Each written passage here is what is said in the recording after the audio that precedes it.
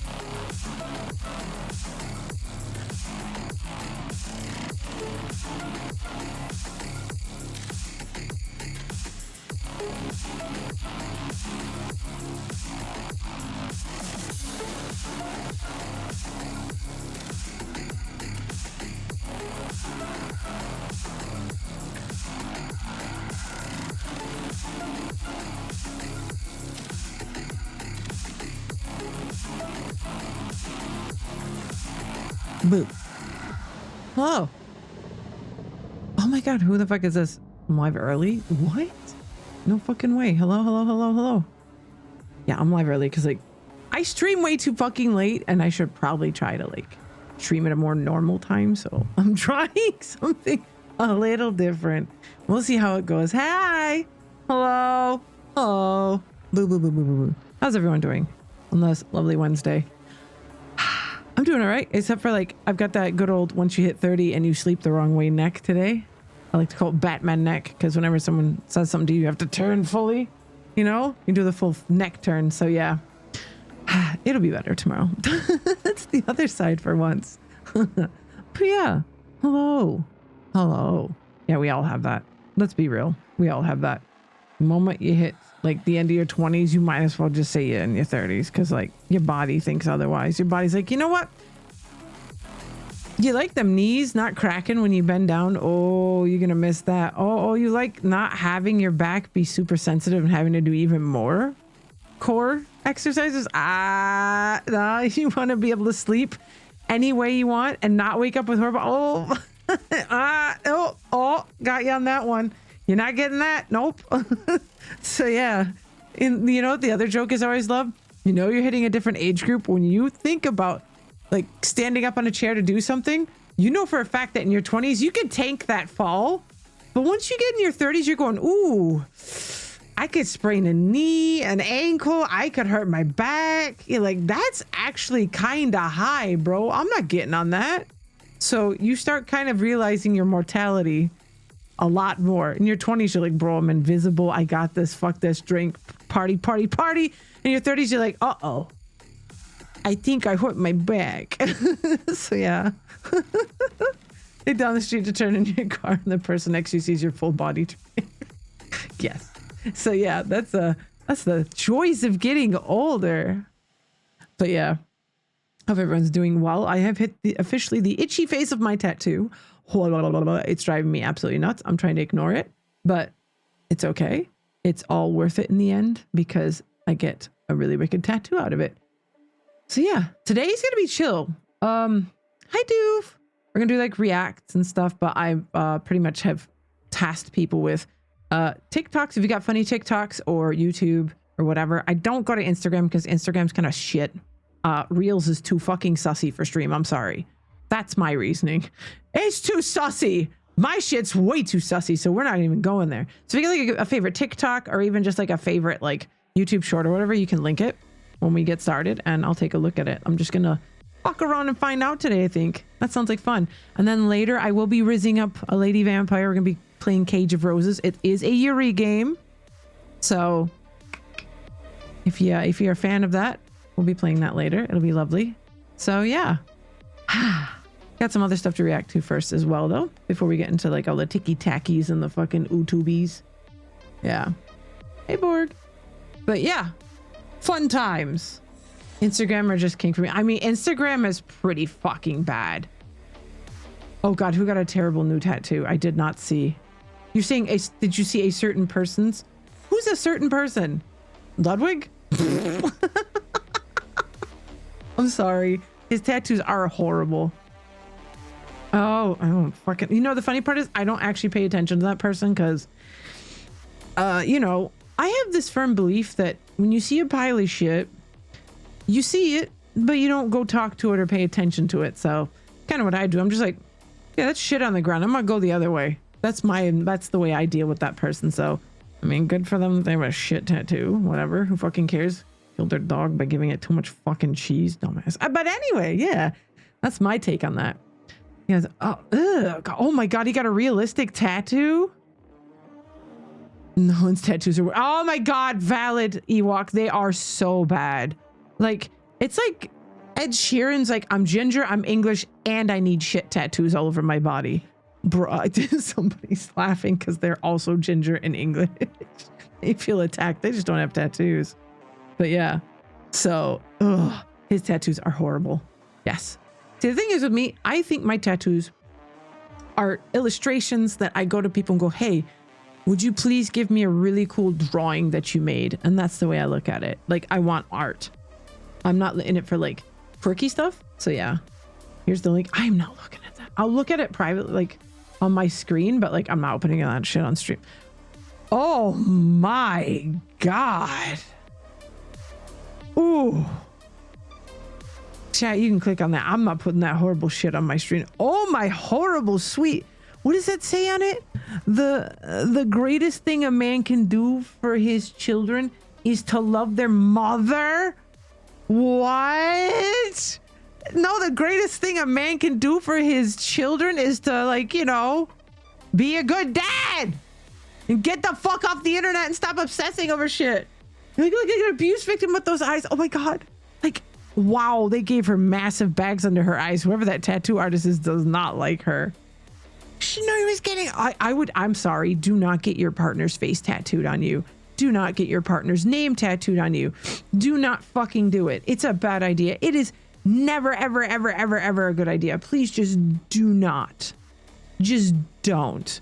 It's the worst idea ever. That crash out is unmatched. It's such a horrible fucking tattoo. Oh, I'm glad that none of my tattoos, I look at them and go, ooh, I regret them. None of them. I'm just like, yeah, I'm a baddie.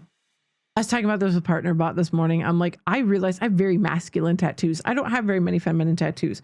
I've got like dude bro tattoos, kind of. Like, you know, dudes are like, bro, I always want fucking like necromancer skulls and like fucking wicked ass Oni demons and shit. And I was like, yeah, I want those too.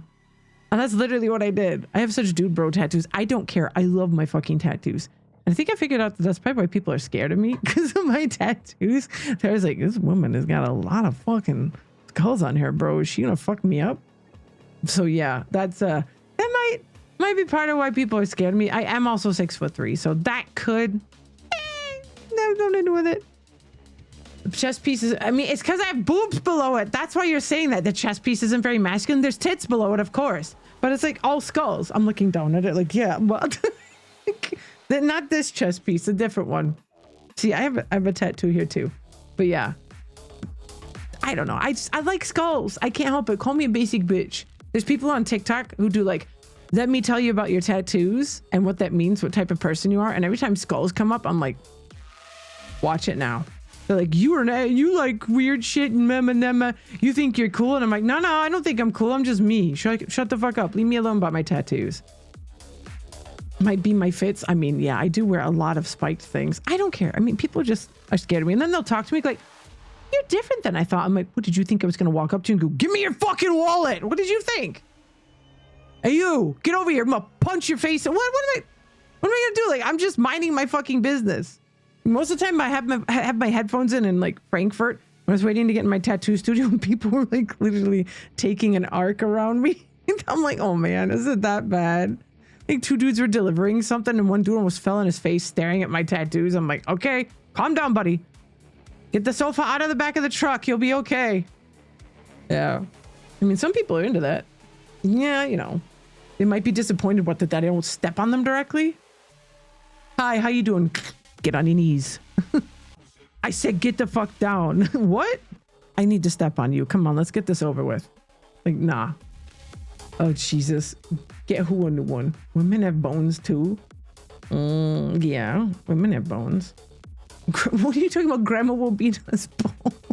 I want to get a tattoo that matches my granddad's, but all his tattoos are actually fucking dumb. Get a tattoo that reminds you of your granddad, maybe? Maybe that'll work. I have one bone. We all have one bone. It has one bone. Yes. Everybody knows a dick has a bone. Dicks have bones.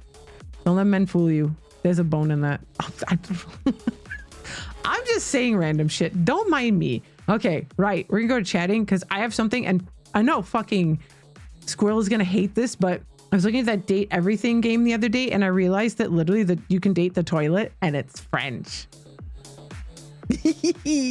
Sorry, just... the amount of joy that it brings me that this is going to annoy the shit out of Squirrel, that this fucking toilet is French. And you're going to hate how they sound, Squirrel. So let's go to chatting. Hello. Oh, look, the screen's black. You're not getting anything yet. You're not getting anything. Squirrel, I'm telling you, you're going to find this shit so fucking cool, bro. It's so cool. It's the epitome of French. I love these wicked glasses too much. I'm sorry. You can see them appear a lot because yeah, I enjoy them. All right, so this is me, Jean-Luc Pissoir. His name is Jean-Luc Pissoir. It would have been better if it was a Japanese toilet, but yeah, the name of the toilet is Jean-Luc Pissoir.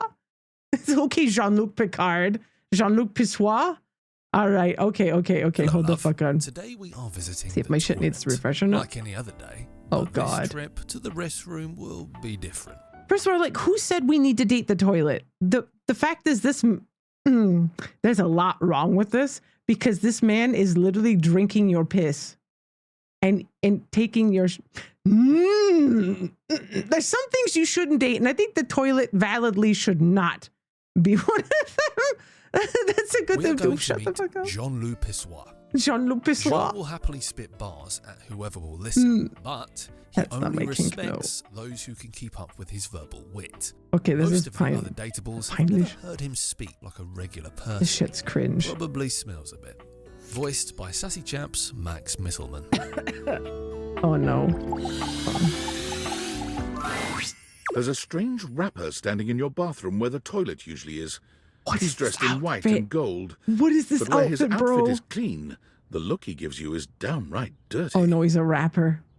While you might be curious about Oh, this he's a rapper, toilet bro. man, it seems more than clear that curiosity doesn't go both Oh, no. ways.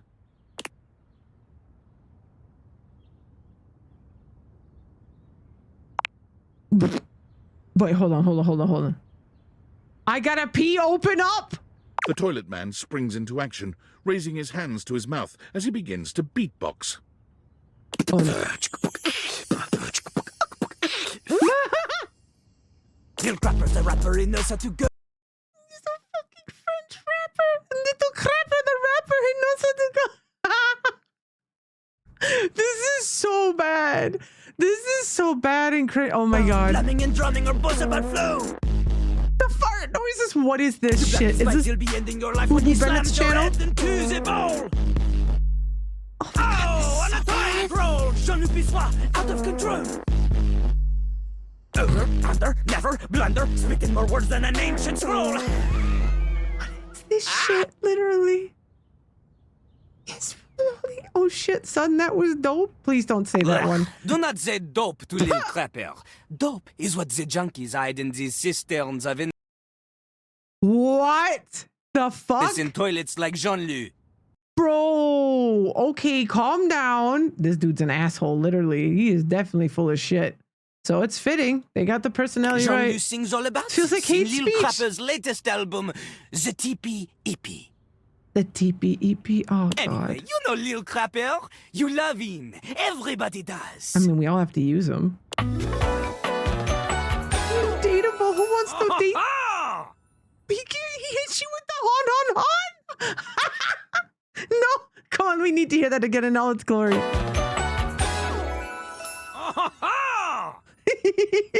Yes, because French people famously say that, right? You hear his pizza. Or maybe you ate the pizza. You got to take a seat so you can deposit the food you ate. Oh, the fact, bro, we shit on you. Oh my God. This is so wrong in so many ways. He's rapping about you shitting in him. Huh?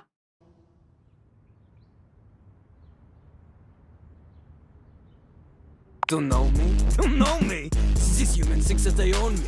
There's always one thing on my mind and always one thing only. What's that? I'm a rapper, the best you've seen, a shining dream in porcelain. I want to know who the fuck thought of this. My mom has a little toilet-shaped cigarette ashtray that we keep next to the downstairs toilet. Your doctor took me on medical leave for the week, told me I was a wreck and should stay home. Now I'm sitting home. Oh, Jesus Christ, Stout, are you okay, my man? God damn, bro, just... Are you okay? He did... I'm not clicking that. I'm not clicking that cookie, fuck you. This is a... Don't say schizo. Schizo's not a good word. Borg. No.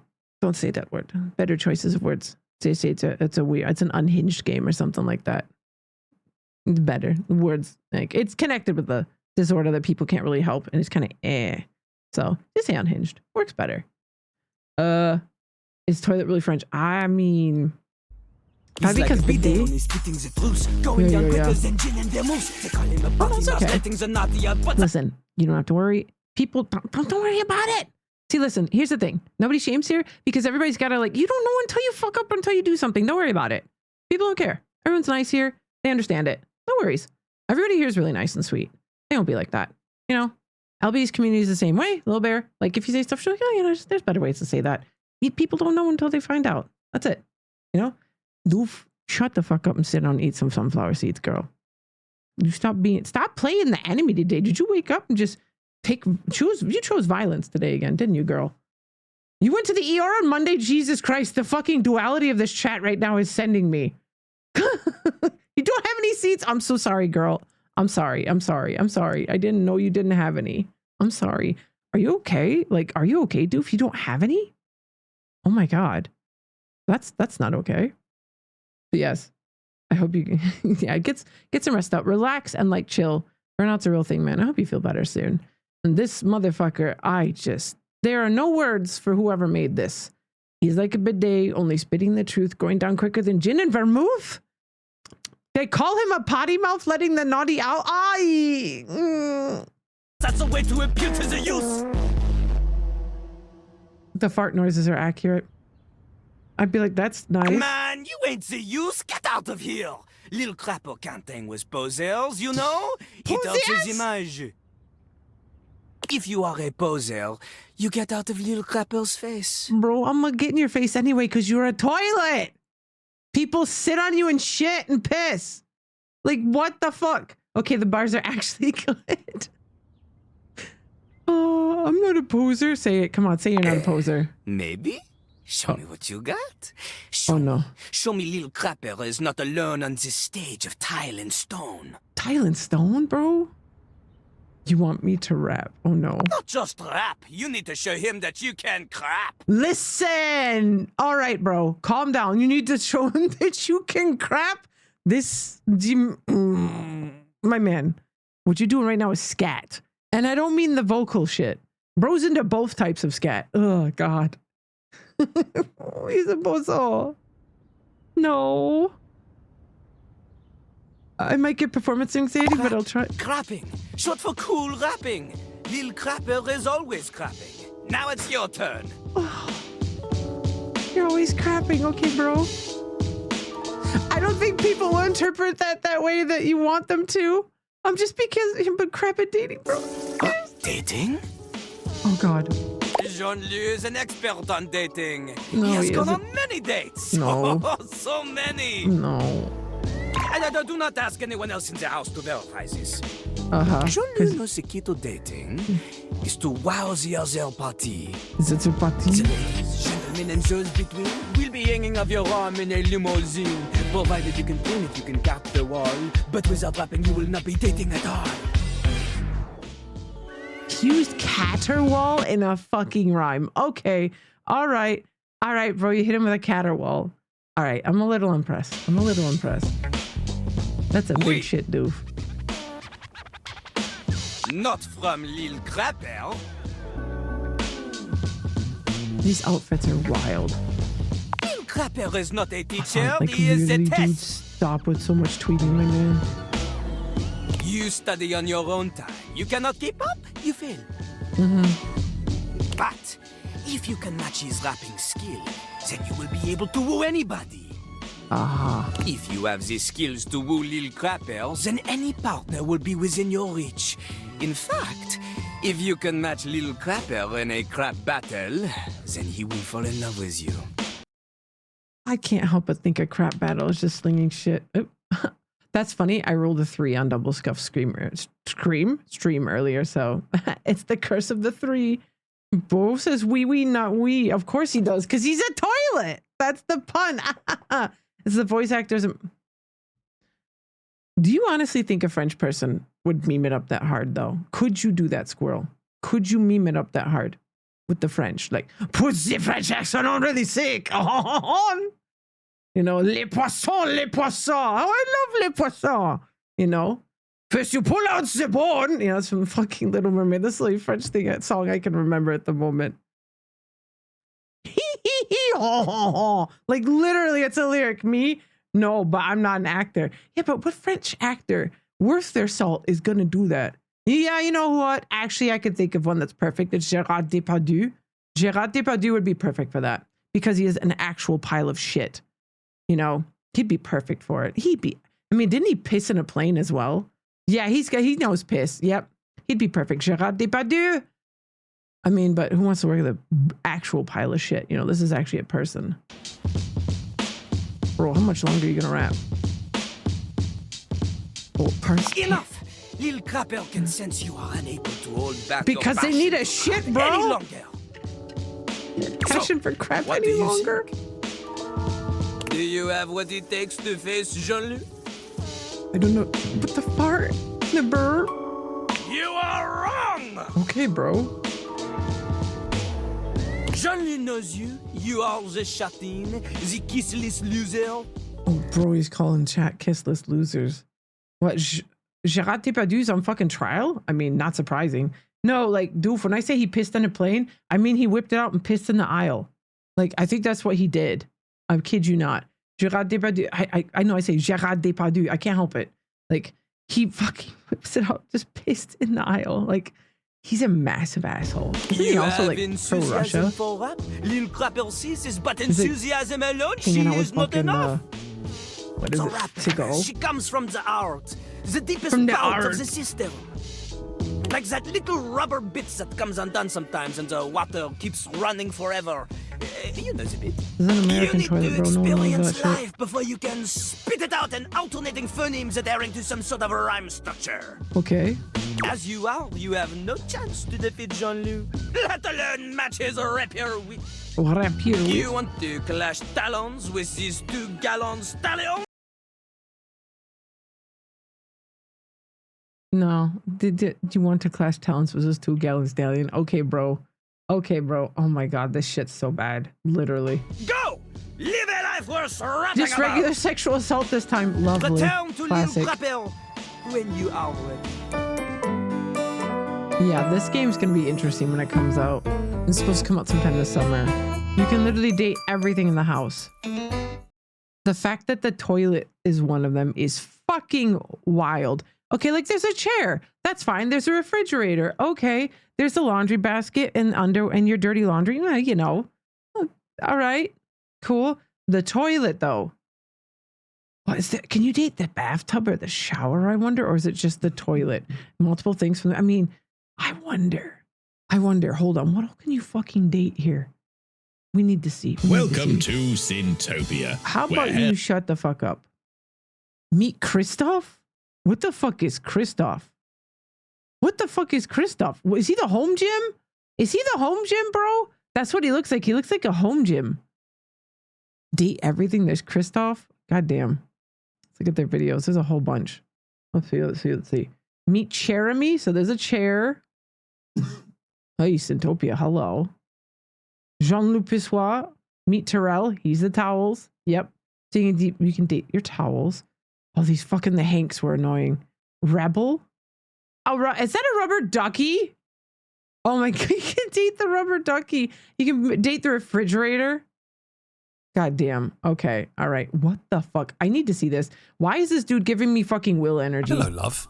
Christoph is a Viking berserker who believes the reason for exercise is violence. Yeah, I called it. He's the home gym. More. This dude, He performs listen, the if you could have role got of Will to the voice this coach. dude, this would have been Although he perfect. conflates exercise. You're not dating the rubber ducky? I date my bed plus size and comfy as hell. Yeah. Gee, okay, I've got to catch up on chat. My brain was out. So let me, listen, Gerard Depardieu is just a pervert in general. He probably sexually harassed someone, which he does a lot. Y'all think his mother is a squat toilet? Doof, really? Can I date the shower at Doof? If I was the French government, I would demand an apology. I mean, the French are used to taking owls. Come on. They've got to do it. Can you date the fork? No. I knew Squirrel was going to bring up the vibrating duckies. I knew you were going to bring up the vibrating rubber duckies. Yes, there's vibrating rubber duckies. They're supposed to be hidden things in plain sight, basically. So yeah. With violence, Of course. ultimately. Okay, what his type of heart is accent in is Christoph the going right to have? place. Swedish? Who else to play Probably a pure, Swedish. unadulterated Viking? He's the treadmill. Very big, very strong. It's Troy Baker. He's going to give us a Canute accent. You're forced to crane your neck upwards as you try to take in the Oh, what entirety of the the blonde Fuck Viking is he towering over supposed you. to be? He stares down at you, cutting a truly These intimidating characters figure. are wild. Oh God, what's he gonna sound like?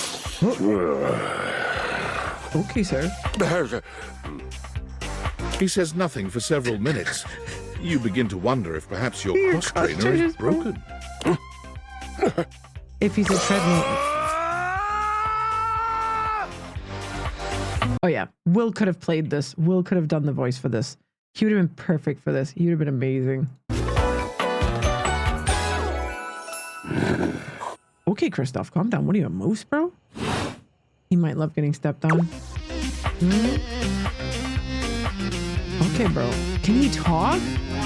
Indeed I am. Big, brazen, and...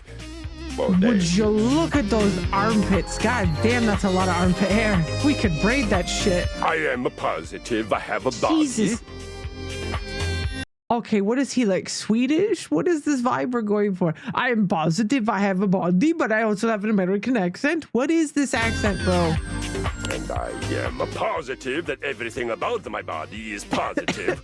Okay, this accent ain't it. Yes, body a positivity. I understand. Okay, he's a meathead. Can you check Syntopia afterward? You need to check and see if it's not TOS. Of course I do. To do otherwise would be Scissors, Pitsy, illogical. Are you accusing me of being illogical? That you could braid this shit. Look at that. Bro needs 2 more braids here. That would have been awesome if they would have just braided his pit hair as well. It would have been perfect. You refute my accusation. What accusations, dude? You what? The surge of violence within me. Come to me at this place with your weapon. Next we meet. What? And glory shall be mine. So he's gonna kill us in a duel. Yeah, thank you. I don't know if I could have taken 6 minutes of him. That dude's mid as fuck. I'm sorry. Kristoff ain't getting nothing. I wouldn't even step on him. Nah. He ain't even getting stepped on. You can look at the like trailer. This is the trailer for the game. Hello, love. Today brought we it are up. visiting the toilet. Oh no, it's a piss war one. It's just him. It's Pissy War again. All right. Oh God, what is on my For You page?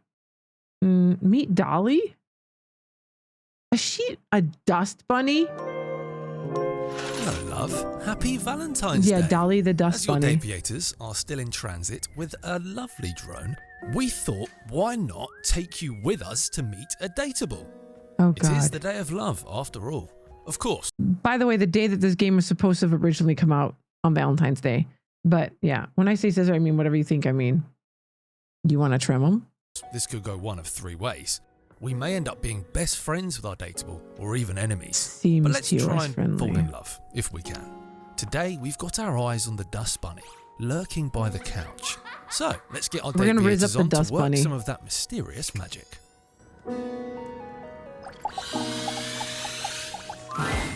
You see a curvy, grey-haired beauty dressed in an outfit reminiscent of a famous old gentleman's Ma'am, seriously, I need to tell you something. I have a horrible dust allergy. So like, I think we're cursed from the get-go, girly. magazine. She winces at the bright light you've brought When a with gooner you. is stuck in their house with a gas leak for too long, so A true. cute, bunny-shaped creature is clutched in her arms. Oh, my goodness, that is bright. Startled me She's a a bit there, southern honey. dust bunny, Belle. I do declare, sir, you startled me. No, not alive. Yet. What? My name's Dolly, and I'm a dust bunny. I Of live course, under this that's big why you're old talking to me, couch. because you're Dolly. Howdy. Okay. Well, I live lots of places. I suppose you could say I'm a bunny of the world. He gets around. Good for her. The floors of the Travel. world, at least. And this here's my little companion, Lint Eastwood. Does he like to yell at chairs? Right. Does he like to have racist racist rants at chairs? Is that what your little Lint Eastwood likes to do? He hangs around under chairs and just has little racist rants at them. She holds the little creature up. Mjorp? What the fuck kind of noise is Mjorp? Put a Ew, finer your point filth. on it, why don't you, honey?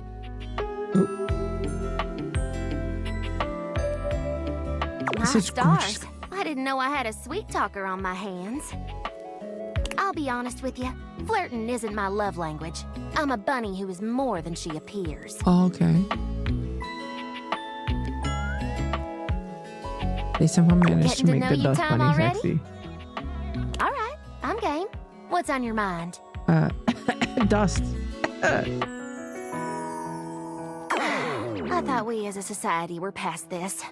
But Nope. yes, that's right.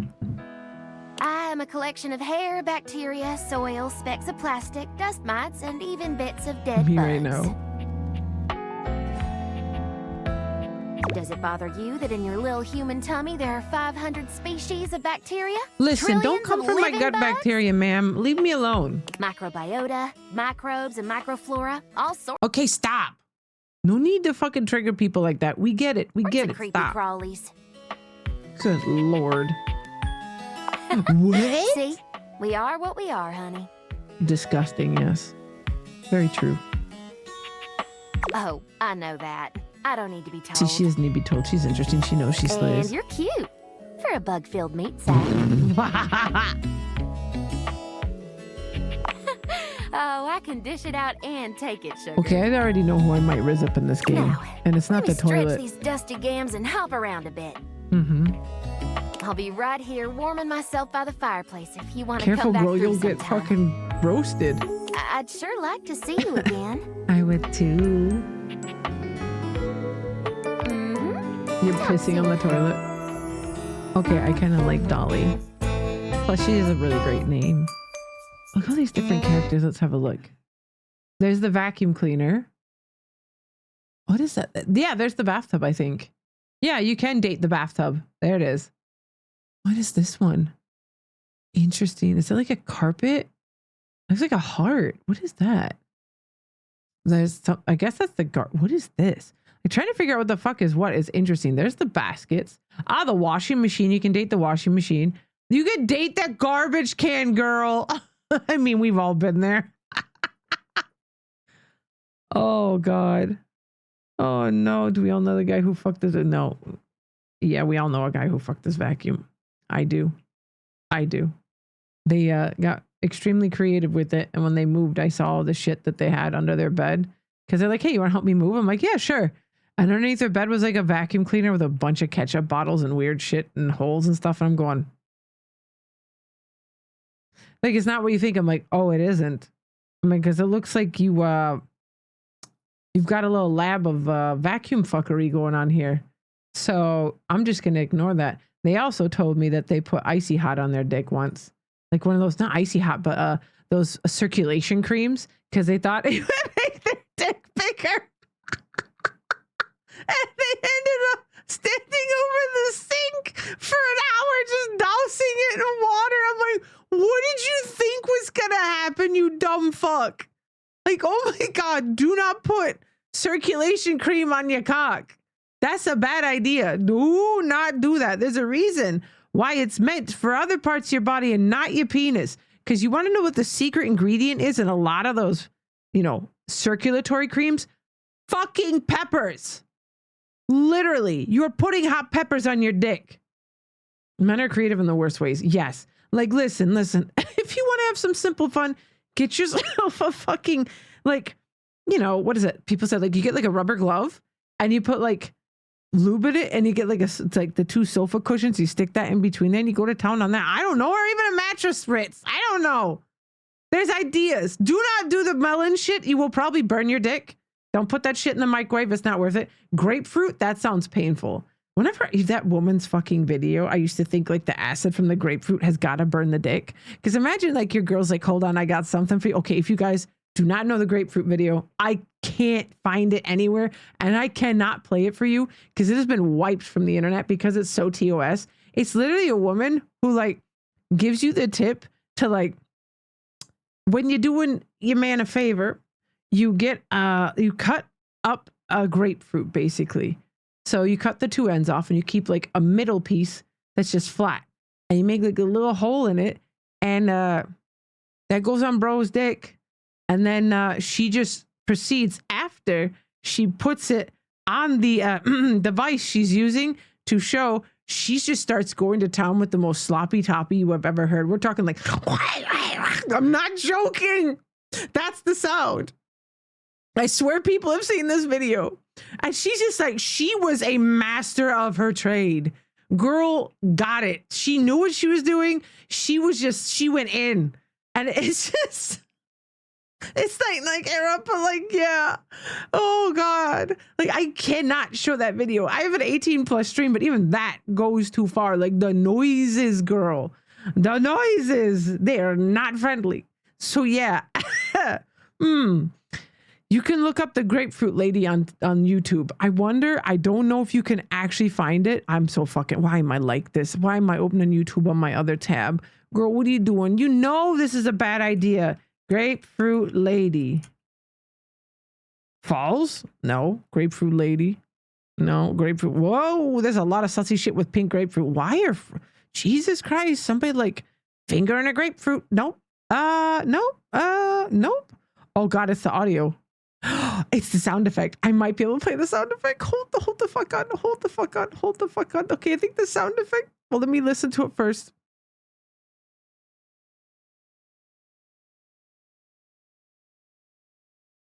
Okay. I'll just play oh God. Okay. Oh my God. I'll play the sound effect. I'll turn on my Opera. My other browser. I'll unmute it. Hold on. Okay, so this is after she tells you what to do, this is the sound you literally hear when she's like, and then you do this. I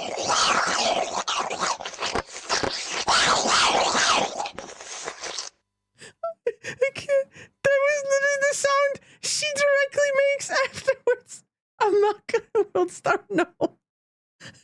If you don't, okay, listen, if you don't know what it is, if you don't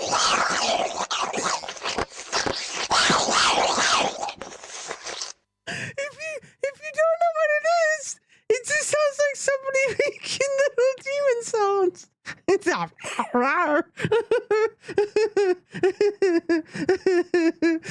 so yeah, that's it. She is a jack of her trades. Girl was an icon. Okay, I have to mute this shit again. I can't. I'm dying. Oh God. Yeah, that video's gone, surprisingly. But yeah, it sounds like Minecraft mobs. You can't hear that. You don't want to hear that. What are you doing? What are you watching? Nothing? It sounds like somebody's possessed. Like, Jesus Christ. Oh, okay. So I'm going to go over to TikTok first for the reacts. So don't mind this. This is like literally my TikToks. So yeah, because we have to get off that subject. I can't. All right. I have favorites. Like there's a lot of different random shit. But yeah. Letting the guys dress themselves. The Caleb one is horrible. But yeah, as you can see, I'm not afraid to show my likes and my bookmarks. You know why? Because I'm a weirdo like that. You want to see? You want to see my likes? Be prepared for nothing but Silas. Himbos.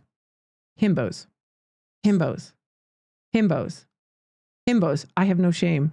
A really awesome fucking haircut. Like her hairdo on this. This is so fucking good. I like what I like. I also have lots of pretty ladies. But yes, this is mine. I don't care. Judge me all you want. I give no shits. I give no shits. Like, I'll put that all out there. I'm a weirdo. Yep. See?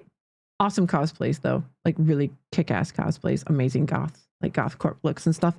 But yes, I am a bit of a fucking simp for, yeah, there's Pyramid Head. But yeah. So let me see. I have a few favorites that I saved. This one's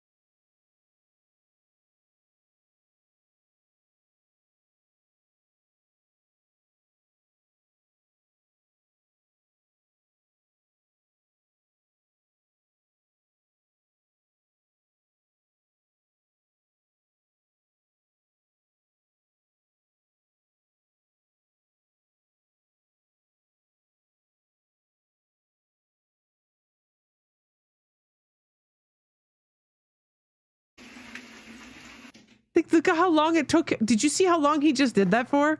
Go back, go back, go back. Look at how long. 5:10 a.m., right? Watch. He goes in the house. 5:25 a.m. He gets in the shower at 7 a.m. That means he danced that song for over an hour.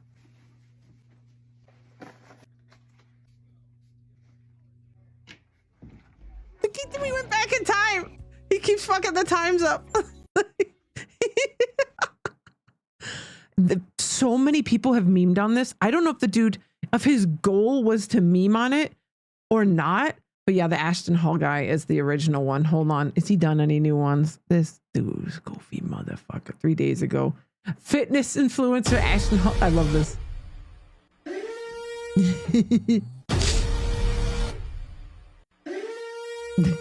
Thank you, bro. Appreciate that, bro.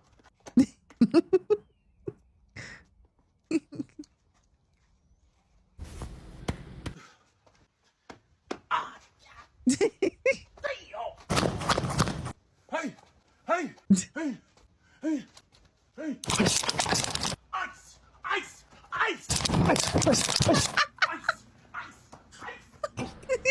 Ice. Ice.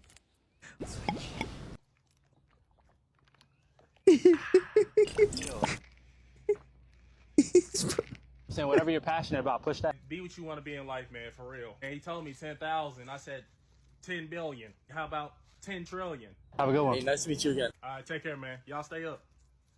Y'all stay. Not a Kroger bag, girl. Not a fucking Kroger bag. Oh my God. This no. He picked up the Kroger bag. Oh my, I can't. I'm dying.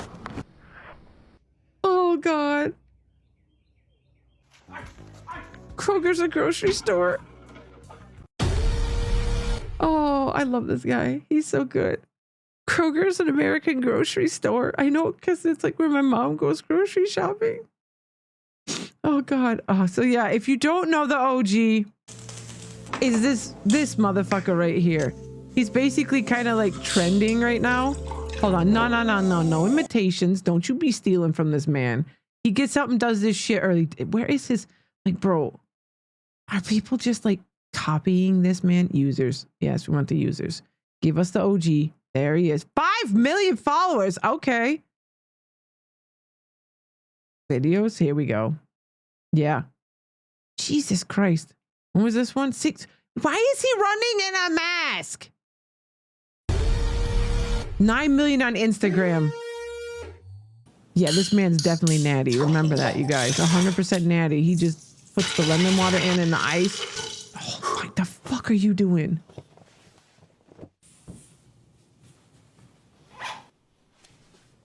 Thank you. You didn't say thank you. There it was. Oh yeah, by the way, I looked up how much that cost us. $30 for one of those boxes. I Googled it. I looked it up on fucking Amazon. So he gets $30 a box. I kid you not, bro. I was really in the air for 4 minutes. He is fucking in on it. Oh, he is on it. Okay. I don't know if you know this. There's a meme around, like, if you watch the original video, he's literally in the air for, like, his timing. It's 4 minutes. What the fuck are you eating? What are those shoes? I mean, that's not the noise you want them to be making. Oh, not the banana peel. Bro, not the... He should have left it on his face and not washed it off. What is he doing? Where are we going now? Now it's time to go outside and run. No. Yes, I understand Mr. Beast is very successful. If he can start waking up at 3:50 a.m., he's gonna do at least 10 billion, bro. Oh, he's in on the memes. Mr. Beast is really, bro, please, no. Got the stick movie theater floors. I know. Oh, God. Hold the fuck on. Let me see. 3 things that changed my life. There was the original. Which was the really viral one? I think it was like, probably by the views we can tell. Because everybody fucking watched it and was talking about like the time he was in the air to the pool, which was insane. Because like he literally jumps in the pool. And it's 4 minutes difference to when he jumps in. So he's like in the air for 4 minutes. It might be this one actually. Maybe? Bro, did you go swimming? You go swimming, sir? No, you don't go swimming here. No. Why is he taping his mouth and working out? Hold the fuck on. Girl, what the hell are you doing? Going down. His mouth is taped the whole fucking time. Hold the, what? Hold on. Hold the fuck on. No, he's joking with people. He's got to be taking the piss. He is taking the piss. He is taking the piss. Oh, he's no sock.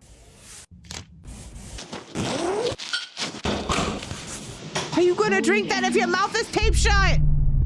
Imagine seeing this man drive past you on the highway. When you're sleeping, yes, but not when you're doing sports, squirrel. Mouth breathing in your sleep is bad. You're supposed to breathe through your mouth when you do sports. Like literally. What the? Oh my Jesus Christ. Bro's got passed the fuck out. No,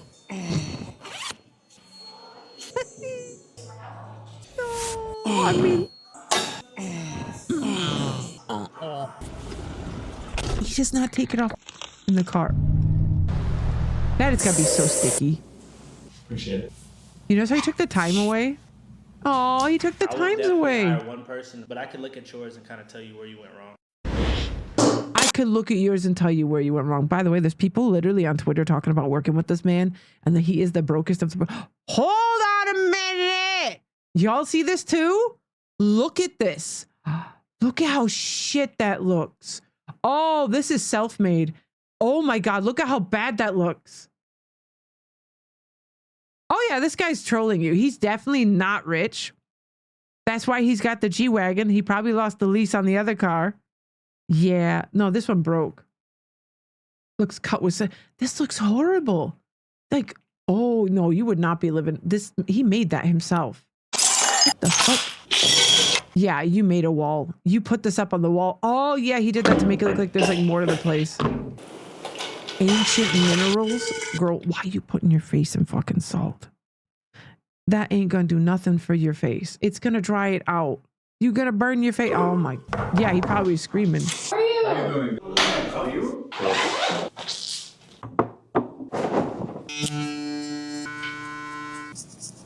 Yeah, that's why he does everything in front of that wall.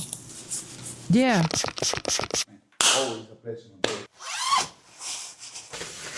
Yeah, you don't see his full closet? Yeah. He's faking it till he makes it. I am not gonna fucking yuck on his yum, bro. Get your bag. You do you. He's made a whole trend and people are having fun with it. Let him do what they're gonna do. You know? You, good for you. Just don't fucking sell people shitty fucking supplements that hurt them. Okay, asshole? Damn. That's all. This man, by the way, ain't gonna give you no workouts. This man takes so many fucking steroids. It's not even funny. You can literally tell by the way his muscles look. That's not supplements, girl. That's not supplements. Even I used to power lift. That is not supplements, girl. The ancient minerals is magnesium. He's dunking his face in magnesium? Bitch, why? Hold the fuck on. Is his face tired from working out?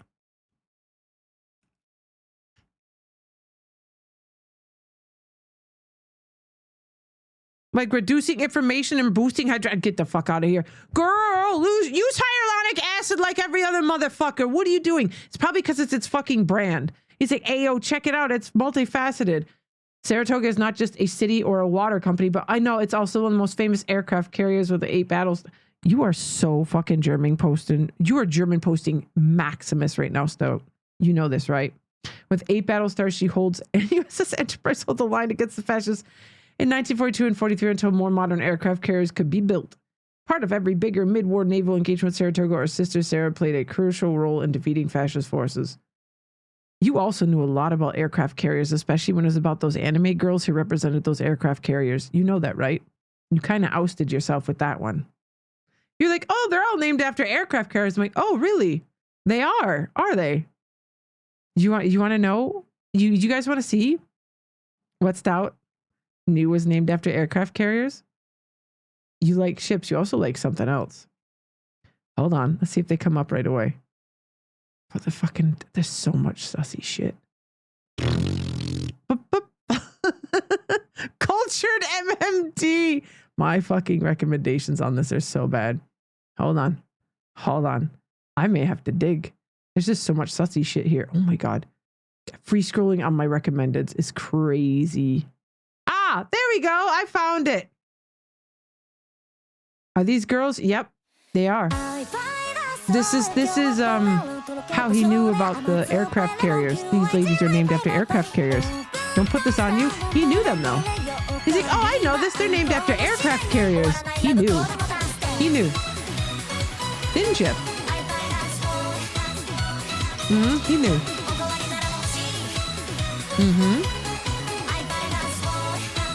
So yeah, please do remember. Stout knew that first. So yeah. This is literally my boobs. I know, but girl, they don't bounce like this. They're still standing. That's shit. No, they don't bounce like that. That's not gravity. That's not how gravity works. Wait, you're saying something? I can't hear you, Shush. Video of LB at my wedding. Oh, God. Oh, yeah. That's enough of the boobas. That's enough of the boobas, okay? That's enough of the boobas. We'll get to the boobas later.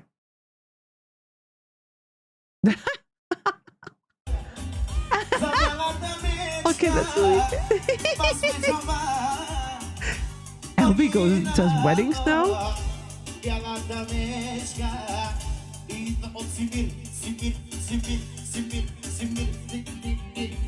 The bear's loving it.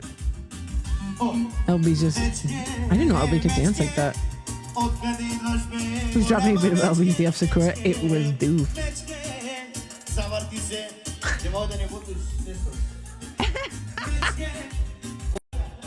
Okay, that's really good, dude. It's a vibe.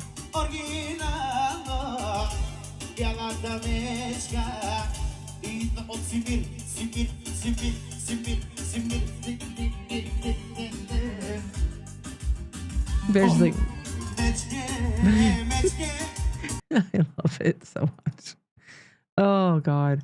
Okay, all right. Let me see what else I had here. Link. You can link stuff in the channel as well. As long as they're not as long as they're TOS friendly, it's all good. So yes. All right. Okay. All right. Let's see what else we've got here.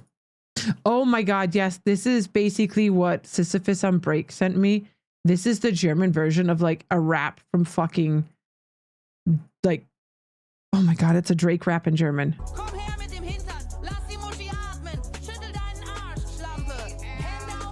You recognize it?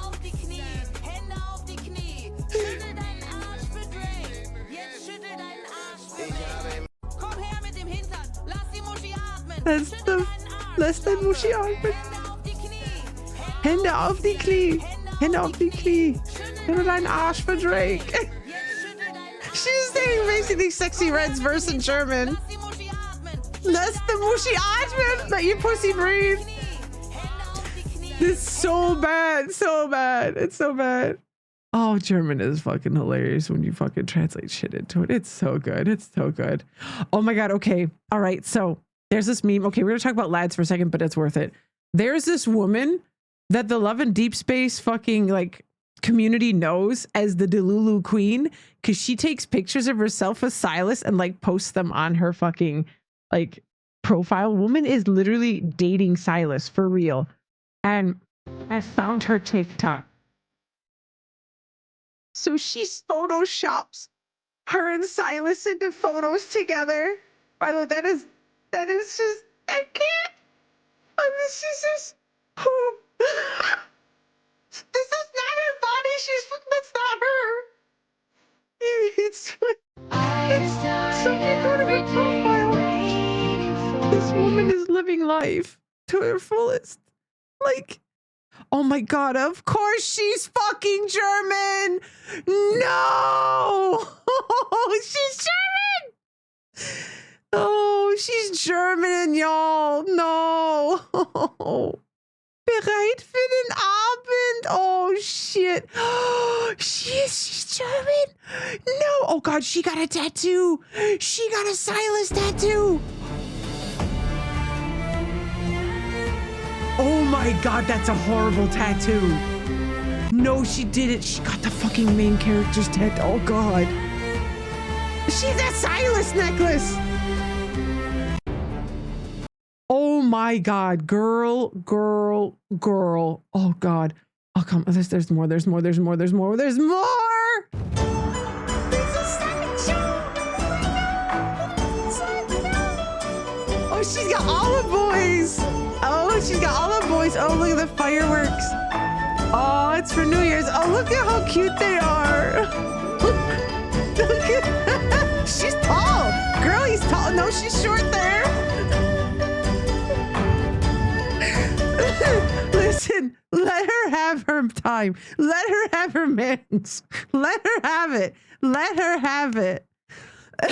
Cookie, I did not forget your list. I have it open literally in the next tab. Let me have my time, girl. Just chill. Oh my God. If she was straight, yeah. No, I'm sorry. I'm Delulu for this man as well. I like a lot of shit from him, like on Twitter and on TikTok. I know this is not a real man. I enjoy the digital aspect of him, but I am not editing myself into any fucking pictures with this man. I'm okay. Will I look at hentai shit about him? Yes, I will. Do I follow artists on fucking Patreon who exclusively draw perverted shit of him? Yes, I believe in supporting the arts. But am I going to edit myself into a photo with this man? No, I won't. I won't do it. But I will follow artists who know, make art. Don't judge me. Don't judge me. We have the most unhinged people. Yes, we do. Oh my God. Oh, girly. Girl. I can't. Oh my God. Her fucking profile picture is that. Or I can't. Her fucking profile picture. She has red contact lenses. Girl's got red contact. Oh no. These men better watch out. I know this woman is going to be going to China to look for a man. This is what she's going to do. She is literally going to China to look for a man. Just wait for it. She's working towards it. You know she is. She's going to be like, I'm a Dragon Lee. I'm here, China. Let's fucking do this. Thoughts on British Chinese food? That broke my brain. Probably not good. Oh God. I hope she finds someone like Ollie. Who the fuck did Ollie London find? Like Ollie London or Ollie London found someone? Oh no. She made a fucking... Oh, she's so German. This is so Deutsch. Oh mein Gott. Mein Herz war so schwarz. Wie eine Nacht ohne Stern. Das bleibt mein Schicksal. Habe ich lange Zeit gedacht. Mein Herz, ich höre, wie es schreit mit jedem einzelnen Schlag. Befreit es dich wieder mit allen Macht. Gejagt von der Zeit habe ich so viele Momente verpasst. Aus so viele Träume bin ich zu spät aufgewacht.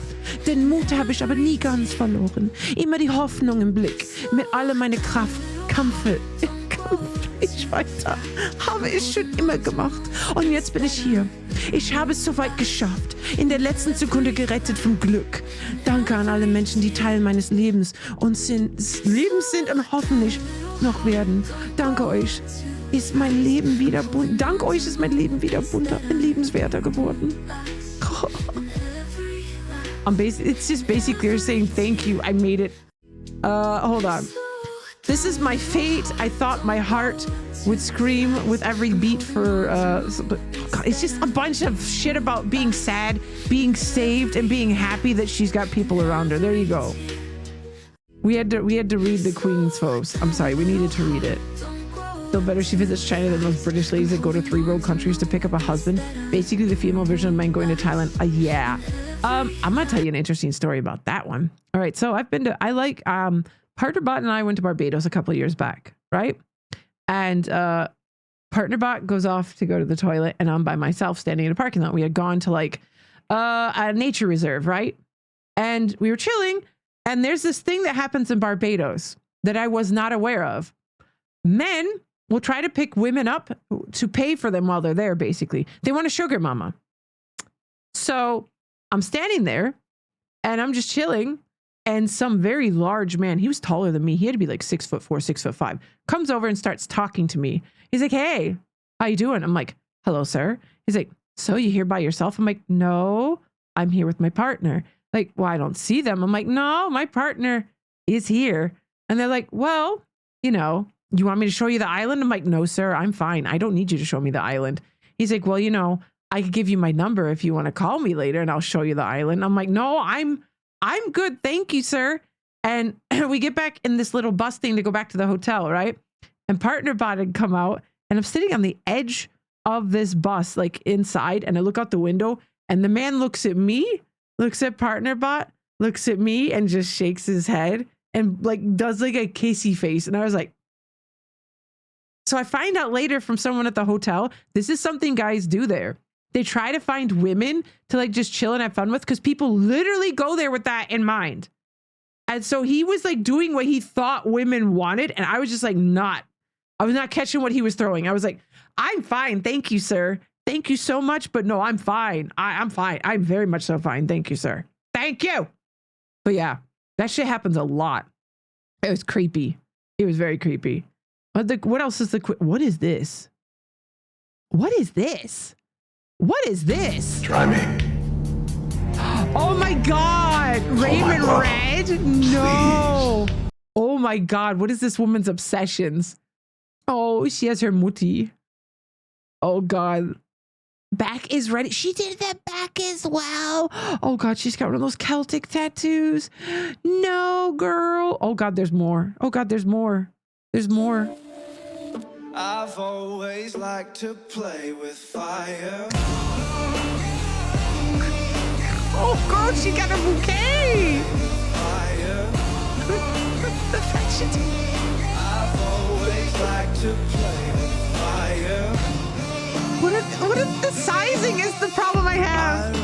Why is there a lion? She's living your dream. Girl, what is this? What are you hold on? What are you? Was that his hand or what were you holding, ma'am? Okay, is that his hand? Okay, it's his hand. I was very confused there for a second. I'm like, hold on a second. She's living the dream.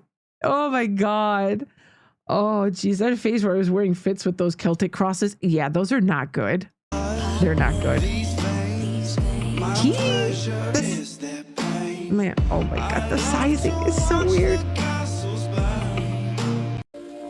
People have found this woman on fucking Twitter too. Oh, look at her red and black fit. Don't talk about, look. Does she have hand tattoos? Oh God. Oh no. Oh no, those are fake. Girl, those are fake. Hey, that can't be. No, those are fake tattoos. Those are fake. That's fake. I can tell by the way they're glazed. Yeah, look at the stickiness. Yeah, she stuck that all on. Oh my God. What is this cover song?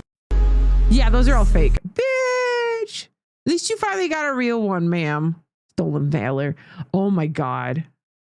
She wish you all happy. The boys and I wish everyone a good start in the new year. Stay healthy and may all your good resolutions come true.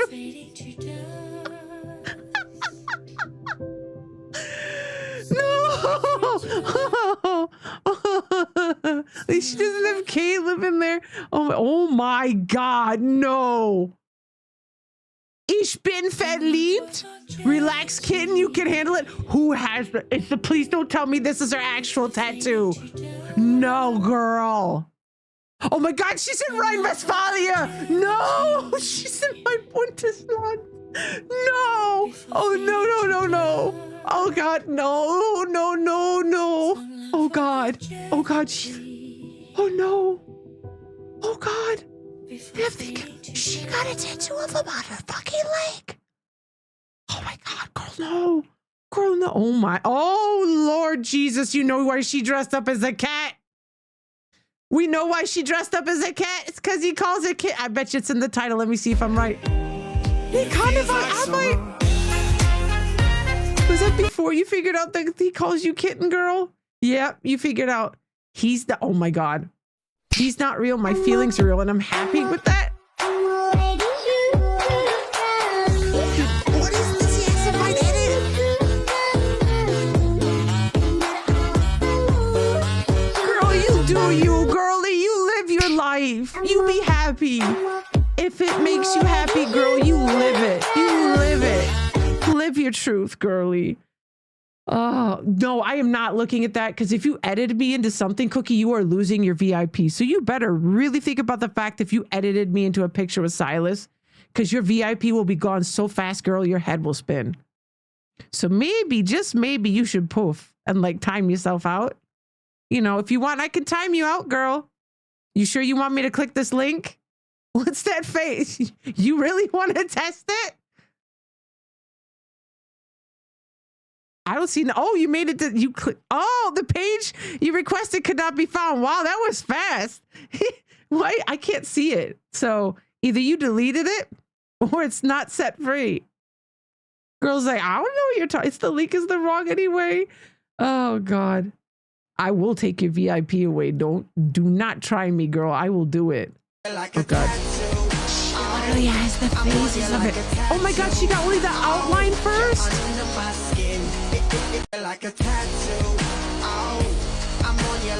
Oh, girl, you went to your local tattoo studio and said, "Hey, yo, I've got an idea," didn't you? You fixed it, and it's worth losing your VIP.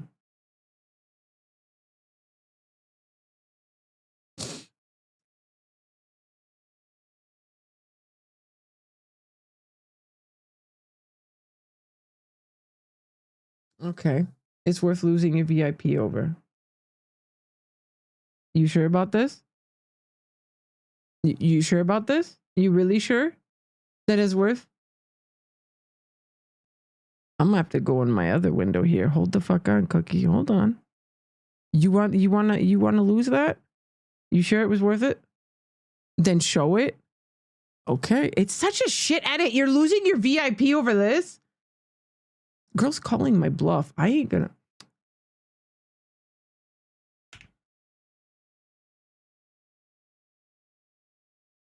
This is what you lose your VIP over. Hold the fuck on. I gotta do something. Give me just a minute. Do do do do do do do do do do do. Yeah, I don't know. Maybe we should ban. We could ban. That's an option. But no. Hold on. Let me just pop this out. This is easier for me to do it this way than to like slash. Well, Cookie, I hope you really, really, really enjoyed your time as a VIP. I hope it was lovely, but it's going to come to an end as soon as I find it because like I don't want to type. There we go. All right. Where is it? Where is it? Where is it? Where is it? Where is it? Where is it? I'm just scrolling. Where is it? Where is it? Where is it? Ah, there it is. Oh, whoops. What was that? Everyone, you know, let's get some F's in the chat for Cookie. Because I warned the bitch and she tried me. She likes trying it. You're going to have to earn that one back, Cookie. You're not going to get that back so easily. You know that, right? Cookie loves being abused. Don't mind Cookie. There you go. Look, you got it up on stream all that time. There you go. Okay. Congrats. Does anybody want a VIP slot? There's one up for grabs. Neue Look. Oh my God, what is this? What are her hands, girl? Man, how are you holding that phone? She has a Silas phone case. Of course she does. What is this? How is she holding her phone? What are her hands? God damn. I second Doof for VIP. Oh, Doof does need a VIP. You are correct. Yes. I thought Doof already had one. Oh my goodness. What? I did not VIP Doof. Well, Doof should have had it anyway. That's fucking weird that Doof did not have a VIP. I'm just saying, I'm so sorry, Doof, that like you were not VIP'd. Hold on. Do. Boop. There you go. Congrats. Doof has a VIP now. I mean, even if you abuse it, girl, go ahead. I don't care. Cookie's got to earn it back. Cookie. You got to roll like, I'll be fair, Cookie. If you can roll 3 D20s before the end of April, you can have it back. No, 4. 1 D20 a week. You have to roll 1 D20 a week. And if you can manage that before the end of April, you can have your VIP back. Girl, sorry, squirrel starting. 14. I'll even increase the redeems for you. Okay. So that's your chance you got to get it back. So it's not gone forever, but you have to earn it back. That's the way it goes. I will set the redeems higher after this stream. And then, girl, good luck. And may luck be in your favor. And may the odds be ever in your favor. Me. I couldn't resist the dumb shit. That makes you giggle? Seriously? Partner bot is, for the first time in a while, down here while I'm streaming. And they're just like, fucking tickled pink. Okay, we're going to leave this girlie alone. She's good. Oh, wait a minute. Did she post? The thing like this. Girl posted her shit. Oh, she did. She posted the fucking. Oh God, she posted screenshots from it with her red hair. No, she has another tattoo. Oh my God, ma'am, you need to stop with the bad tattoos, girl. This woman need this woman. Stylist necklace. Let's stay and play till the morning. In another life, I'll be with you. Promise you'll be here too. There you go. Oh my God, Silas, my man. The man. Okay, all right. I need to move away from this. I need to move away. A little work on vacation. Hold on. She has a Silas mouse pad. Of course she does. Coffee time. What is this? Eva Fantastisch. Oh, guys, run! She figures out. She gets obsessed with you. She's gonna make TikToks about you. Okay. All right. Okay. I feel bad. I feel so bad. I feel bad. Oh God. Oh Jesus. Jim, we claim her, but not the tattoos. Yes. Okay. These are really fucking annoying. I favorited this one because these have got to be the most cringe fucking TikToks of all. Let's see if you can figure out what this is supposed to mean, chat. First of all, drunk Silas doesn't know how to get it in the hole. That's all I'm gonna say. Yeah, these are so fucking creepy. Who sits and goes, you know what? I'm gonna think about like how he'd stroke it. Like, stop, please. Oh my God, where's that TikTok that I sent you, B? Did I like it? I don't know if I liked it. Did I like? Oh my God, I was talking about this earlier. So basically, if anyone watched last stream, we watched some ASMRs. Look, you can have a beautiful, amazing, strong-ass woman while I'm looking for it. Look at this. Oh, God. Oh, I love a woman who man spreads. Oh, my God. Are you stupid? You can get it looping for a minute because I need to find the TikTok I sent you, B. There it is. Oh, God. You get all the loops of it because she is just such a badass. Are you stupid? Best thing ever. There you go. Her just the man spreading. I live for it. Okay. Okay. I'm gonna prepare you for this TikTok because this woman takes you on a journey with this TikTok. And if you watched the last stream, we watched the ASMRs, right? We did some ASMRs, and there was a particular ASMR from Xavier where we couldn't figure out what the fuck was going on. Why are we in the bathtub? What is that noise? And I made jokes about him pissing in the tub.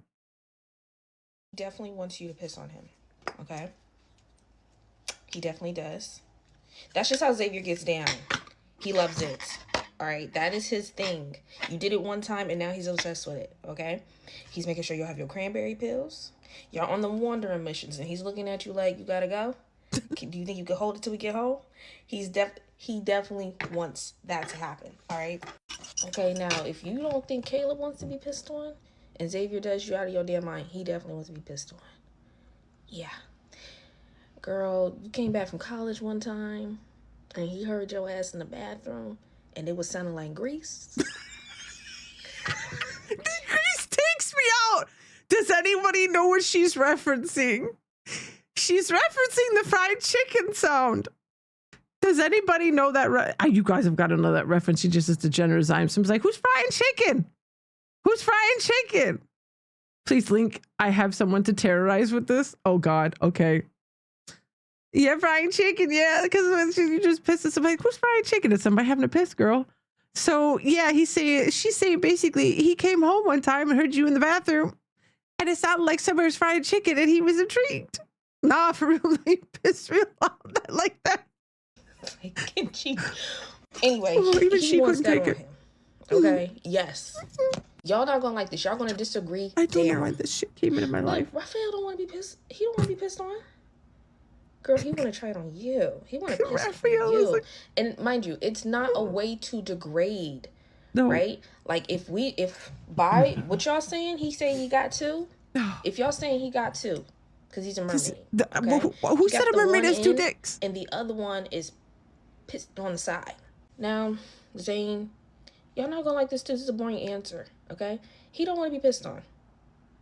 He don't want you to piss on him. He don't want to piss on you. He's like, and mind you, I think MC would present it to him like, oh, can I piss on you? He's like, you talking about the fluid that we put in the biohazard trash can? Zane wouldn't be here for that fluid. That's what you want to include? That's not fucking happening. Would it be so crazy to say that Silas is not going to include any piss? Would that be so wild to say? I know he likes a lot of stuff, but I just don't get the vibe that he's dicks, even the mermaids. Now, if it happens, I think he's very much like, okay, girl, we were going at it, and it just came out. But I don't think he's necessarily like, yes, I want to be pissed on. Yeah, I think Silas is a respectful king like that. That's not his beat. So yeah, she has a couple of wild takes around all this. Like she has a couple of takes. Like the evidence, oh Lord, what evidence are you talking about, girl? No, not the pendulum. Put that shit away. Like she has some takes that are just, oof, but they are good. Like her just going off. This one is the one that got, what is this one? You have a deep dish. I know you have a deep dish. You're a Silas girly. Oh God. You have a deep dish. The monster cock dog. No, you have a collection. I know you have a collection. They're in display cases and they're all ribbed and different bumps and bubbles. Okay, ma'am, calm down. Why are you calling people out like that? We're going to move along. We're moving along. I do not have a display case. Fuck you, ma'am. Nah. For you and you be, oh God. Is this wholesome? She would kill you. Zenodo? She would murder you if she saw this. You know this, right? She's gonna kill you. This is diabolical, girl. This is diabolical. Zenodo, that's evil. That's so mean. UB's like 5'2", 5'3", and I'm 6'3". That is evil, Zenodo. That shit's dirty. He said so she can have a better look at concerts. Oh no, girl, that's so mean. We're gonna clip this for Yubi. If Zenodo doesn't clip this, Squirrel, it's your job to clip this for Yubi. You clip this for her so she can see how dirty Zenodo did her, and then I will let her decide what punishment you get, Zenodo. Oh, you're lucky she's working right now. Otherwise, she'd be demanding a nuclear strike on your ass. Everyone knows you're taller than everyone, aren't you, Doof? Aren't you like my height? Right? You totally are, aren't you? Permanent Ozons. Yeah, Zenodo, you might be genuinely cooked. She might ban you there. You forget who you're messing with. Is it no anything but that? Okay.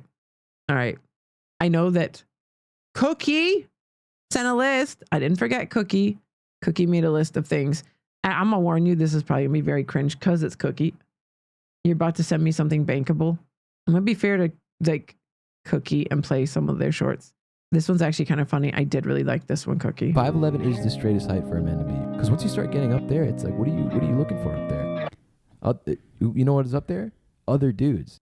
If you're 6 foot, who else is gonna be 6 foot? Not women. dudes. Hey. You're looking at other dudes all the time. Why do you need to be I'm so high up? 6'3". The best height for a man to be is 5'11". 6 foot, boring. 6 foot, I love to give people what they want. 5'11", now you're a trailblazer. You're pushing the boundaries. You're saying fuck the system. It's transgressive. It's subversive. You know, it's dangerous. But once you start going, you know, lower than that, 5'10", 5'9", 5'8", that's when you start getting in the female territory. That's when you start getting a little sort of. How tall are you? 5'11". 5'11", say it.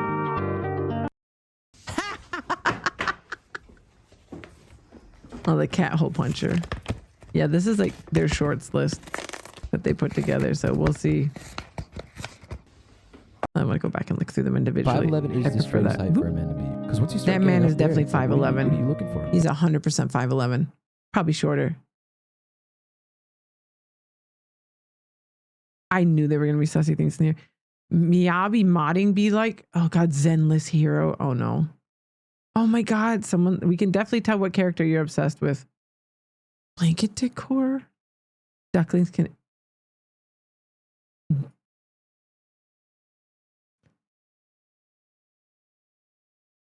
I'm not saying nothing. Chinese sausage trap? Yeah, nope.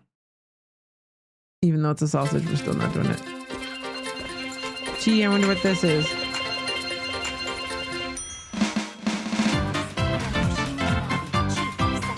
Yeah, this is Cookie's obsessions. Next.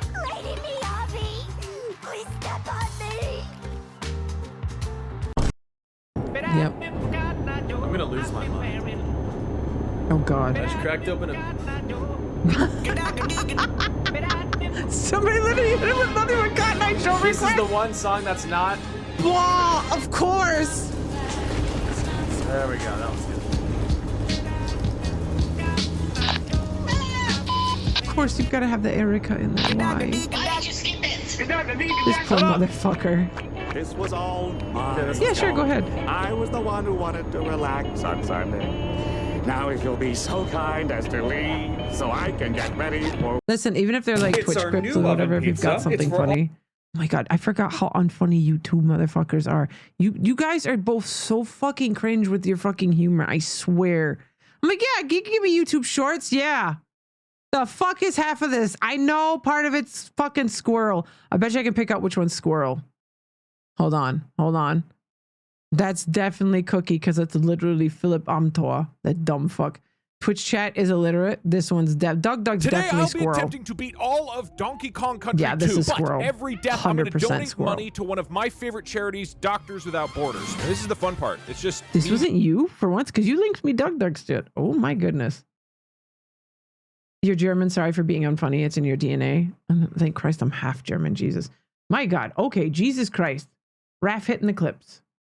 I don't know if I'll be able to play these properly if I do the watch. Let me see. It only passed. I think it only did the one you did last. Let's see. Didn't- Okay. Zenodo saying carrots are sweet. Oh. Zane sits down his Oh, chopsticks. snap your carrot. Shut up, Zeno. This is what this man is playing with. You see this? He's trying to be nice. Talk. Zenodo, you're in danger, girl. That's all I'm gonna say is you are in danger, girl. You did this. You made that. You sent that in. She's gonna cook you. You are so cooked, dude. It's another one. Oh my God, no, go away. Give me 20 cc stacked. I'm Rizzless.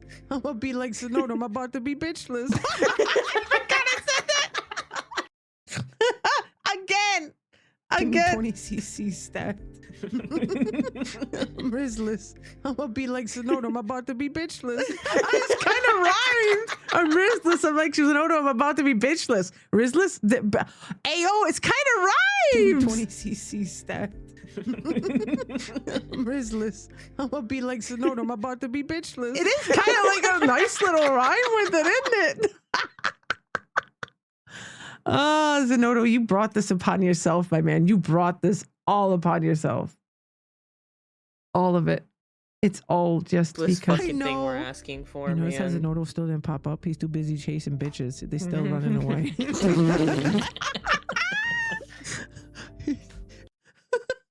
We're so fucking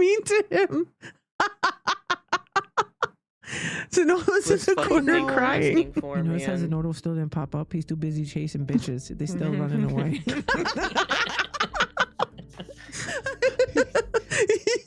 That's the shit we talk on stream. Hey, what? Hey.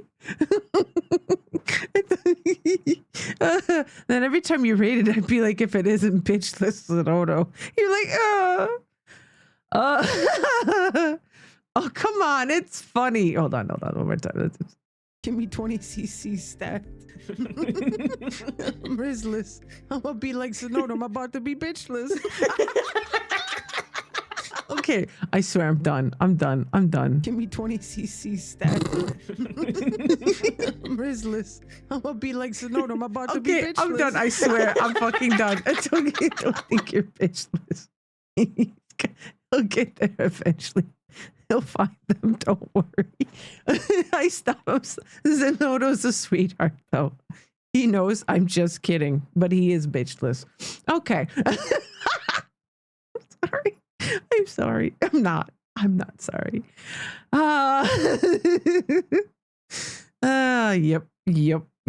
Yep. Don't mind me. Who I started playing Love in Deep Space for? Oh God. These are so simpy. Oh my God. Lads Dilfs. Oh God. Let's see. There was some other shit. Down here. Don't mind Taryn. I'll give you some of Taryn. We'll have a real man. There you go. You know, it's hilarious. You can tell who he cosplayed as last because he has a sunburn from the literal bands. I think that was from Genshin Impact. Goddamn, okay, so fucking Christ, TikTok with the sounds. Yeah, we know who Taryn is on this broadcast. I talk about him a lot because his fucking his cosplays are fucking amazing. I think he just did. Oh yeah, he did Leonidas. This one is crazy. Like he literally changed his face. It's Hisoka. I've got my feelings about this cosplay. If you know who this dude is, you know who this dude is.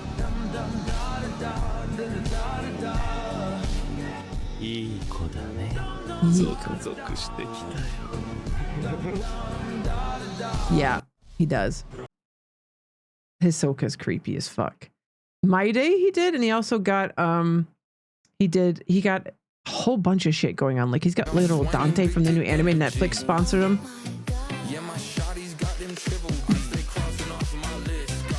That's a good cosplay.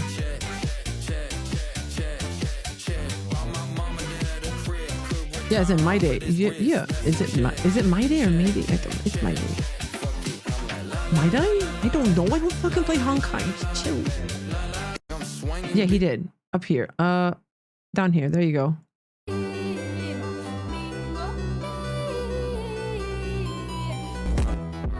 My God. Turn. Okay, thank you. That is an amazing cosplay, by the way. The details. My DEI. Damn those middies. Yeah. Bro works out twice a day. Even when he travels. I'd buy it that he's natty. He may get a little bit of supplement, but the amount that this man works out, no. His life is his fucking craft. Like he has to always like gain certain bulk and things like that for characters he does. So yeah. He does amazing cosplays. He's really good. So we will always stand Mr. Leon, like, cause number one, Taryn's amazing because when he goes to like cons, he will wait to meet every single fan. He like lifts people up. He gives them like hugs and stuff. Like he's such a really great guy. Like he takes his time for people and his fans. So we respect that. And let's have a look at this list. Oh Lord Jesus! You said Today there's I'll be some new ones at the end from Squirrel. Mm-hmm. Oh, I know this one's from fucking Squirrel. Of course, a goddamn fucking Northern Lion. Let's see what we got here. 3 at the new. The Mario ones are from you, Squirrel? Really? Oh, I know. Of course, Slime. Fine. Me and Aiden are the same in a lot of these ways. Because I've had moments when I was a child, when I was a baby kid, This is from you, though. I know it is. Ball baby. You know, I was bald as shit as a baby. But the T-ball thing, it was my turn, and I got cut. And he's like, "You'll get a turn later." And I was like, "Fuck no!" And I kicked him. I kicked the coach. Yeah. And I had You to kicked go the home. coach? Yeah, I told you guys about this. Oh, I forgot about this. I was like, he's like, long ass line for T-balls. Too many kids, man. And I'm waiting for fucking like 30 minutes, and someone just goes ahead of me, and I'm like, "No, it's my turn." And the guy's like, "Just let him go, and you can go right after." And I said, "No," and I kicked him in the knee, and he buckled. Oh, bitch. Bro, imagine his wife is watching. He's mine now. Okay, that was actually good. Slime's actually funny though. So yeah, there you go. That one was definitely your Squirrel because you like slime a lot. That I know. Squirrel's our resident Ludbud. Is he not even my favorite member of the fucking? We know it's Slime. We know. Oh my god. What do you, Sisyphus? I swear. I just feel German cringe from this. I don't know why. I feel like this is going to be German cringe. Let me see if I'm right. People often ask, what's the best way to handle a coworker who thinks they're the manager? Well, I'm going to share with you the one sentence It's not German. that works every single time. Sit the fuck down! You ain't the boss, bitch! People often ask, The spittle, girl, calm down. the manager. Well, I'm going to share with That she spit all over. you the one sentence I use that works every single time. Sit the fuck down! You ain't the boss, bitch! God damn it, arched and everything. Jesus Christ, ma'am. God damn, girl. Okay, all right. Yep, okay. I'm scared to see what my fucking For You page is. Silas. Nope. Yandere. And another fucking... Oh my god. Oh my god. Bro, I don't like these things. Oh, that is wicked. Okay. That is very cool. You get a like from me. I do love good things like that. I don't know why. It thinks you like love in deep space. You're like, here, take these men. It's like, I don't want real men. Give me 2D himbos. Like, seriously, you don't want to see what I liked earlier today because it was amazing? Look, do you see this? Do you, like, the only real people here are like cosplayers and looks and stuff like that. This is all 2D men. Like, seriously, I don't care. This person makes masks and they're fucking amazing, and that's why it's liked. But yeah, like, I don't give a shit. Where's Toji? I liked Toji earlier today. Yes, this is the shit I want to see on my timeline. This is what I want. Give me Nanami. Give me Nanami. Okay? Don't give me real dudes. I don't give a shit. Yes, 2D men are better than 3D men. It just showed up on my YouTubes. Would you be interested in roasting men's interior design? Oh God. We'll see. I'll put it in the tab for later. We'll see if we get to it. We have a vampire to rizz up still this evening. Greetings, men of Reddit. Oh, I've actually seen this exact video somewhere. Like, yes, this is the shit I want on. This is what I want on TikTok. Like this. What else did I like? Let me see. I'm just scrolling. Yes. Awesome. To that song as well. Toji is daddy. There's no arguing that Toji is daddy. Yep. Awesome. It's a shame that the manga had to end so shittily. Yes, and I do like Silas. Kiss my ass, I don't care. Oh, this is from the spicy. I actually follow this person. Oh, this fucking cosplay is amazing.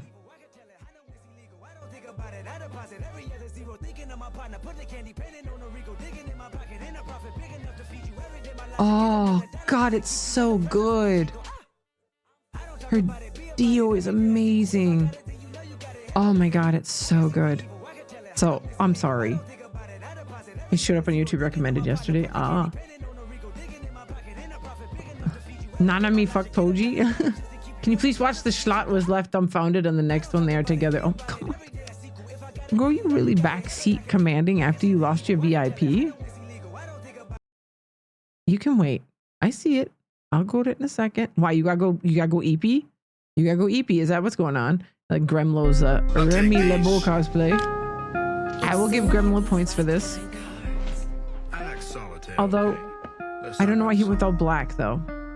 I do prefer the 90s, like, Gambit fit a bit more. Does fit, he is a ginger. Remy Lebo. Yeah. I liked it. No, but I really love them. That means you can wait even longer then. Because you love them so much. You shouldn't have told me that. Now I'm gonna make you wait.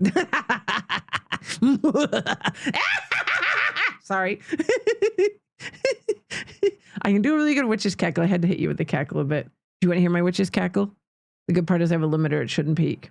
Do you want to hear my witch's cackle? If not, I won't do it because I know it's annoying. But yes, I can do a really good witch's cackle. Oh God, I like too much Love and Deep Space shit. Girl, you need to fucking chill. Oh, that's an awesome Nanami cosplay as well. Yeah. I will watch your damn thing here in a second. Your normal laugh is a cackle. Hold on. I'll get you and your little dog too. See? Excuse me. My real face came out there for a second. I gotta tuck it back away. Yes, that's my witch's cackle. Oh, I told you I dressed up as a witch for Halloween. Like I had like a whole fucking. How the fuck did I do that? I just go. It's. I am a witch. Like bitch. Yeah, real voice reveal. I'm sorry. Yeah, you sussed me out. I'll get you and your little dog too. Stop laughing, bitch. I'll swallow your soul. I make goofy. I think I genuinely have ADHD. I've never like been diagnosed, like gone through the diagnostics process because like literally I spend my time like making weird noises and doing weird shit just around my house. So I just kind of figured out I can cackle like a witch. That's the big story behind that one. Congrats. All right, let me see what else we've got here in my favorites. I'm gonna look at my favorites because there's some really fucked up stuff in my favorites as well. Ah, this I love it. I linked this one to Zenodo, but the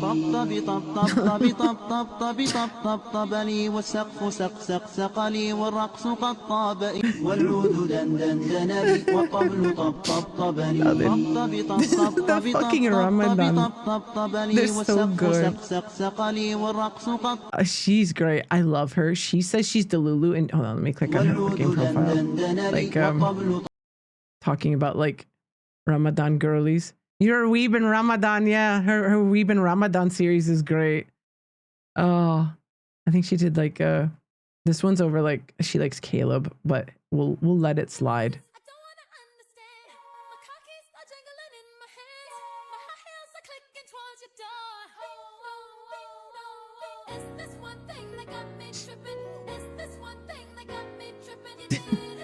Yeah, let the girly be.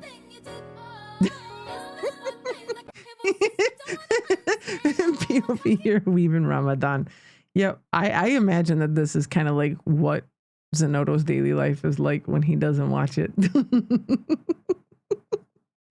But yeah, she's great. I love her. I follow her as well.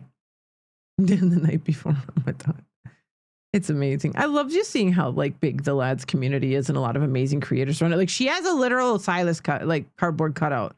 She doesn't care. She does not care. Yeah. So she's living her best life. So yeah. Girlie's living her best life. So good. So fucking good.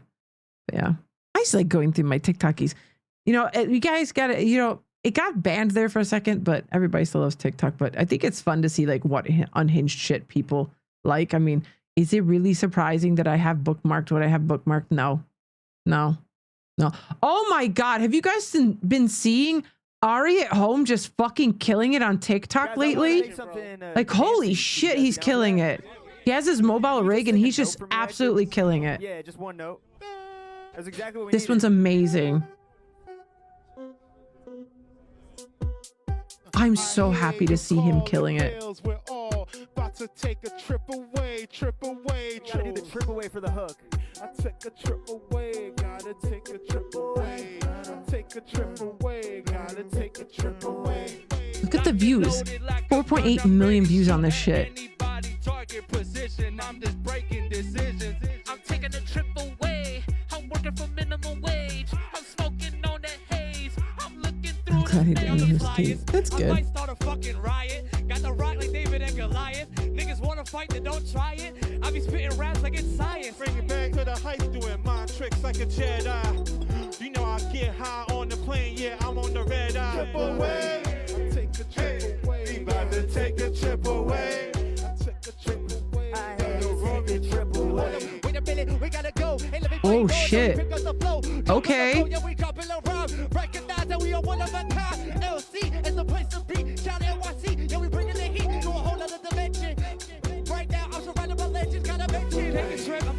Yo, Mario. Okay.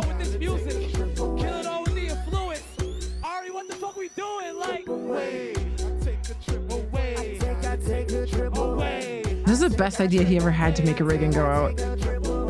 Guys, I wanted to make That's something so fucking good. Like, he has been blowing up on TikTok. Like, he's so good. He's still not even over 1 million followers, but it's getting so many views. He's at like 2.3 million on this one. This one's great too. By the way, this is so cool. I was gonna say we could work from a sample. I could have you sing, and we could resample it, and then you sing again over it. I got you. Yeah. This one's really good.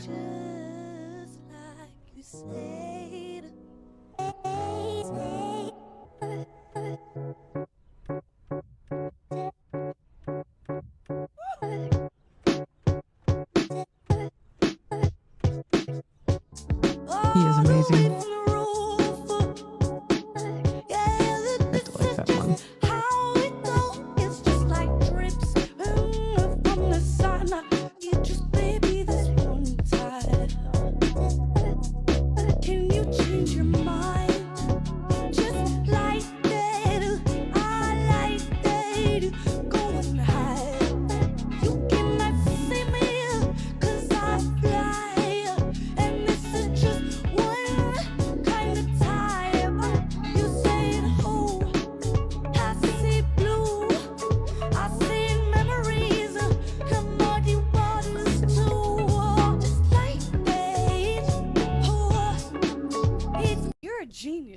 So good. I was gonna say we like could work he's from a killing it. sample. Okay, so if you don't know, Ari at Home is a streamer normally that sits in like a studio, and yeah, the real-time processing is nuts. And he just usually just makes songs on stream.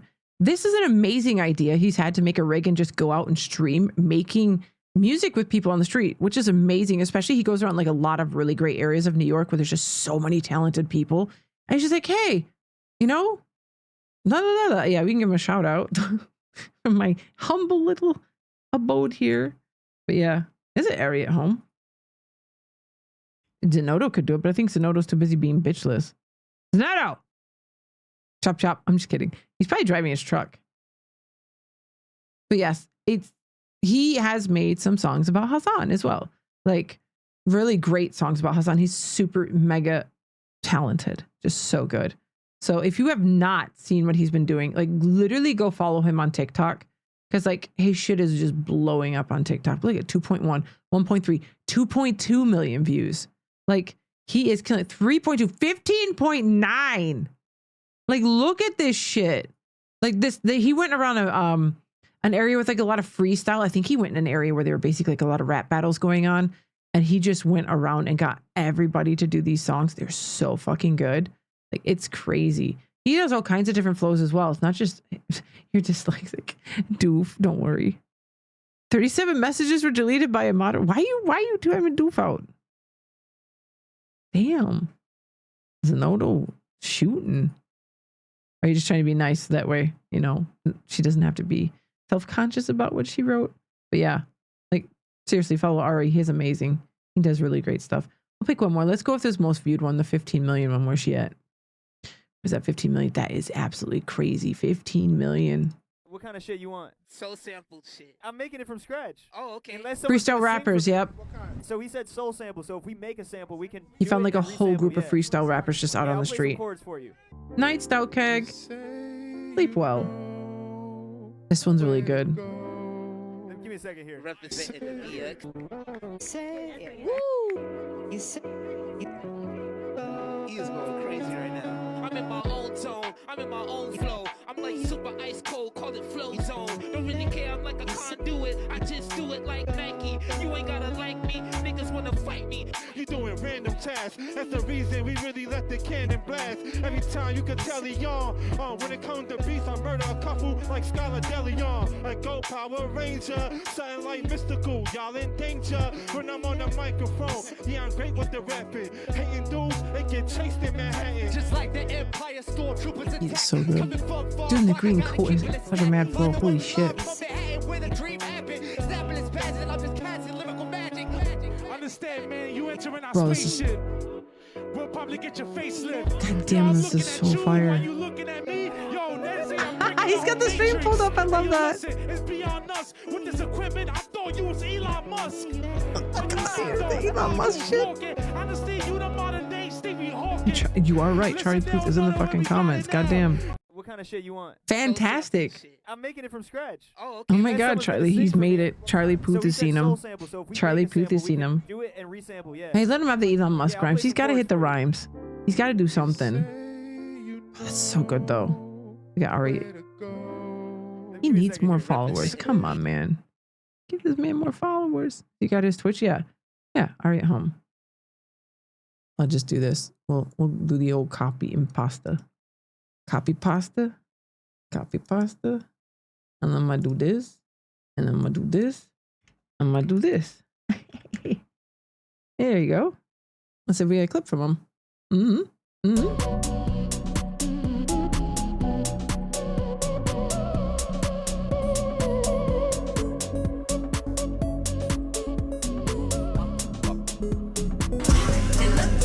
Hey, yo, stop. My man, shush. Remember the list that Cookie gave me. There we go. Yes. All right. Me and Aiden So are the same in a lot of these ways. 'Cause you said, which ones was it, Cookie? Cookie said something about the being the slime ones. There's how many the last two go together? The Pokemon learns the truth about slime and Pokemon mods Ludwig. Watch. To the Schlot was left dumbfounded, and the next one, which, where are you talking about? Girl. I saw Schlot up here. Somewhere. Where the fuck was Schlot? Where the fuck was Schlot? Schlot, hey. This one, he did not mean to let it slip. Autonomy, natural speed, German learns about blah, blah, blah. Schlot was left dumbfounded. Well, you want me to watch from there? Is that what you're saying? And the next one. Oh, so Schlot just kept falling for it. Got ya. Hey. Hey. Think of a number between 1 and 10. Okay, 4. I've seen this clip. Great. Now times it by 2. 8. Subtract 3. 5. Then add 4. 9. Okay. Okay. Bye. What? Pick a number from 1 to 10. No, I know exactly what the you did last time. You're gonna say, okay, bye. No, I'm not falling for it again. You think you got me? Idiot. Loser. 7. Obedient. Fuck you! Fuck you! The motherfucker fell for it. I don't want to know what the nope. And then he said, which other one? Next one, they are only 4. Is that all you wanted? Were those two? Because of the obedient thing? Very obvious. The pokey ones. Yep. I'm going for the pokey Can ones. I just say, Simon and I were messaging last night, and I said, oh my God, I'm pulling up with the curls out. And he goes, me too, twin. I pull up today. He's bald. She didn't know he was You know bald. what? One day I had to pull up and see that too. Do I It's speak nuts. French better than you, Loki? Non, je pense pas, vas-y, essaie. Oh my god, she mogged you. Her accent's beat. I'm not even f***ing Oh around. my god. Her accent is becoming a mid-off. We both say the same sentence in Okay, okay, French, okay, and then yeah. we let you guys decide. Honey, I bought a bunch of poop from the grocery store. Okay, just in some French, like a normal French accent, right? The one that you consider good. Charlie, je achète de caca le magasin. He can't fucking speak French, can What the he? fuck was that? What is the French? Why is he a DJ? Charlie, j'achète le caca au magasin. Mon amour, je suis allée au magasin et j'ai acheté du caca. Bro, it's like I'm listening I didn't shit my pants, it's y'all. dead ass like I'm listening Yeah, to he Muzzy. loses.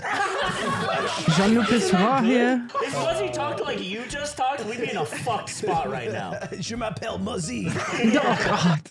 Me I and Aiden are the think same. he has stolen French valor. I'm not going to lie. I think he barely gets by with his French to where like he knows basics enough, but if you put him on like the spot, he's not going to be able to say what you want him to say. I'm not going to lie. I think Ludwig's talking shit when he says he can speak French. Yeah, I thought his mom was Spanish. Like he says, but then again, he said that he's always saying something fucking weird. Like His mom, yeah, just because his mom is doesn't mean he speaks it. Some people, like, especially in the US, not everybody grows up speaking both languages. I have a feeling like his shit's not the best. It is Ludwig. He likes to lie. So you never know. Was there anything else? Oh God, Philip Amthor. I don't want to watch Philip.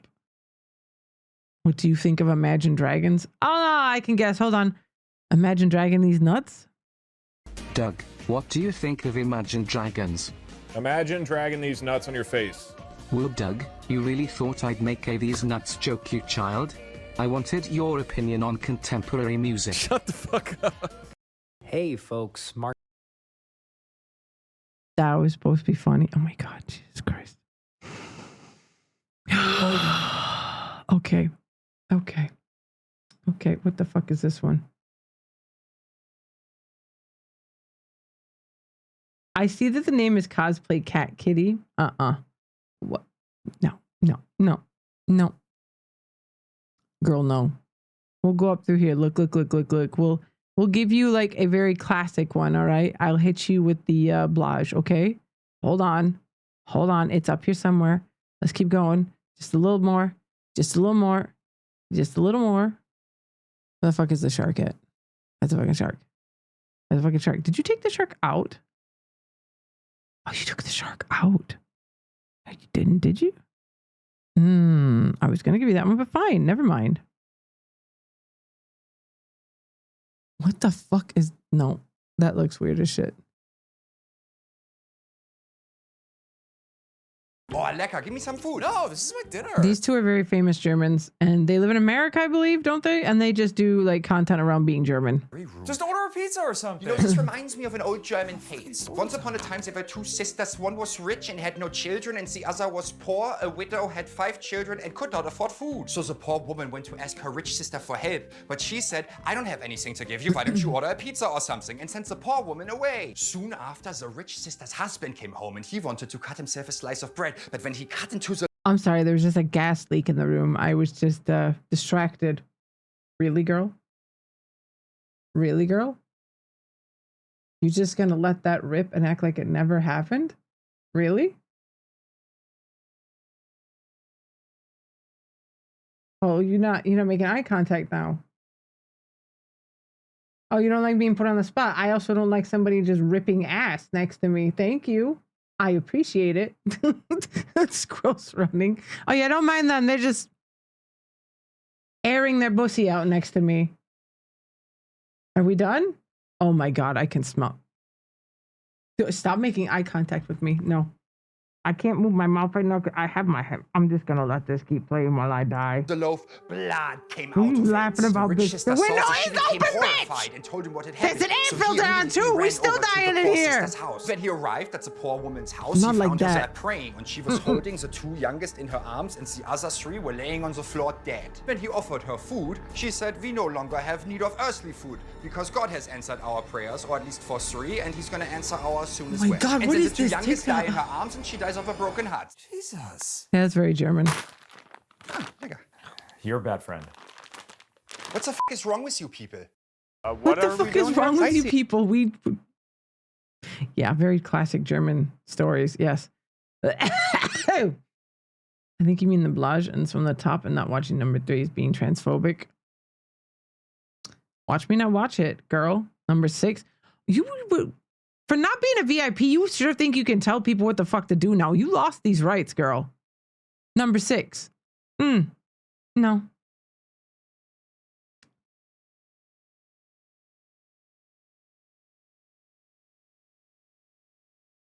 Oh God. Hi, I'm Maddie, Recruitment Vice President. I'm Haley, Chapter President. I'm Jean Marie, Formal Recruitment Chair. Oh my God, shut up. You just opened the door to the psycho white bitches. So glad you're finally here. Who thought this was a good idea?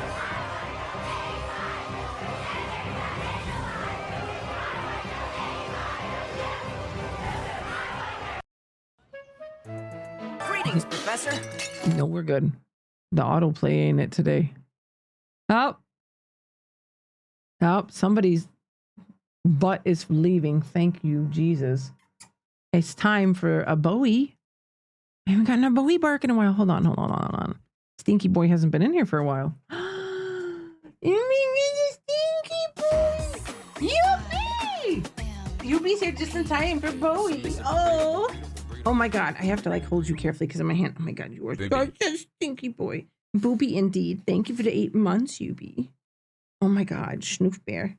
Okay, you're going to give me a bark. It's been a while. Oh, I sneezed in my face. Okay, come on. He can get you again. Oh, I know. Oof. Oh, so sassy. Oh, I'm going to get you. Oh, you're so sassy tonight. I'm going to get you again.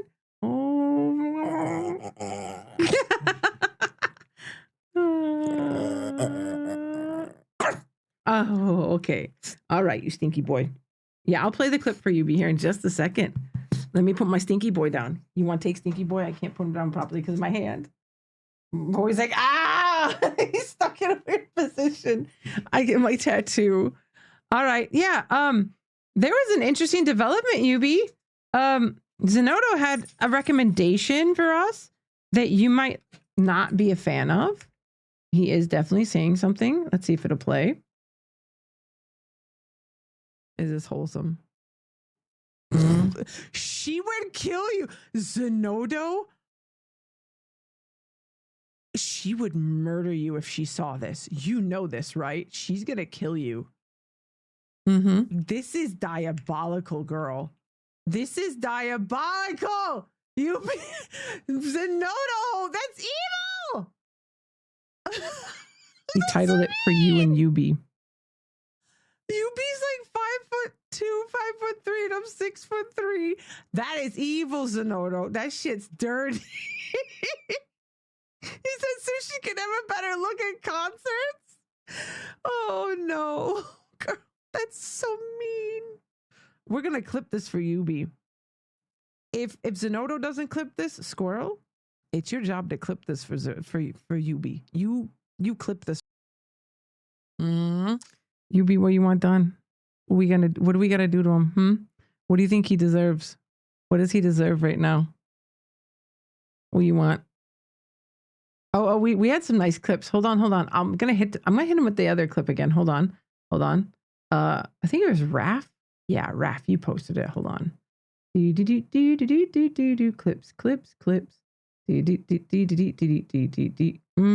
I think it was this one.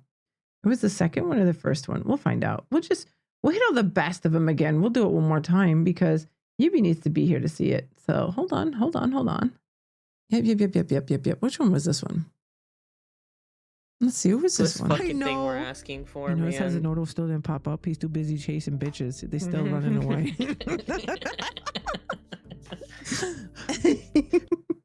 There's that one. And then there's another one. Was it the first or the second one? Well, that's the Neko one. That was the first one. What else have we got here? We got plenty of insults. Raph made sure that he got all the clips ready to insult Zenodo for you. So. What? Okay. Zenodo saying carrots are sweet. Zane sets down his chopsticks. Snap your carrot. Shut up, Zeno. So she's gonna do you for these fucking clips. Try to be nice. Talk cooking to you. Yeah. Yep. So Zenodo knew what he was getting into when he did this. He knew what he was doing. There. Where's the other one? I can't find no clips. Yeah. The other one, the bitch list. I can't find the bitch list clip right now. Raph, hit me with the bitch list clip. Oh shit. Who's going to bed? Who's going eepy? Oh, Doof, thank you for the wonderful fucking clips. I enjoyed them immensely. I liked seeing LB's day off. It was amazing. Have a lovely sleep, girl. We'll see you around. Sleep well. Itchy curse. I have the itchy curse right now. My tattoo, though. I'm trying not to itch. Ah! Girl. Don't think about the itchies. I have a tattoo, though. This fucking thing we're asking for, It says man. Zenodo still didn't pop up. He's too busy chasing bitches. They still. That's the running chasing away. bitches one. We want the bitchless one. We're looking for bitchless. It's the other one. But yeah, basically saying Zenodo is bitchless. I'm already itching. Mosquito bites. I hope you get bit more. Not for Sunny, but a great costume. Oh Lord. What type of costume have you got here for us, Raph? Oh, by the way, Cookie lost her fucking VIP because I told her I don't want to be edited into pictures of Silas, and she did it. So I took her VIP, UB. She lost it. What happens next? They walk. Oh wow. Walk. Somebody's following them. Walk. Hide. Walk. Steal some mushrooms. Get on a boat. Walk. Elves for the first time. Wow. Walk. Night There's a time. lot of slashing. Walk. Attacked by tweez. Magic quest. What happens next? They walk. That is amazing though. Because we were talking about that. I think I linked to her, the Delulu Queen, who basically posts like the edits with herself and Silas. And I said, don't edit me like that. And yeah, Cookie did it. Cookie, yeah, this lady. Like, this fucking audio. This queen. And maybe I found out she's fucking German. You beg me? Open Discord. Hold the fuck on. What do you need, doof? Oh Lord, what are you sending me? Why are you sending me this shit, doof? The meow ones? Really, girl? Had to be done? Oh God. Oh God. Oh my God. Why? Girl, why?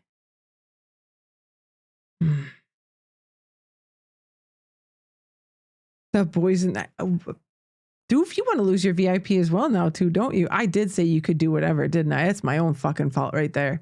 That's my own fault right there, girl. Fuck you.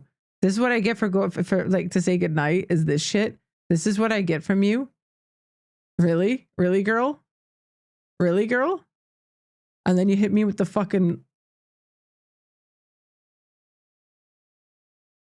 girl, really? Really? I see how it is. Bitch, I see how it is. I see how it is. Had to be done. And then your smiling ass face in my fucking DMs. You just grinning at me like, hey, look, that hits even harder. You just grinning at me. To be fair, you sent it early. I know, I see it. I see what time you sending it. Bitch, good night. Go to bed. Oh, God, it's so terrible. Oh, leg mich am Arsch, Alter. But yeah, I figured out this woman's German. She's fucking German. She's German. Look, bereit für den Abend. All this like fanfic. She wrote like a poem. I don't think she wrote it. She probably saved it.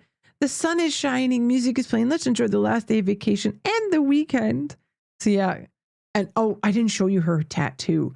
She got a fucking, the main character in Love and Deep Space's shit that's around the neck as a tattoo. Oh my God, she linked the fucking studio. Hold the fuck on. Körperkunst. Oh my God, she actually linked them. She added these motherfuckers. You're adding people who did this tattoo. This is such a bad tattoo, I'm not lying. Like, oh my God, the coloration and the red, it's so bad. Oh. Yeah, so the best arts. Oh God, no. I'm not gonna meet up with this woman. No. Yeah, she's in my Bundesland. That's the problem. Oh God. But yeah, so that's her. My life, my rules. Oh God. Oh no, there's a Silas in mind. I didn't see it. She's with the music, alright. Before fading to dust. These tattoos, girl. Oh. For her cunty ass pink hair. Yes. She is living her life. I just noticed her name is Ruby Rose. She's got the back done as well. Like every time you open the app, that is the first thing you hear. That's why all the fucking lads, girlies know this fucking song in and out. Because while you're sitting there waiting for the game to load, you're like, serenity before fading to dust. You're like, every time you're just sitting there doing something like, you're like, this is my life now. Next. time someone tries to convince you they care about you, look at the. Oh my God, what is Next this? time someone tries to convince you they care about you, look at what they do, not what they say. Actions speak louder than words. Don't let someone's word and promises blind you from their behavior. Next time someone tries to convince. What the fuck was that? Can you be the Silas Bars TikTok? Oh God, she's seen these if she's been around. Oh God.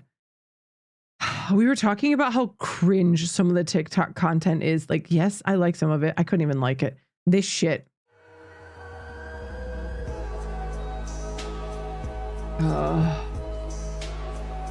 Look at this shit. Look at this shit. Oh my God, look at these bars mean, chat. Like, what is he doing? Is he like just moving a pen? He's totally just moving a pen. He's not doing anything. We're like,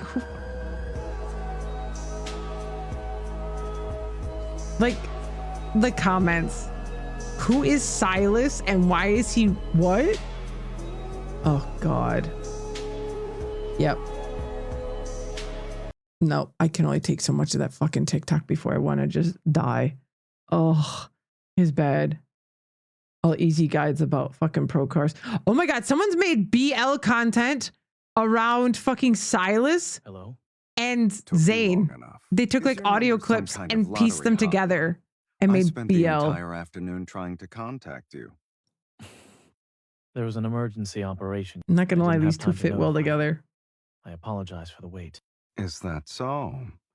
I'm almost offended you even asked.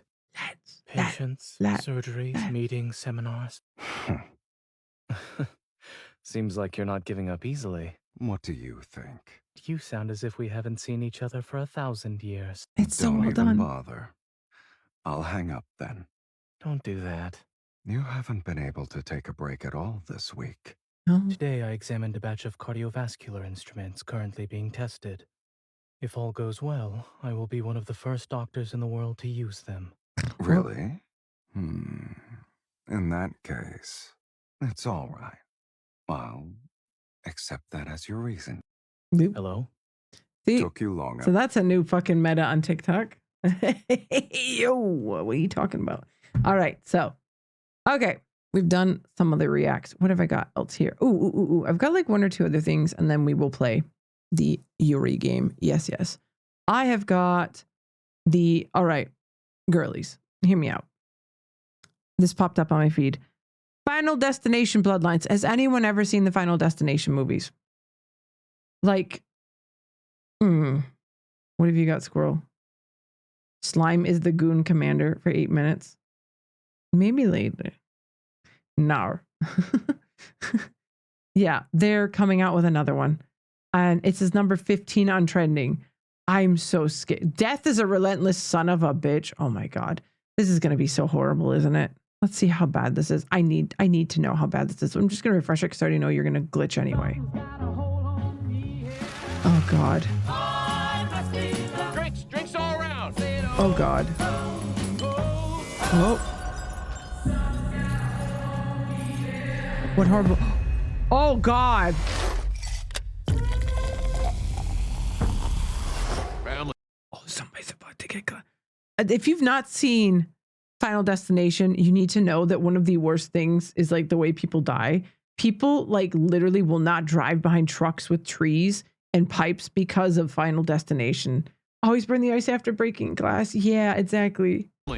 You don't get to pick the one you get.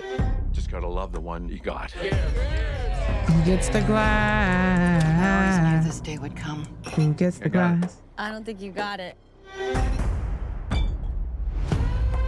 I held him off for years. Charlie, get up here. He's a relentless son No, of a there's just bitch. everything everywhere. Jesus Christ. Oh my God. What is that? What is Won't that? Stop till he finishes the job. What is that? What is that? Oh my God. The hose. Oh my God. It's going to murder everyone here. Everybody's dead. Is coming for our family. I said, oh, oh, oh, Oh no. Bro just got the mower to the head, girl. Grandma, what's happening to us? Years ago, I had a premonition that started it all. I saw. Okay, how is she that old already, girl? What happened to you? This was like in the 2000s, ma'am. You are not 80, like 60, 70 years old. What is this timeline? What death was about to do. Oh, in the 60s. Okay. Oh, Jesus.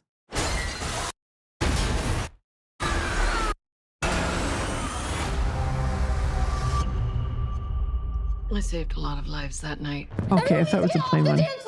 Lives that were never meant to be saved. But death doesn't like it when you mess with his plans.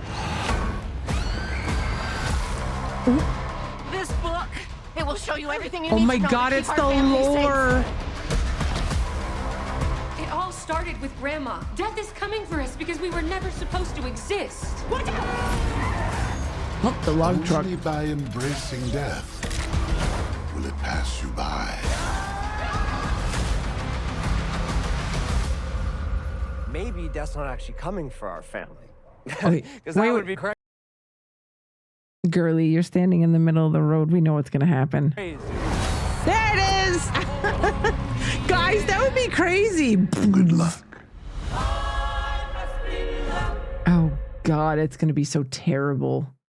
Oh, it's going to be so terrible. Oh, my God. Oh, Jesus. No. What have we got? What other things have we got here? Oh, a couple of trailer things. A new Grand Blue Fantasy outfit. Oh, yeah. We have that one. Raph, this is what you were talking about, wasn't it? Light of Moitram. You linked this. Did I finally watch Terrifier 3? No, I haven't yet. I've been waiting for like a good copy of it to like be out. I should actually. I kept forgetting it was out. I heard it's like really brutal. Like really brutal.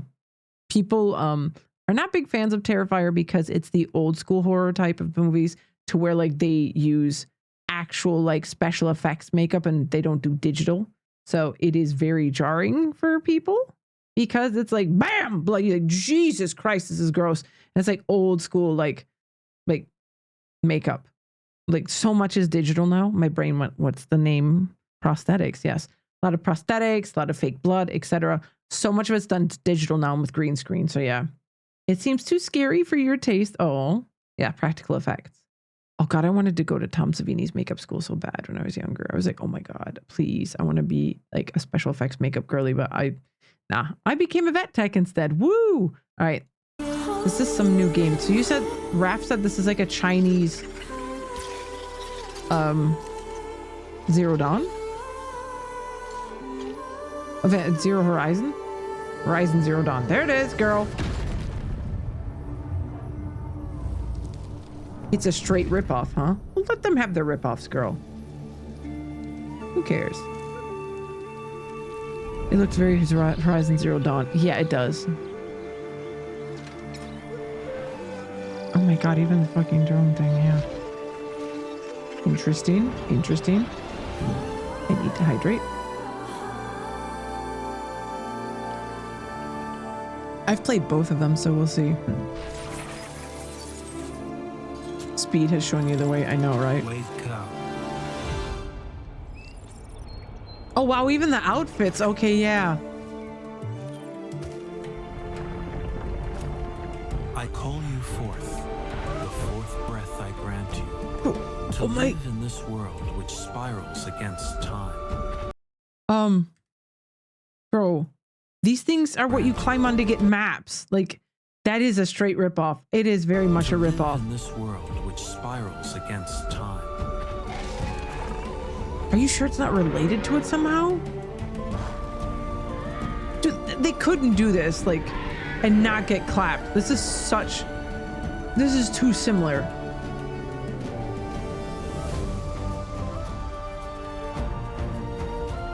Oh, it's the same. God, it's so similar. Oh, Jesus.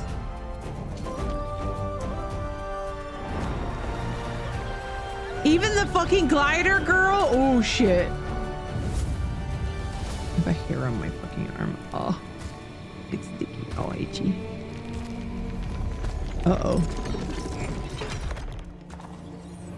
Oh my God, yeah, the kettles. Kessels? I forgot the name of them. Like where you had to basically go in and like reactivate them.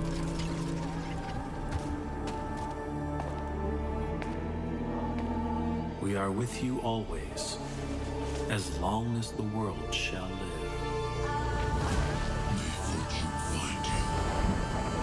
Okay, what's the reason behind this? Are the people coming back to, you know, nuke the planet again? Or is this minus them eating everything? Oh no, it's very much similar. There's the fucking things literally making them go corrupt. Yep. Jesus Christ.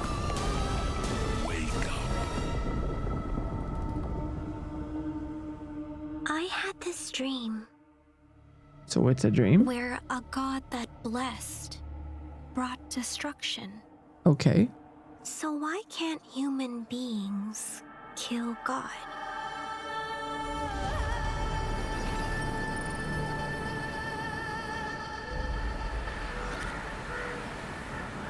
Pre-alpha footage.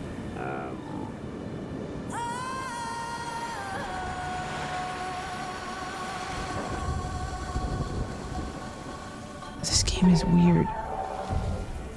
Oh my god, it's like almost the same in the beginning. Like it's a virus that makes them all... Well, there's a ship. Interesting.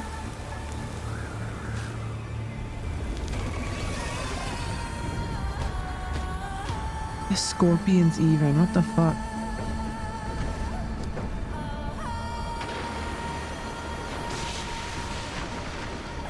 This is a massive ripoff, you are correct.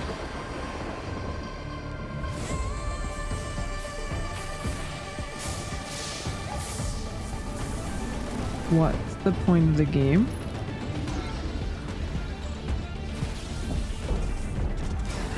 The horse even! Girl, really?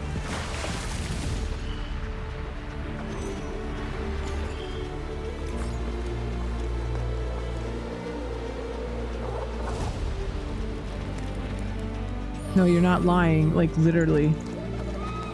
The difference is you don't have a flying drone. In Horizon Zero Dawn, you have like an earpiece, like an augmented thing on your ear. Or like, is it on her ear or her head that she wears? And that basically does everything that little drone is doing.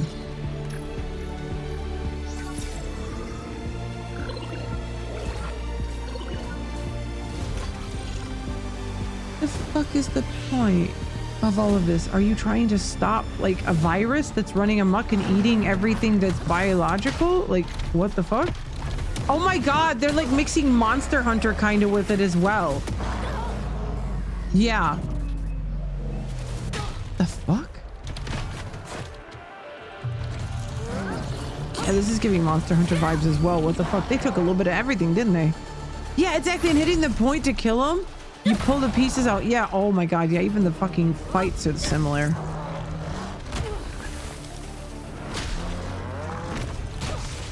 Yeah, you have to hit specific areas and then you collect parts. And with those collected parts, you can do shit. The fighting is horrible though. What the fuck is this? Oh wow, the fighting mechanics are terrible. Oh my god, it's funky as shit. The cool part is like in Horizon Zero Dawn, you had like these grappling hooks you could use, and you could really get in there and like swing around and like attack. It's the old school Bluetooth earpiece, yeah. But like the fighting feels very clunky.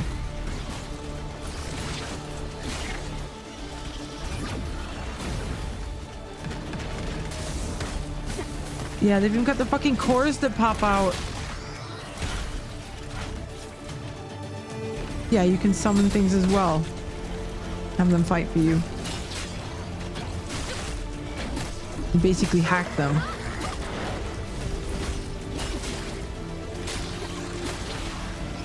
This game is weird as fuck.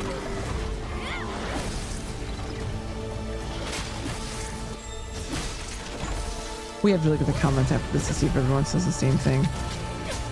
Ew, it's a ripoff. Ew, it's a ripoff.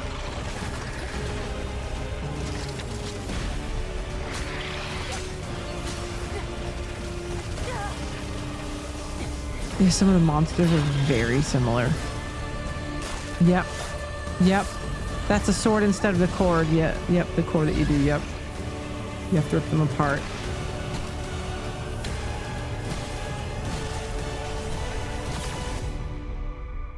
Yeah, that's very. What is the point? Are you making a mech? So you make bugs.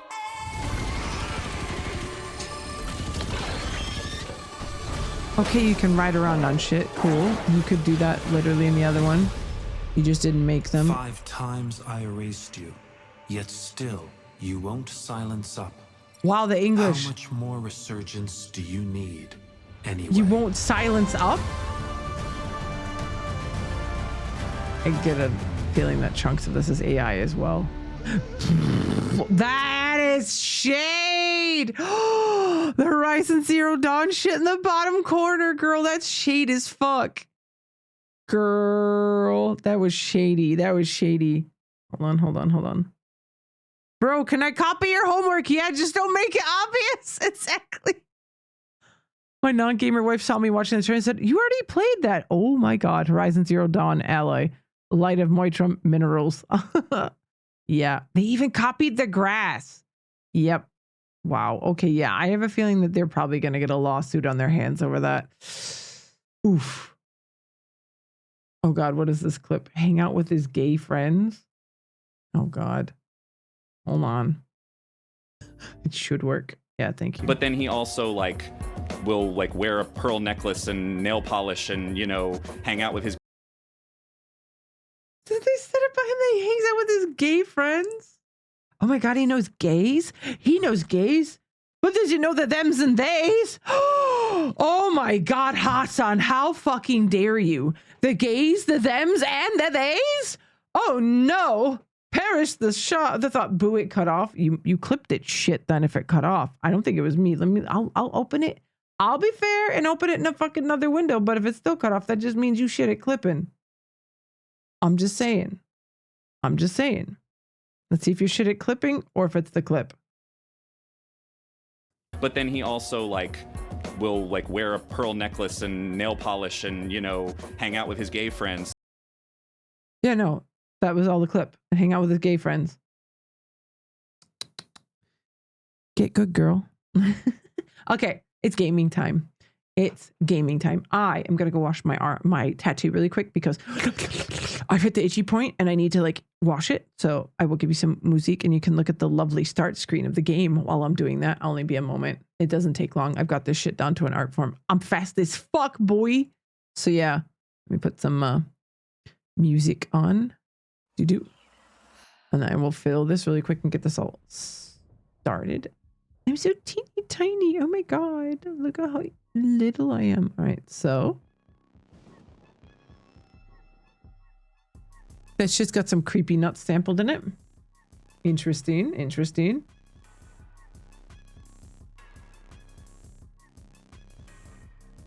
Okay. Cage of Roses.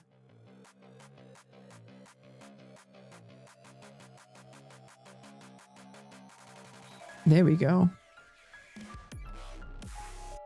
I'll probably just keep the music normally.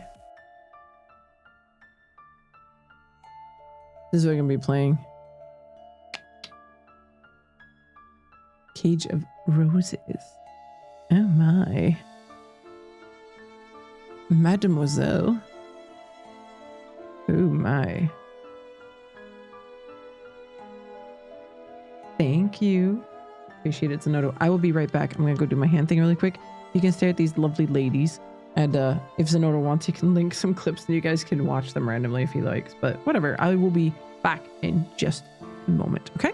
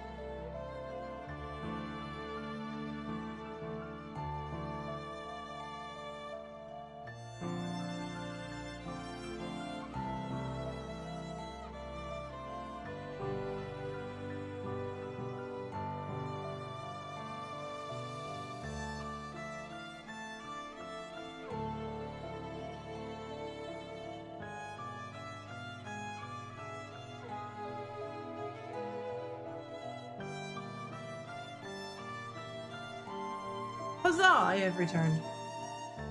Oh Lord. What's been going on in here, huh? Huh? What's going on here? Okay. Oof! I have returned. We're straight for the front god. Like, ah. Alright, let me get my controller out. I'm ready to game now. Alrighty. Yeah, it went quick. All nice and washed and clean. Sonoto's a menace? You like puppy girls? Oh. Okay. Alright. Let's get started then, shall we?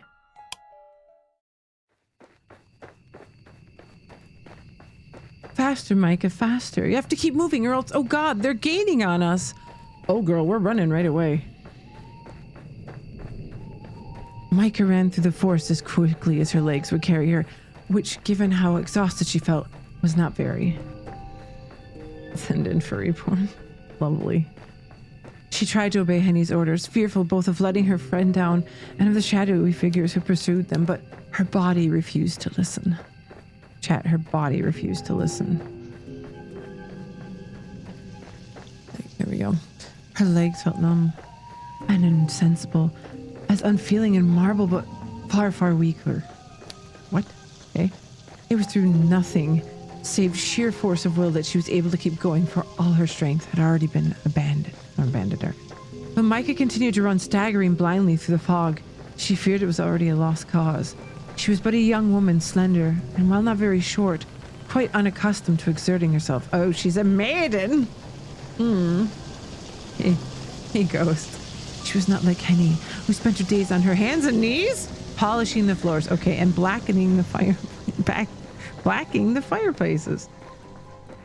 I was about to say, Henny, girl. Micah's fingers are white as ivory, while Henny's were red, raw, through demanding often physical labor. Okay.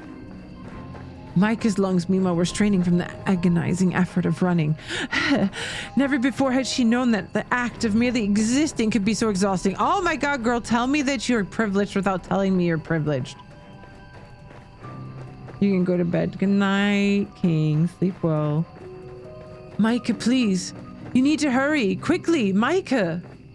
Henny reached back to take hold of Micah's hand, her coarse, short fingernails digging into Micah. Will you stop reading poor Henny for her fucking work hands? Girl works.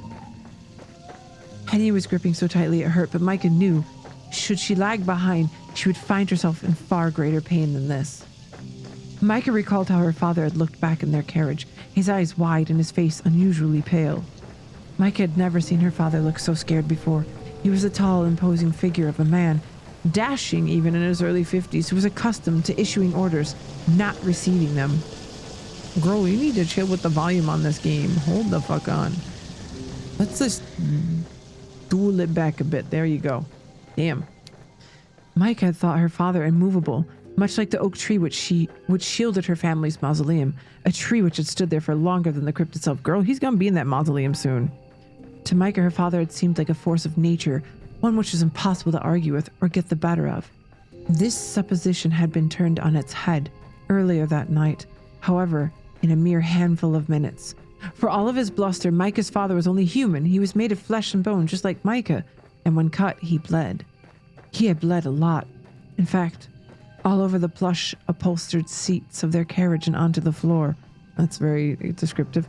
His fine clothes had been stained black with the stuff, and the air had stunk of it, sharp and metallic.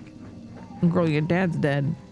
Micah could smell her father's blood on her even now, and she and Henny raced through the forest. She couldn't forget it, however, much she wished to. Oh, if only the event of the night had been nothing more than a bad dream. Micah wished that the fog would clear and she would awake, her eyelids fluttering, to discover herself sitting once more in her bed, in her home, the room flooded with pale sunlight. Micah!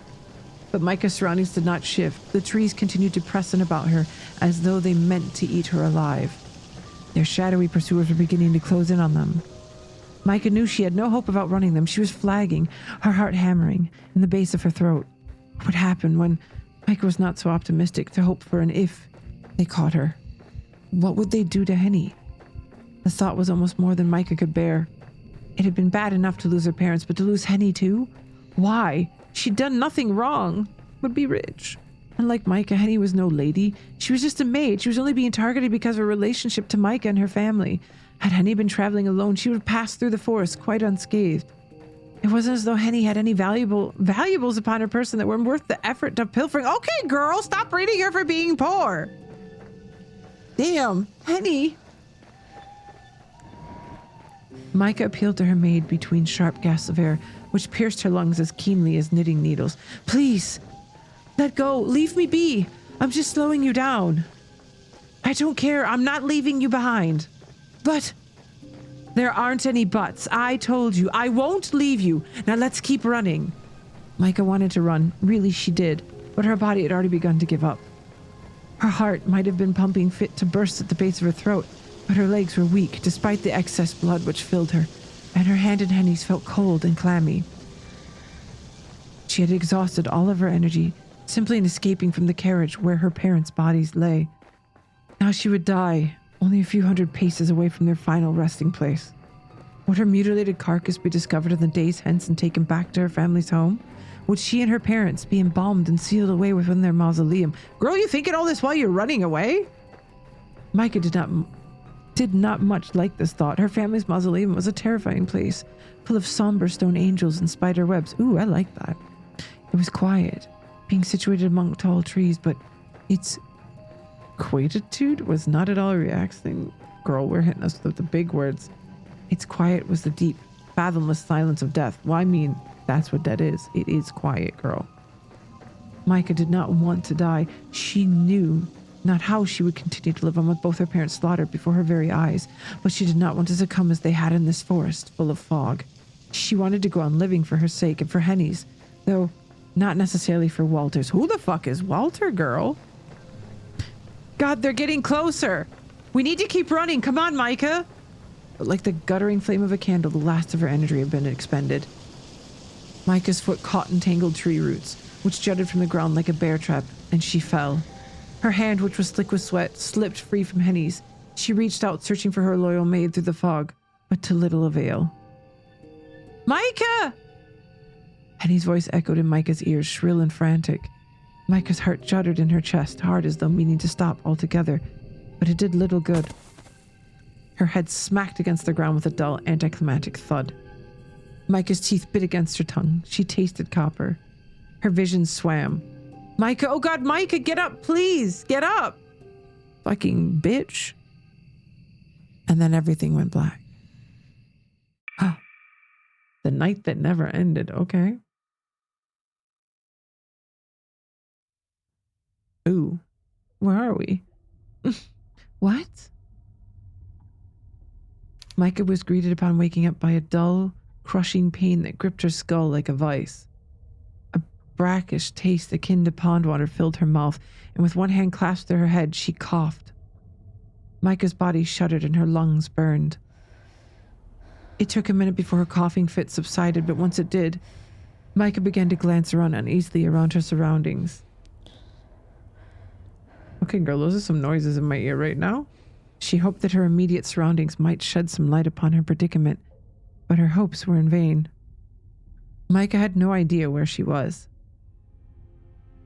The floor upon which she was sitting, but why was she sitting on the floor of all things, was made of stone, which felt hard and cold and uncompromising. The walls, too, were made of stone, as was the ceiling, which felt very far away. Girl, you're in a building. It's gonna be made of stone.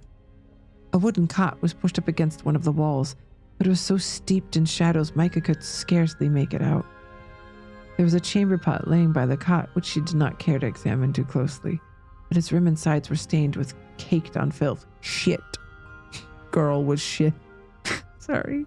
A truly unpleasant odor exuded from the chamber pot, which made Micah's eyes sting. It was fortunate that she had no immediate desire to relieve herself, for she had no wish to use this commode. A quick examination of the room, though really it was more like a cell, showed Micah that save for the cot and the chamber pot, it was utterly desolate. There was no other furniture to be seen, no shelves, no cupboards, nor even a proper bed. There was no mirror either, so Micah could not see herself, but perhaps this was a blessing in disguise. Micah doubted she would be at her best, given she was in so much pain, and she was so very exhausted. She was so cold she could feel goosebumps rippling across her flesh, and her teeth were chattering badly. Micah wound her arms about her middle and shivered sadly. Boo. It was not only the chamber pot that stunk, the very air itself was rank, heavy with the stench of unwashed bodies and general decay. You mean poor. It smelled of the poor. This room, no. She was sure that this was a cell, reeked of death. How had she come to such a place? What had happened to her? Micah could remember sitting alongside her mother and her father in their carriage as it bore them through the forest, and then, there at this most pivotal of moments, her memories failed her. Micah could recall nothing else. Had her parents been there? They would have given her instructions. They always seemed to know what Micah ought to be doing at any given time, but they were not there, and neither was Henny. Micah was all alone. Henny had been with her. Micah was certain before... For what? Why could she not remember anything? Oh, Micah thought sorrowfully. If only she was made of stone, then perhaps her head would not hurt so much. Girl, that's what you think? It really did feel that her skull might explode, not from the pain, but the pain still remained, but from raw, unbridled fear. Oh, somebody's got a snack. Mike had often dreamed of stealing away from her parents' home to embark upon a brand new life, unfettered by expectations, but she had never wished for this. Tears began to trickle down Micah's cheeks in crystalline droplets. They scorched tracks in the dirt, which caked her cheeks and dropped one by one to the floor. Her head bowed, fingers splayed against the stone. Micah sobbed, and she sobbed until... What is going on? A soft voice spoke from amongst the teeming shadows. Oh, Henny! Micah could not see the speaker. She could scarcely see at all, given the darkness and now her own tears, but she recognized its familiar cadences. The voice belonged to Henny.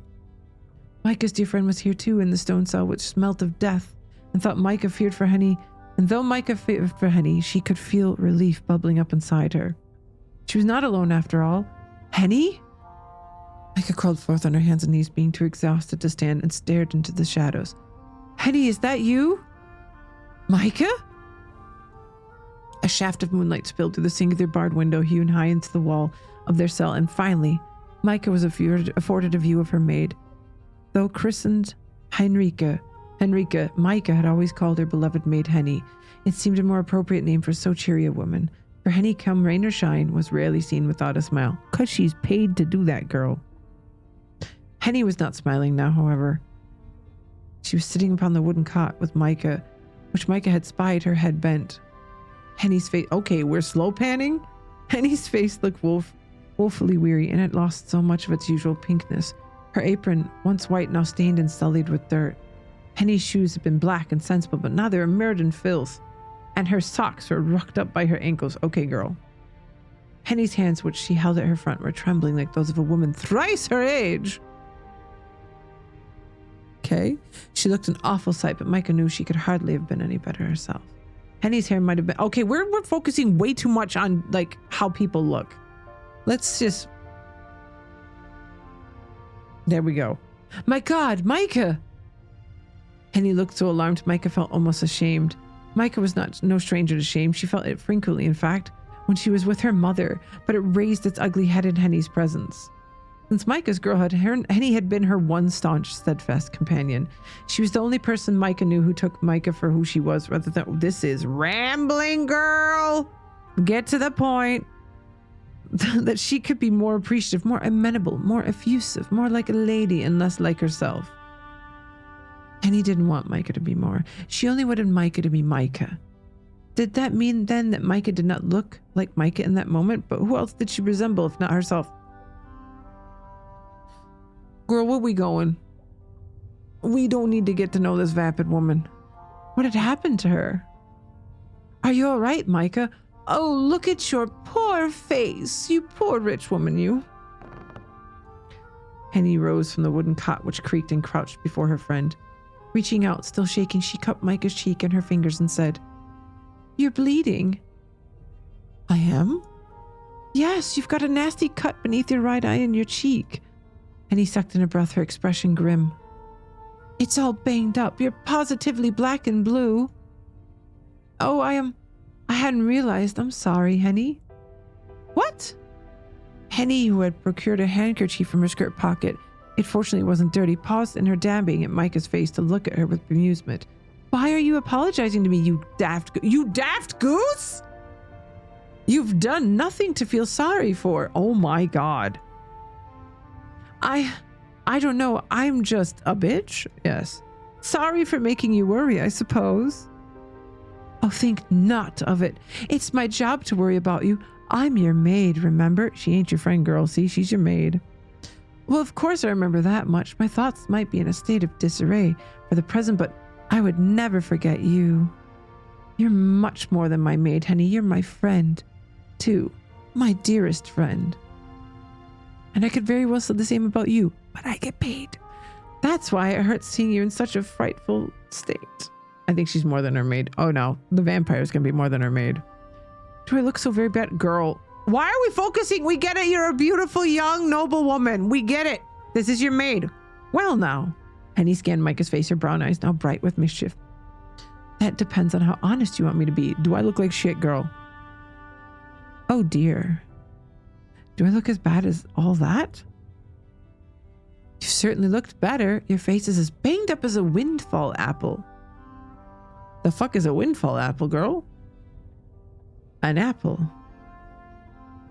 Micah shook her head in wonderment. I only hope that apple isn't riddled with worms. Girl, you're not dead yet. Calm down. I don't think you've anything to worry about on that score, at least. That's a relief, I suppose. Things could always be worse. I think you'd notice if you had worms in you, ma'am. But okay. Right you are. That's the spirit. You're still alive and so am I, and we're together. That ought to count for something, although... And he finished wiping the worst of the congealed blood and muck from Micah's cheek, then drew back at her soiled kerchief gripped tight in her hand. Her expression was nearly dour. She said after a moment's pause, I am afraid that your parents mightn't have been so fortunate. Girl, they're dead. What? Micah's heart leapt in her chest at the somber announcement. What happened to them, Henny? Do you know what's going on? You don't? I recall that we were traveling to Augsburg to visit my fiance, but as for how we came here... Micah closed her eyes in the hope of remembering something, but again, nothing came. Her mind remained stubbornly blank, as featureless as a snowy field, all flora blanketed in untrammeled whiteness. The fuck kind of description is that? I'm afraid I can't remember. Not a single thing? Nothing. I see. Penny grit her teeth together for a few moments, her eyes dark. She seemed to be weighing up her words as a baker might measure out flour and sugar before speaking. That's not such a surprise, I suppose. You hit your head pretty hard back there. It might be for the best that you can't remember all of the gory details. I wish I could forget what happened myself, but... Henny's voice trailed away as awkwardly she gripped her kerchief. That kerchief had been the only clean thing in Micah and Henny's cell, but now it too was ruined, streaked with brown and red. How deep was the cut that Micah had sustained, and how much had she bled? This too remained a mystery. Micah did not know. There seemed much all of a sudden she was ignorant of. She felt so very unworldly, she might as well have been a little girl again, enthused, after she had successfully stolen the key to her father's mausoleum. Oh my God, girl. Please. Can we, like... Whoever wrote this is a theater kid. A mega theater kid. Micah had not known as she stood in the chill entrance of the mausoleum she was... Are we really talking about the mausoleum? Yeah, you felt... Okay. No, I'm not. Nope. Henny, please, you should know that it is trivial concern. I'm fully aware that none of this is your fault. You've only ever sought to protect me. I've no better friend than you. Not in all the world. And it's precisely because I want to protect you that I don't want to go into all this. I know it'll upset you. Christ. It upset me too. It's an upsetting situation all around. It's rotten, really, what people are capable of, but... Penny paused. She sucked in a breath, and in a calmer tone, she said, "Just how much do you want to know?" How much is there to know? Well, I remember everything. I'll always remember tonight, I expect. It made quite the impression. Horrible things always do. Oh dear. Are things truly that dire? They're pretty bad, yes. Give me an abridged account, then. I've no need to hear everything. Right you are. Penny bowed her head in acquiescence, her face half swallowed by the shadows. The beam of light which had penetrated their drab cell had long since been extinguished, the moon obscured beneath the rolling fog. It was so cold in their cell Micah could not cease her shivers. Even her teeth felt cold, like shards of ice implanted into her gums. Penny's proximity served as something of a comfort, but it could not rid Micah of her trepidation. She knew once Penny relayed the past events to her, her life would no longer be the same. Everything would change. It was changing already, in fact. So quickly that Micah hardly had a chance to gather her bearings. She felt lost, adrift, and hopelessly afraid. I'm sorry to tell you this, Micah, but during our travels, the carriage, it was attacked by bandits. What? No. Yes, they came creeping out from the fog like, I don't know, monsters from a children's story maybe, but much scarier. They waylaid the carriage and stormed it. They drew out their daggers and threatened your father, and when he refused to comply, well, Penny's expression twisted. They stabbed him. What? Micah stared. She had expected as much before Henny began her gruesome tale, but the news still shook her. Evidently, she had not been half so prepared to hear the worst as she had imagined. Oh God, not my papa. Not my poor papa. Don't tell me he didn't. I'm sorry, but... Henny sniffed. It's as you're probably suspecting. His wound was a deep one, and he died. Dead? My papa dead? My papa dead? Dead as... Girl, you did not just say dead as a doornail to this woman. Dead as a doornail, I'm afraid. I didn't hang around to see what happened. But, well, it was all over so quickly. I don't think he suffered, at least. And my mama, what of her? Don't tell me she also... Penny didn't reply, but the discomfort which crossed her face left Micah with no doubts as to her mother's fate. In one brief night, both of Micah's parents had been slaughtered. Now she was an orphan. And what of us, Henny? How did we escape? I find it hard to believe the bandits would just let us go. Oh, I'm sure we would have joined your parents if we sat still, like good little girls, but I didn't want to do that, so you're bad for running? I took your hand while they were busy with your mother, and we ran away. We fled through the woods, but the bandits took chase. Pretty darn quick. It was very dark, and the fog was thick. I couldn't hardly see what was happening. At one point you tripped and you fell. That's how you got that nasty cut on your poor forehead, and it was dragged down with you. We lay there on the ground in the dirt while the bandits trampled about looking for us. I figured we were both a couple of goners. I'd started to say my prayers to the Lord Almighty, but then we survived. Yes, we survived.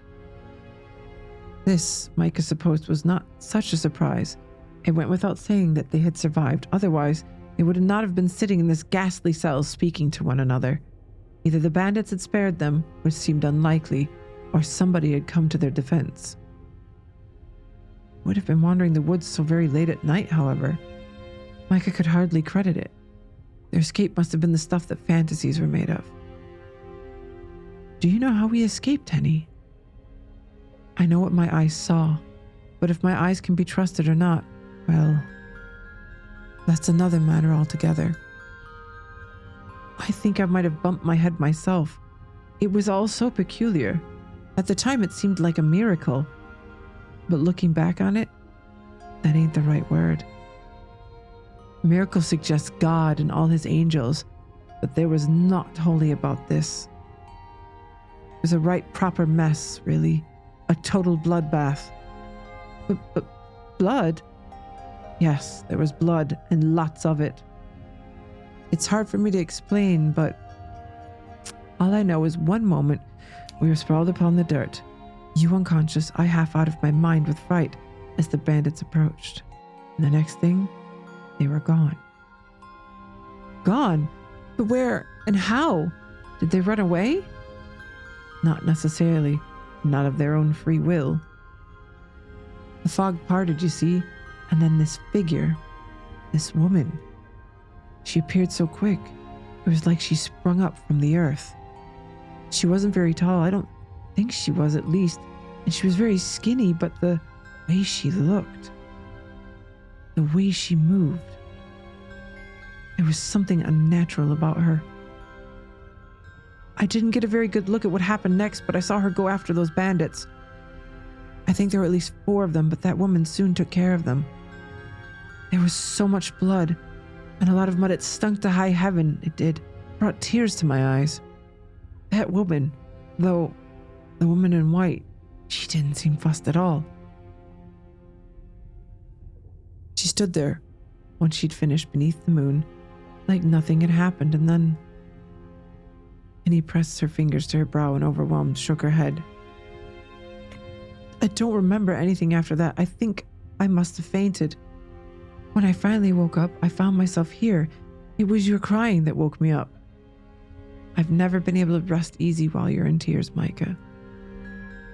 Yes, I know you've always been so good and so kind. Thank you, Henny.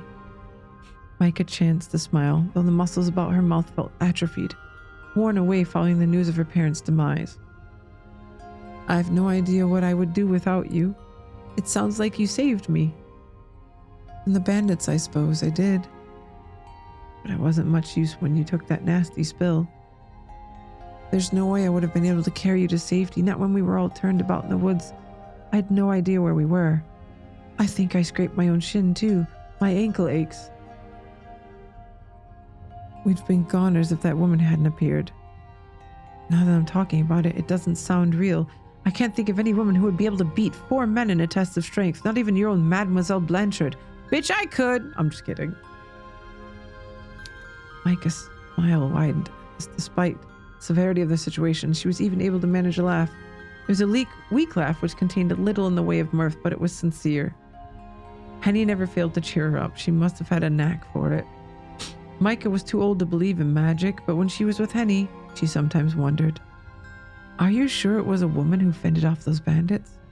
Perhaps it was some sort of animal instead, and you failed to perceive it in the fog. Girl, you trying to tell her she didn't see what she saw? That could be it. Like I said, my mind's a mess. I feel like I've lost a good 10 years off of my life, although... Here Henny smiled grimly in the manner of all survivors after witnessing something horrid. It's better than having it cut short altogether. We must be thankful for small mercies, yes, even if our lives were saved at my parents' expense. Micah squeezed her eyes shut. She could feel tears beating upon her lashes anew, but this time she was able to subdue them. The news of her parents' death was a heavy burden to bear, but Micah, not having witnessed their final moments, found it hard to imagine. It still did not seem quite real. The shock of it all perhaps had blunted her senses. It would take a while for her parents' passing to truly register. When it did, however, Micah did not doubt the tears would come, thicker and faster than before. It had always been so, but her childhood misadventures in her family's crypt had left her something of a crybaby. Now then, Micah inhaled and glanced about. Where do you suppose we are, and how do you suppose we got here? That's a good question. I've been wondering that myself. It's not the nicest of digs, is it? Not particularly, no. It's awfully drab and damp, too. I'm freezing. You poor thing, you. Come here. Penny shifted closer to Micah, then drew her arms about her. Holding her close, she then glanced about. Both maid and mistress squinted into the shadows as though they might unearth some secret way of escaping. A trap door, perhaps, or a hidden passageway. But to Micah's disappointment, She found the cell quite unchanged. It was every bit as sparse as she recalled. The shadows did little to mask this fact, and still it stank. Goodness me, it's not much to look at, is it? We might as well be in a prison cell. I think that might be what this is. Penny drew back from Micah, her legs crossed beneath her upon the stone floor, and frowned. I reckon you're right. What would be the dead giveaway of that? The bars behind you, girl? I wonder who brought us here. You and me both. It's nice of a mysterious benefactor or benefactress to rescue us, though they can't be all that kind if they're going to let us suffer in here. You'd think they'd at least have put us in a nicer room. I'm not expecting first-class accommodations, but you deserve better than this, Micah. This place isn't fit for rats, let alone people. It's... All right. Are you being serious? Penny raised an eyebrow while Micah smiled. It's better than being dead, at least, even though these lodgings are a mite uncomfortable. Only a mite? Well, quite a bit, if I'm being honest. Micah drew her arms about her legs, her knees beneath her chin, and said, When I woke up, I was lying on the floor. On the floor? Penny's eyebrows shot up her forehead until they met her hairline. The gesture was so exaggerated it managed to bring another smile to Micah's lips, despite how very dire their situation was. I suppose it makes sense there being only one bed, but oh, that's too much. I can't believe they'd fling you about like a sack of spuds. Many unbelievable things have happened tonight. Our benefactor must have been bucking the trend. Some benefactor? When I get my hands on them, I'll give them what for. Don't, Penny. It wouldn't do to pick a fight with whomever brought us here. I wouldn't want to anger them, not when we are at their mercy. Why? But that makes us sound like captives. Girl, you are. You're in a cell. Is that not what we are? This is a cell, after all. And we have no means of escaping. See, Micah gets it. We're being treated like prisoners. I know, but it still stings. I don't care about me, but I don't want to see you being treated like a convict. Not when you've been through so much. You've been through worse. At least I don't remember what happened, unlike you. And you're the one who will be saddled with the consequences, poor Micah. It was your parents, not mine, who were... Well... I don't expect there's much point in trying to suss out who's suffering more than who. As it stands, we're both in this together. I won't abandon you, Micah, so try not to worry. Keep your chin up. We'll get through this. Thank you, Henny. I almost believe it coming from you. You should. I don't say things I don't mean, you know. Now let's see. Maybe things aren't as dire as they look. There could be a way to escape yet. Henny rose to her feet, though unsteady, and did a circuit of the cell. The shadows made it seem larger than it was, for they obscured the walls. It did not take Henny many steps to canvass the full length of the dingy room. She pressed her fingertips to the walls, then her ears, though the stonework might whisper their weaknesses to her. But the walls, of course, remained mute. Henny then took the bars between her fingers and squeezed experimentally, but they refused to yield. Oh, come on. Frustrated, Henny gave the bars a kick. The tip of her shoe collided with them, losing clouds of dirt from her soles, but damn it all! The bars refused to budge. They were quite impenetrable. Sighing, Henny changed tact. She moved from the door to glance up at the window, but this was similarly barred too, high up to reach and much too small to squeeze through. It almost seemed like a miracle that such a small window allowed any moonlight at all to spill into the cell when the clouds and the fog shifted. And Micah asked when disenchanted Henny flopped back down beside her with a rustle of her skirts. Did you uncover anything? Nah, at all, except that they were more trapped. They were more trapped than I thought. I thought you might have come to that conclusion, yes. God. Henny kicked off her right shoe, then began to massage her feet, which had begun to throb. This is a rum situation. I wonder what we're to do. I don't think there's much we can do other than wait. I suppose you're right. I can't say I like the thought of that. We're sitting ducks here. I feel we ought to be taking some kind of action. Henny looked about the cell one more time, then sighed. But I'm drawing a blank here. I can't think of anything we could do. I'm sorry for being so hopeless, Micah. I meant to look after you, but I'm a total loss. Don't apologize, dear Henny. I feel better simply being with you. That's something at least. I wish I could be of some real use, though. You are of real use. Without you, I'd be an unconscionable mess sweeping on the floor. Well, we can't have that. It breaks my heart to see you cry. Much as it breaks mine to see you self-flagellate, so goddamn, okay, over something that's not your fault. Touché. Now that we're well and truly stuck here, I suppose we ought to make the best of it, although I have a bad feeling about this place. It gives me the creeps. I don't know who imprisoned us here or what cause, but there's no manners to speak of. Why, it's almost as if... Henny began, but she found herself unable to finish the sentence. Somebody just screamed, girl. A sound issued forth from the darkness, emitting from beyond their tightly sealed cell. It was a faint sound, but Henny still heard it, hovering in the sour and musty air. It sounded like a scream. Good God. What in the world was that? I suppose that was just the wind. Do you really think so? Yes, I imagine. Micah answered in the affirmative, though deep down, both she and Henny knew the truth. That had not been the wind. It'd been too raw, too pained, and, though faint, unmistakably human. Oh, we're finally getting out of the fucking cell, maybe? Nope, just the window. With no obvious way of escape and very little to do, Mike and Henny had no choice but to idle their time away. They sat upon the floor together with their legs folded primly, like two little girls conducting a make-believe tea party. Henny had at first balked at the thought of her mistress sitting on the stone floor like a plebeian, but Micah's dress was already so dirty it didn't matter. The two women did not, however, abandon themselves to inertia. Henny knew they had to do something to take their mind off their ghastly predicament. Fortunately, Henny was not empty-handed. She had in her pocket, alongside the kerchief she had used to wipe Micah's cheek, a pack of cards.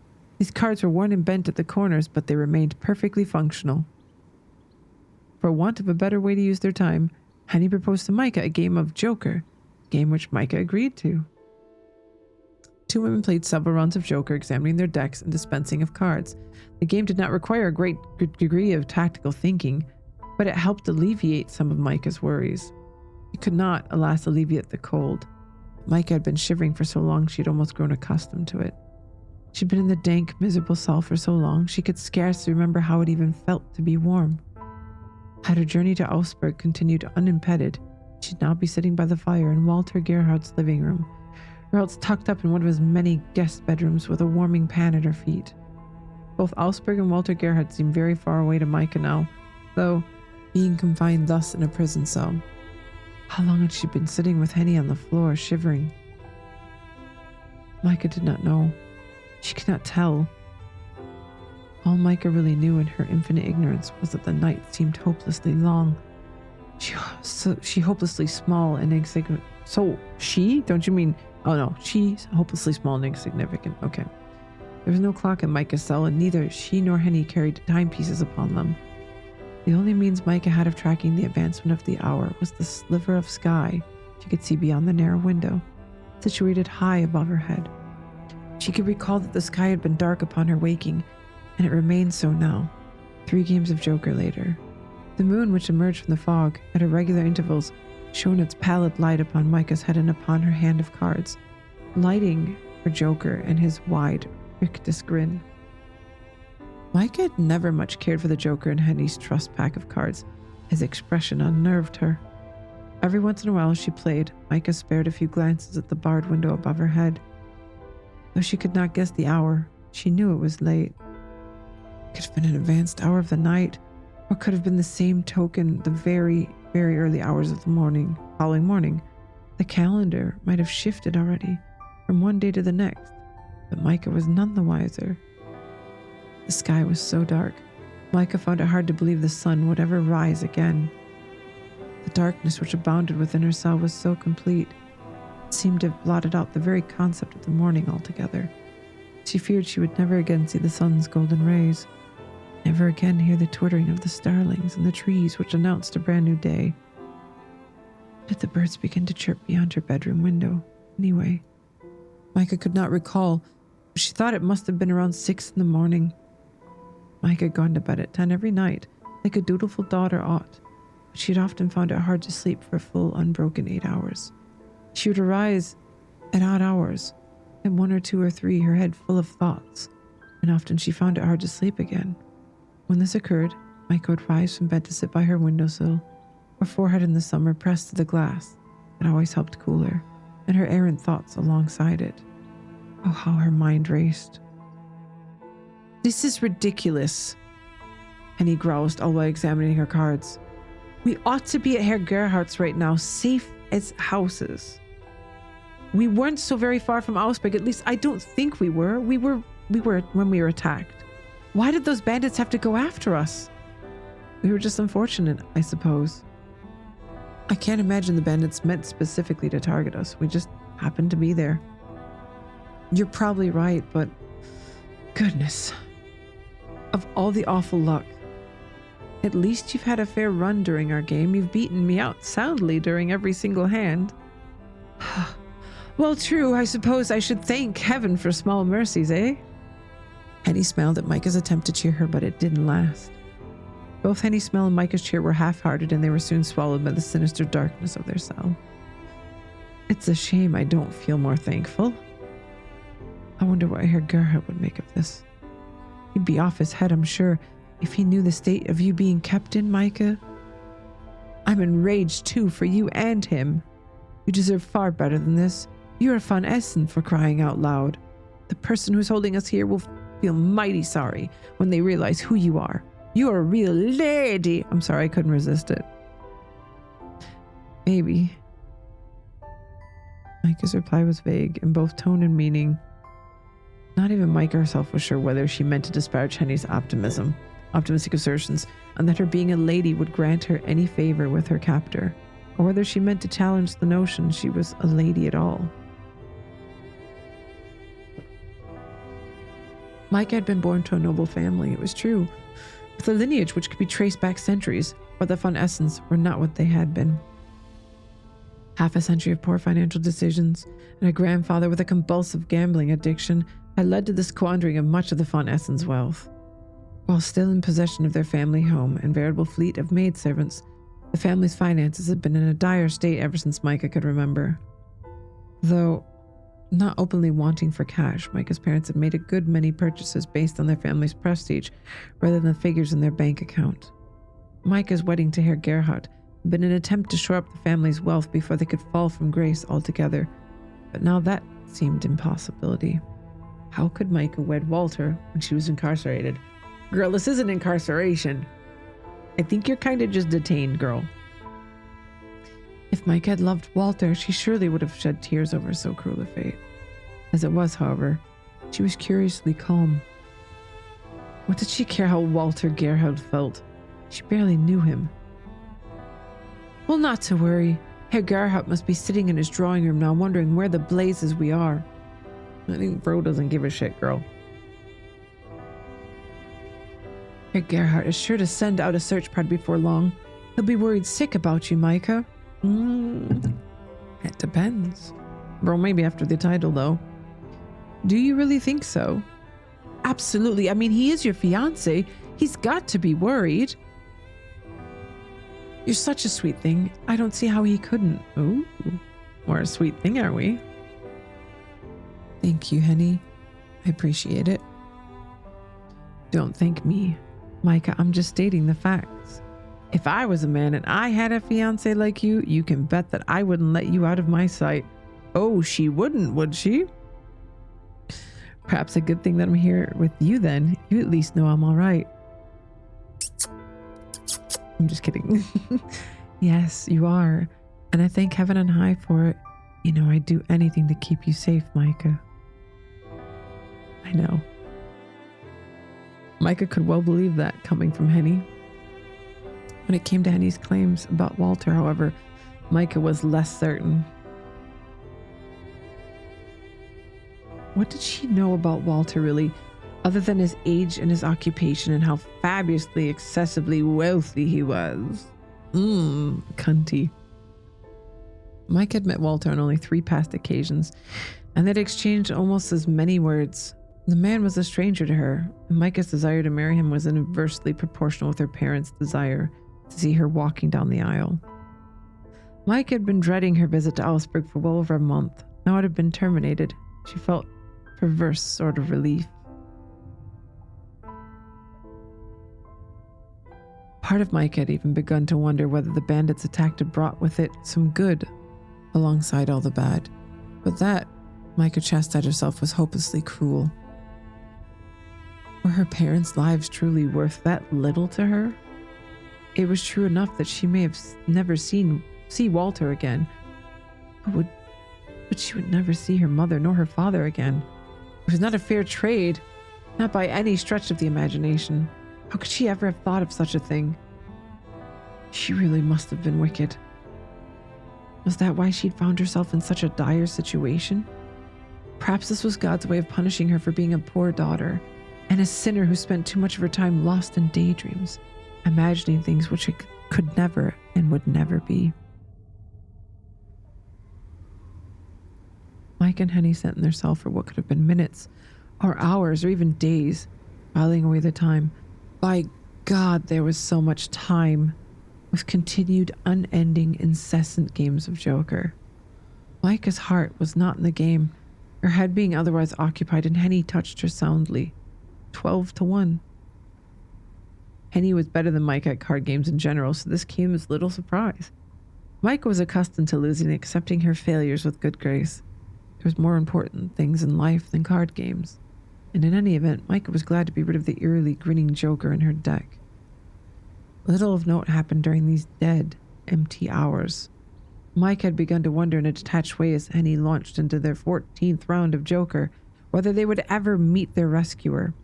Perhaps whoever had hauled them from the forest had done so, not as an act of kindness, but a means of prolonging their suffering. Maybe they meant to keep them locked in the cell alone until time itself slowed to a trickle, then ceased the squalid stone walls tumbling down about them to crush their emaciated corpses in the debris. But soon, shockingly soon, or so it seemed, despite all the interminable waiting, Micah found her hypothesis proved wrong. She could hear above the sound of Henny shuffling the deck a sound. Footsteps. Footsteps were quiet enough at first, but Micah wondered whether she had imagined them. But as the seconds elapsed, they became louder still until even Henny heard them. Goodness me! Henny fumbled with the cards, then threw them down. Red hearts and black spades spilt across the stone. Can you hear that, Micah? Yes, I can. Somebody must be coming. Our rescue from the woods. Do you think? It could be a rescuer, yes, but maybe... Micah chose not to finish that thought. Her saliva felt too thick in her throat, like tar, and she shivered. She didn't want to extinguish the hope, which she could see flickering now in Henny's eyes. That would have been cruel. Henny's head swiveled to the grated iron door. Excitable as a puppy and wide-eyed, she peered through the shadows. This is a turn for the better. I was beginning to worry they'd forgotten all about us. I can't wait to come face to face with them. I'm sure to tell them exactly what I think about their so-called hospitality. You've said that once before, Henny. I wish you wouldn't. I don't want to anger them. Oh, stuff and nonsense. I'm sure it'll be fine. If they wanted to harm us, they'd have plenty of chances to do it already, surely. That is true, but... The footsteps drew closer still, echoing about the stone walls, echoing inside Micah's skull. The footsteps could represent only 2 things. They would mean salvation, if they were lucky, but Micah found it difficult to believe this. Neither she nor Henny had been very lucky that night, despite Henny's continued winning hands in Joker. It seemed far more likely these footsteps would bring about yet more suffering. And sure enough, well, well, would you look what the cat dragged in? The voice that cut through Micah's musing was a proud, haughty one, the syllables polished to perfection like cut glass. The voice belonged quite obviously to a woman, and given her pronunciation, she must have been well bred. Oh my. perhaps the rescuer was a lady, then Avon such like Micah, from a family whose ancestral home was vast and old and grand enough to have its very own dungeon, whereas most nobility used their subterranean storage spaces for wine cellars, this family seemed to prefer taking prisoners. The thought did not fill Micah with much confidence about her mysterious rescuer. Anxiously, she glanced up to meet the source of said voice, and when she did, oh, Micah could not help but gasp in surprise. The owner of the voice, who now stood upon the opposing side of the cell's door, was not at all what Micah had imagined. She was shorter than Micah had expected, shorter than Micah herself, who was dwarfed by her wealthier, significant older fiancé, and slender with it, her cheekbones high, her neck not dissimilar to the stem of a flower.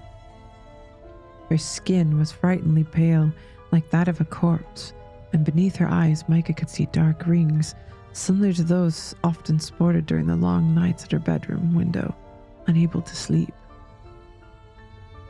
The woman, or was she a girl, had hair so fair it was almost white, which almost seemed to glow in the moon's light. Her hair was not worn in a chignon, but instead was loose. It tumbled about her shoulders in waves, all disarrayed in a manner which would have made Micah's mother swoon, the sheer impropriety of it all. The girl's appearance, but was she a girl, was striking not only because of her interminable age, but because of her eyes, which were wildly spaced and fringed with the most luxurious lashes. Her irises were not brown like Henny's, nor blue like Micah's. They were not green, nor hazel, nor gray, nor any of the other shades Micah had seen in the faces of her family servants, and the attendants at the boutiques to which her mother took her, and the congregation at her local parish. Her irises were instead bright red, so much so they bordered on visceral. These lovely irises were even redder than the blood which had seeped from Micah's sliced cheek, and seemed to be full of violence. The girl was a perfect stranger to Micah, but her eyes told more than pleasant chit-chat ever could. She was not normal. Micah knew instinctively if she gazed upon her that she should keep her distance, if she could, but this only made her conversely feel even more enchanted. She could not look away from her. It was as though her captor had placed her under a spell. That woman, and he shifted back, her skirts shifting against the ground. She's the one I told you about, Micah, the one from the woods. She's the one who fought off those bandits. I thought what I saw was unbelievable, but now I know it wasn't a dream. She really is real. She killed all those men. She's a monster. Oh, a monster, am I? The woman's unnatural eyes narrowed, and with a smile said, "You cut me to the quick, you humans do. At least you would, were I not so accustomed to it. Perhaps I bring it upon myself, given the unusual manner in which I treat my guests, but you could at least try to be polite. Why, if it were not for me, the both of you would be lying in the woods right now, mangled beyond all recognition. So you really were the one who saved us. I thought as much. Yours isn't a face anybody could forget in a hurry." "Why, thank you. I'll take that as a compliment. I am very striking. I know. Why did you save us, though, and how? I can't believe you brought us back here. Wherever here is, on your own, you must have had help." "Oh, if only. But alas, I've not had any help for, well, let's see. Must have been a century at least." "A century?" And he gawked at the woman, her eyes agog. "But that would make you older than my grandmother. That can't be right. You don't look a day over 18. "Do you really think so? You are too kind." Laughing softly, the woman extricated a key from her pocket, then inserted it into the awaiting keyhole. Deftly she turned it, and deftly she stepped inside the cell, the hem of her dark cape dragging against the uneven stone floor. Once inside the cell, she turned to close the door, then locked it anew. Oh, bitch does not trust you. There. That ought to do it. It would be horribly tedious if you tried to run from me. I would be able to catch you, of course, but I'd rather not bother with all the fuss. With the door secured, the woman placed the key inside her pocket and turned to look at her prisoners. Her red eyes met Micah's, which were narrowed with mistrust and pouting. She said, "Now, why are you looking at me like that? You're making me feel quite unwelcome. I thought you'd be relieved to see my face after being left to languish in the catacombs of my castle for hours on end. But maybe I was hoping for too much. In any case, you shouldn't frown like that, dear. It's an awful waste. You'll wrinkle your pretty face." This chastisement was familiar to Micah. She had heard it many times from her mother, while Micah had been trained to obey her mother without question. However, it was not so with this strange woman. Some of her retentiads fell away. Needled, Micah said, "What I do with my face is my own concern. I'm sure it's none of your business." My goodness. You're feistier than you look. I took you for a shrinking violet, but maybe I was mistaken. You might make for quite the amusing plaything, though be a good sight prettier if you smile. You're bringing the smile shit. I can't say I blame you for being so surly, though. I never liked smiling on command either, though it's been many, many years since anybody last tried to give me orders. It's fortunate nobody can tell me what to do now, at least. Came at quite the price, but oh well. Never mind. Where are my manners? My name is Magdalena, but you may call me Lena. My family's name, meanwhile, is so of no particular importance. They might have commanded some respect back in the day, but it's not so now. They've long since been obliterated. I doubt history will remember them. I would not wish to do so. I'm all that is left of their legacy, a fact I would very much love to rub in their faces, but alas, I never got the chance. It is very nice to meet you for the second time this night. So saying, Magdalena dropped a neat curtsy, taking hold of her cape in lieu of a skirt. But I'm afraid I'll not be afforded much of a chance to properly know you. While I would relish the chance to speak to a couple of young maidens such as yourself, I have designs for you beyond idle chatter. And what do you mean by that exactly?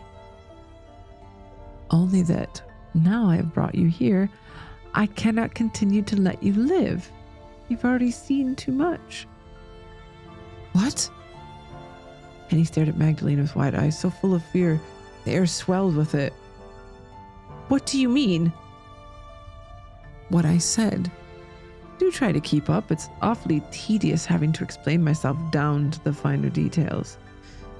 But I suppose you have the right to know the bare minimum, prisoners though you may be.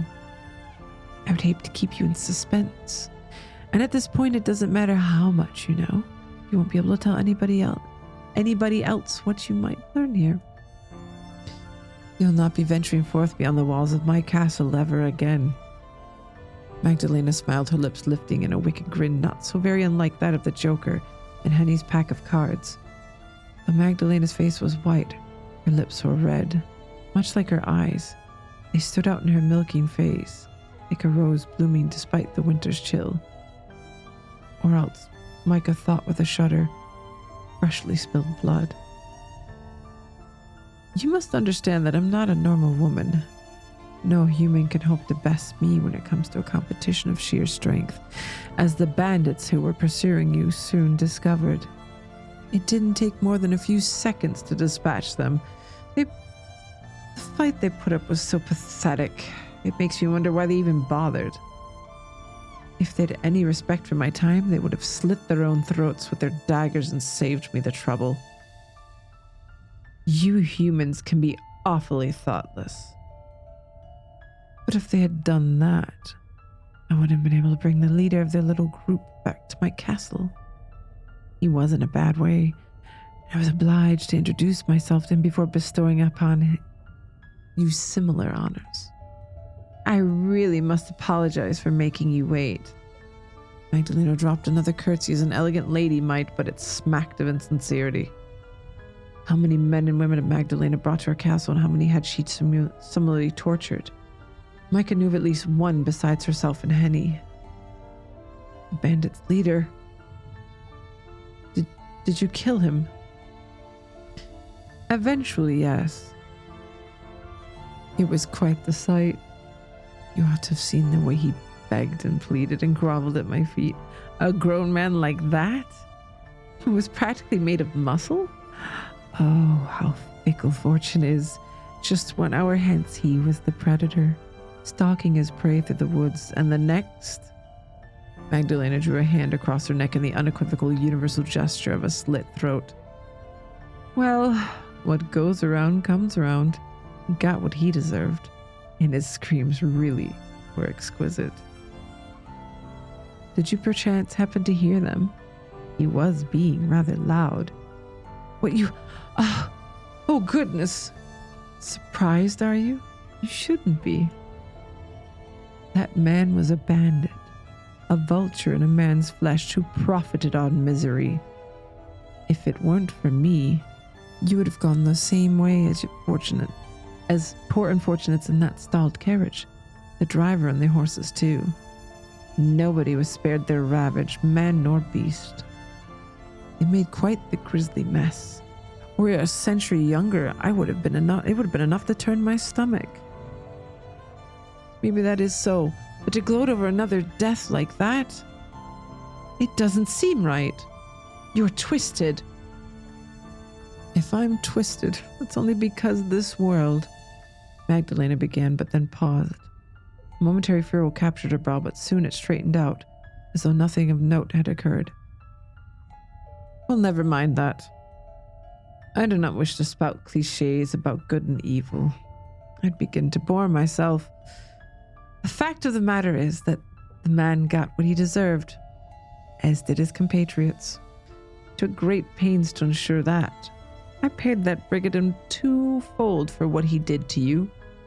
Did you know that he tried to be stoic in the beginning? Humans often are. Human males in particular. They've so much pride. It's funny, really, that a cur like that would care so very much about appearances. He was less a man than he was a dog, but he still had pretensions of greatness or of grandeur. I soon stripped him of those lofty delusions, however. Humans are very alike in one regard at least. You all scream the same after your bones have been broken, and you all bleed red. That man was a brigand, I'll grant you that, who deserved the hangman's noose, but that's for a court of law to decide, not you. What you did isn't justice, it's barbaric. You shouldn't be taking pleasure in other people's deaths. What gave you the right to kill him anyway? I had every right to kill him. He was trespassing upon my land, as were you and the young lady there. His life was forfeit the moment he encroached upon my territory. The Lord's Prayer may say that we ought to forgive those who wrong us, but I have no patience with such teachings. They do not apply to me. The Lord has forsaken me. I am no longer a member of his congregation. He would have no love for me as I now, and I have love for him. I cannot conceive how he could have let me suffer so if he truly existed. Sometimes I do wonder. So you mean to add blasphemy to your list of crimes? Oh, I've done far, far worse than that in my time. The morals of you good, sentious churchgoers do not apply to me. I'm not of your kind. I'm a drinker of blood who walks the night. I've been alive for over a century, though my life is very different to yours and your mistress's. I doubt that you could understand me, and neither do I want you to. I've no desire to understand you either. There'd be no point. We are much too different. A drinker of blood? That would make you a vampire? It was Mike who offered forth this label after Henny voice faltered. Micah was an ardent devourer of books, and she had read before of such shadowy denizens of the night, much to her mother's chagrin. A lady from Essen had thought that Micah, as well-bred young woman, ought not to read at all. It will only excite your mind, dear, but should instead busy herself with embroidery. Oh, God. Micah, however, had always preferred books to busy work, particularly work which involved needles. She found herself returning to stories time and time again whenever she needed a break from her own dreary life. Micah had read all manner of books over the years, but she preferred adventure stories, full of mystery, intrigue, and yes, even murder. Micah knew from her reading that vampires were nocturnal creatures, often aristocratic, who shunned the sunlight, dwelt in ruinous castles, and supped upon the lifeblood of fair maidens. Ugh, that's my life too. Yes, Micah thought in an oddly detached manner. Did make sense. She's giving, like, Alucard vibes, I'm not gonna lie, with the outfit. She had sensed there was something strange about Magdalena when their eyes had first met. Magdalena really must have been a vampire. It all made sense, at least it would have had Micah been a heroine in one of her novels. But life, Micah reminded herself, was not akin to a story. Micah might have consumed books like a starving man, but she had sense enough to know that the words written within the pages of adventure stories were all skein of fiction. Vampires ought to have remained within the realms of make-believe. They had no business walking about as humans did, made of cold, unfeeling flesh with hearts no longer beating. They were supposed to be constructs, mere figments of fancy. But Magdalena was undoubtedly real, and, unsettling though she was, Micah did not take her for a liar. Yes, that is correct. I'm a vampire, and this castle is my territory. It and the woods that surround you. You wandered into my domain, you hopeless little lambs, while on the run from those awful bandits. I know none of this is your fault. I have no quibbles with you. I'm not blaming you for what occurred tonight. There. See how fair I am? I'm too nice by half. Too nice for my own good cause. You've been awfully surly with me, the both of you, but I've only ever been polite.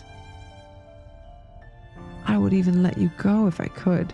Dispatching of brigands is one thing, but I take no pleasure in harming young ladies. But I fear that would be foolhardy. I cannot allow anybody who has wandered into my realm to leave alive. I do not want you telling tall tales. I should snap both of your necks and be done with it. But Magdalena Red Eyes found Micah's, then held them. Her smile, which hitherto had seemed so easy, faded as she frowned. You don't seem to be a mere peasant.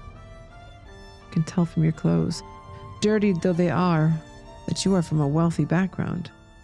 Your voice and your bearing, yes, even the way you look at me, it all suggests that you are in fact a lady. Would I be correct in that assessment? Why do you ask? It'd be problematic for me if I were to dispatch a woman of renown. I would not want your disappearance to catch the attention of men in high places. If they were to send out a search party into these woods, it's not wholly impossible that they would stumble upon my home. I've lived out of sight from the public eye for nigh on a century, and have no desire to invite half of Augsburg's constabulary into my home. The idea is incredibly unpleasant. Magdalena pulled a face, as a small child might when confronted with a plate of food they did not much care for. If you really are a lady, I might do well to exercise some caution. I suppose I can always spare your life and kill only this dowdry common girl, your maid. I take it. Magdalena looked to Henny, now her lips curled into a mean smile. What do you say to that? It's not a bad trait, is it? Her life for yours? Precious few people who find themselves in my abode are ever able to live to tell the tale. You would be one in. goodness, how many guests have I had over the years? There must have been a good 200 or 300. Aren't you touched by my thoughtfulness? Silence descended in the decrepit cell following Magdalena's announcement. Stuck for words, Micah could only stare at her, her lips parted. What was she to say to Magdalena's proposal? How was she to feel? There was relief, certainly, at the prospect of escaping the cell, but Micah could take no pleasure in it, not when it would come at the cost of Henny's life. How could she abandon a friend who'd been by her side since her early childhood? Were it not for Henny, Micah knew she would be dead already, butchered like a farmyard animal in her parents' carriage. Henny had rescued her once already. It seemed unconscionable that she would leave her now.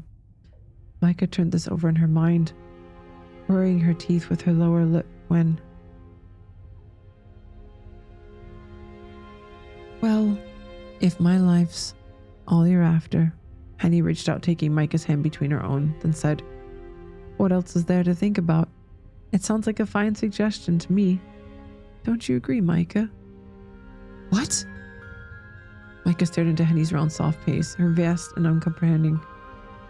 Surely you don't mean that. You're not all right with this, are you, Henny? Well, it'd be a lie if I said I was, jumping up and down for joy at the prospect of being eaten by a vampire. Henny's smile wavered, though she tried to maintain a brave face. But if it's what I've got to do to save your life, Mike, then I'll do it. I do love you after all. I'm not going to let you get hurt. Henny tried to sound brave, but Micah could hear how her voice trembled. All the same, could feel too how Henny's hands shook. Henny, like her, had heard the screams of the bandits' leaders. They echoed through the halls. Neither woman had seen his final moments. They knew from his cries that his demise must have been barbarous. Micah could not allow Henny to endure such suffering for her sake. She could not allow her to die. Micah knew Henny wished only the best for her, but... No! Micah spoke up, her voice surprisingly cool given the wild fluctuation of her heart within her breast. I won't allow that to happen.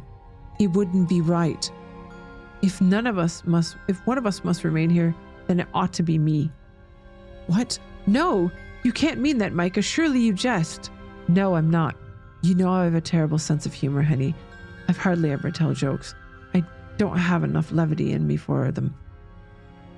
I'm not being very serious. You've always looked out for me, ever since I was small. Not that I always listened to you. You remember when I stole the keys to the mausoleum in my insufferable curiosity and crept inside? But of course I remember. You dragged me in after you despite my warnings, and it went about as badly as expected to. Didn't it just? Faintly, Micah smiled.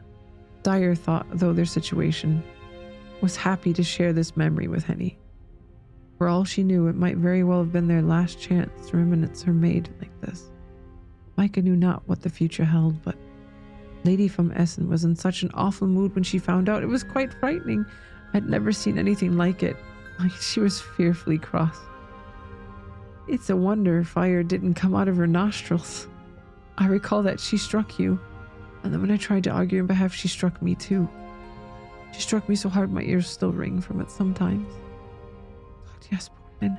I felt awful about it all the time. Really, I did. I didn't care about my punishments. God knows I deserved it. But you've done nothing wrong. You've been perfectly reasonable about the whole thing.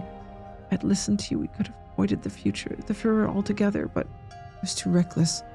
I ignored your wishes, but you still tried to protect me. You jumped to my defense just like a knight, and you were slapped silly for your troubles. It was horribly unfair.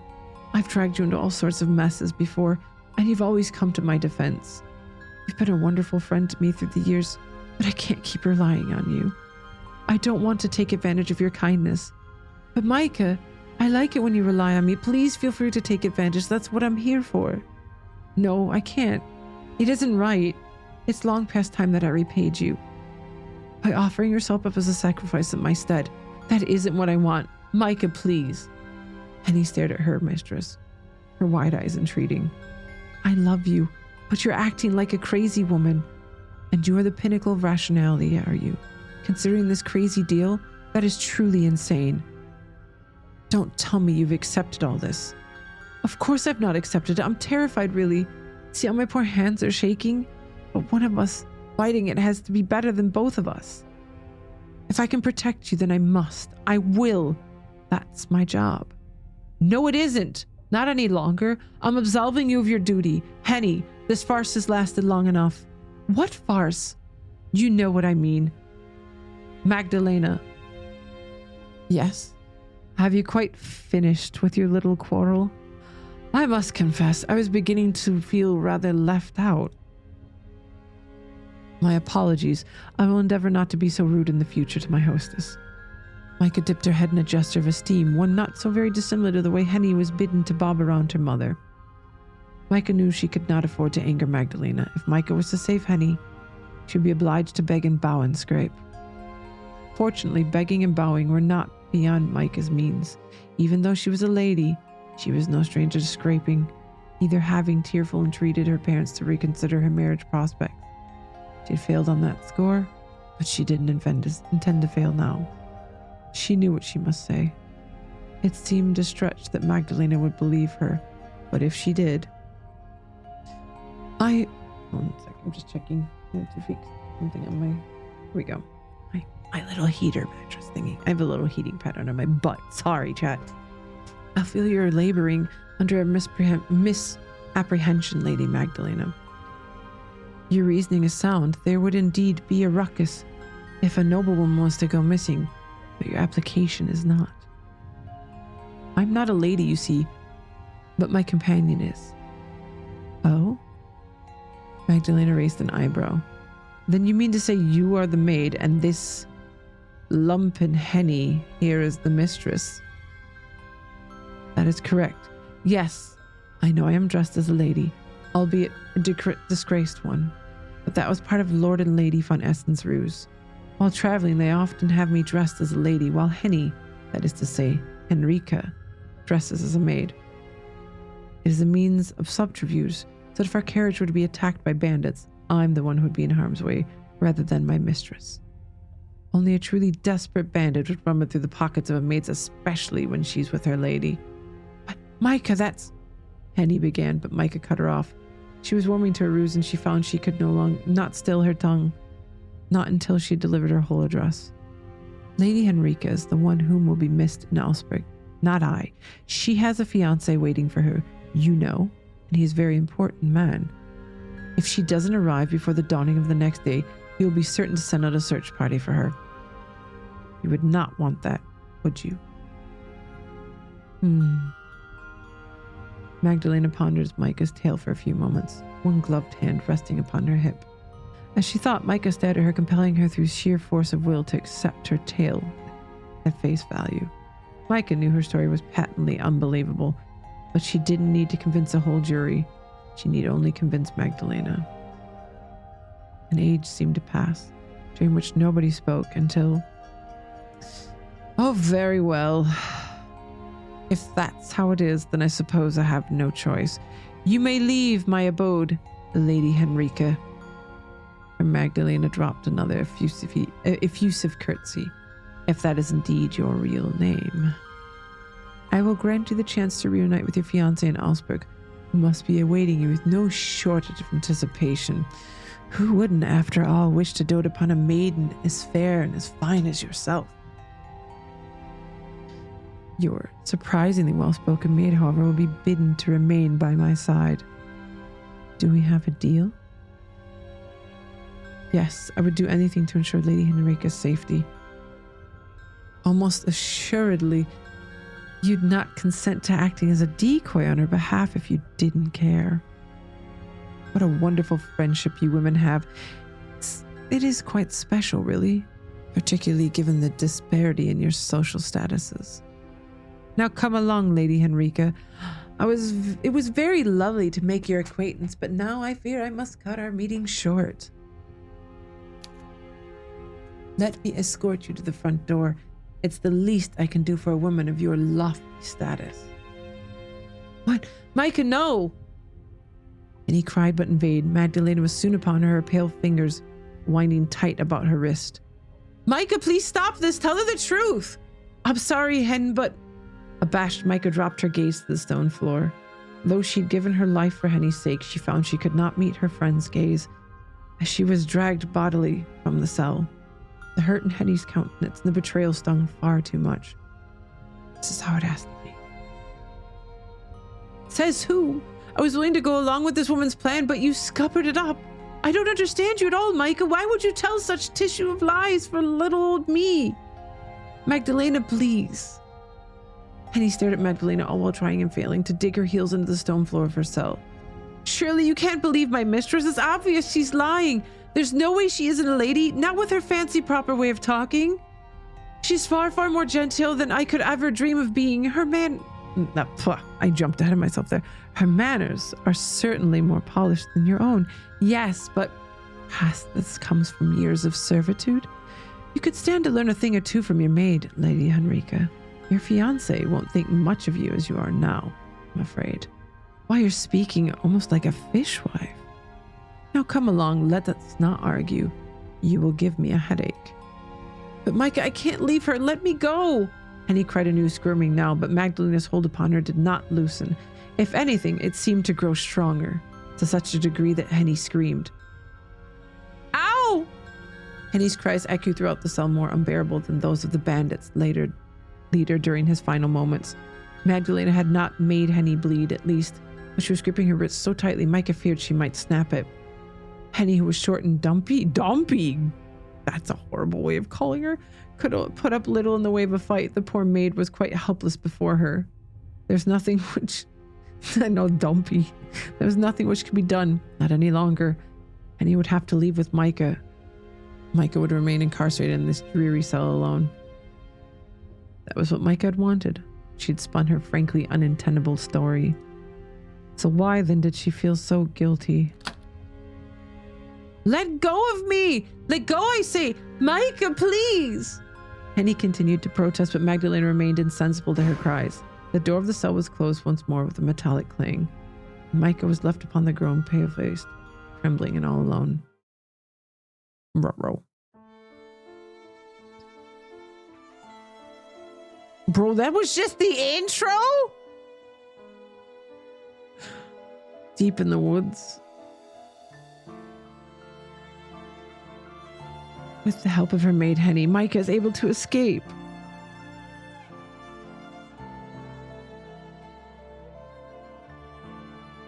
Henny.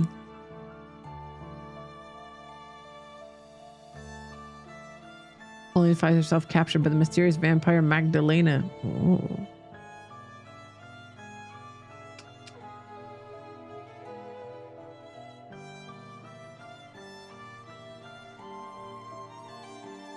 Johann Heidelmer, the names.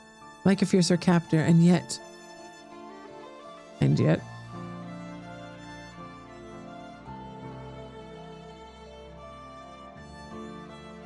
She feels safer with Magdalena than she ever did her fiancé.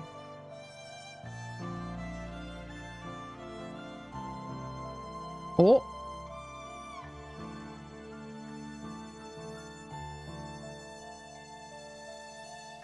This is Act 1. Oh my god, please don't tell me this is like a demo. Are we gonna get to the next act? What's going on? Okay, no. Thank Christ. Time passed at an agonizingly slow pace as Micah sat on the stone floor of her cell with her legs demurely crossed. Without Henny to cheer her, the air felt colder than it had before, shadows darker. Magdalena had taken Henny from the cell so abruptly she hadn't been afforded the chance to collect her scattered playing cards. All these cards were strewn upon the floor. Red diamonds, red as Magdalena's eyes, coal black clubs. Micah caught the eyes of a nearby joker. His lips pulled into an unsettling smile and shivered. She knew she was being paranoid. She felt almost as if the card was mocking her. Micah reached out, fingers trembling, to grab the card, then flipped it over. She did not want to look at the joker's grinning face. She did not want to think either about what Henny was doing or how she was feeling. She certainly did not want to think of her own future. Easier to drive such musings from her mind, and yet Micah tried to keep her thoughts placid, like the smooth surface of an untroubled lake. Sinister queries, sharp-toothed like eels, writhed just beneath the surface. What happened when Magdalena returned? Did she mean to kill Micah quickly? Or would she make her suffer first? Magdalena had seemed to derive great pleasure from her torture of the bandits' leader, but she had said she did not care to harm young ladies, and she meant it. Micah could only hope. If Magdalena did mean to kill her, she would do so quickly. She'd suffered enough for one night. No, for one lifetime. Micah, despite her heroism, did not want to die. The thought terrified her. When she imagined how Magdalena might kill her, a blade to the throat perhaps, poison, drowning, strangulation, her skin, which was now icy cold, rippled with goose flesh. She did not want to be stabbed, or poisoned, or drowned, or choked. She wanted to live. Micah had read stories of knights and their exploits, though she was no chivalrous herself. She was a young woman, though not, as her mother might have reminded her, so very young anymore, and she had little experience of the world beyond her parents' home. From an early age, Micah had been taught to hold her tongue, to hold her thoughts, to be sweet and pretty and patient, and above all else, pliant. She was not supposed to think for herself, let alone stand up for herself. It wasn't appropriate conduct for a lady. Micah had endured 25 years as such, living only to please her parents and her parents' esteemed visitors, and later her parents' chosen fiancé, but had not felt like living. The only times Micah felt herself were those when she played cards with Henny, or read her books, or sat up by her window at night and stared out into the garden. Micah was 25, almost 26. She knew nothing of the world. She knew nothing of freedom. She never truly lived. How then was she supposed to die? She could not pass on, surely, until she had at least been afforded the chance to visit some of the places she had read about in her stories, such dreams at all, which had kept Micah going throughout her dreary days kept indoors. She had persevered not for the sake of her present, which she had lamented, but the hopes of a better future which waited beyond the horizon. Now, Micah feared she would never be able to reach that future. Her life was to be curtailed before it could truly begin. Night squirrel, sleep tight. She would never see any of the world now. Paris and Venice and Rome would remain a mystery to her. Exotic settings for stories and nothing more. She'd been born trapped. And now she would die. The only difference was it was no longer her parents entrapping her, but a monster.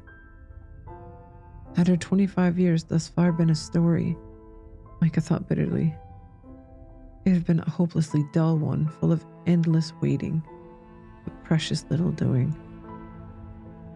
Waiting to live. Waiting to die.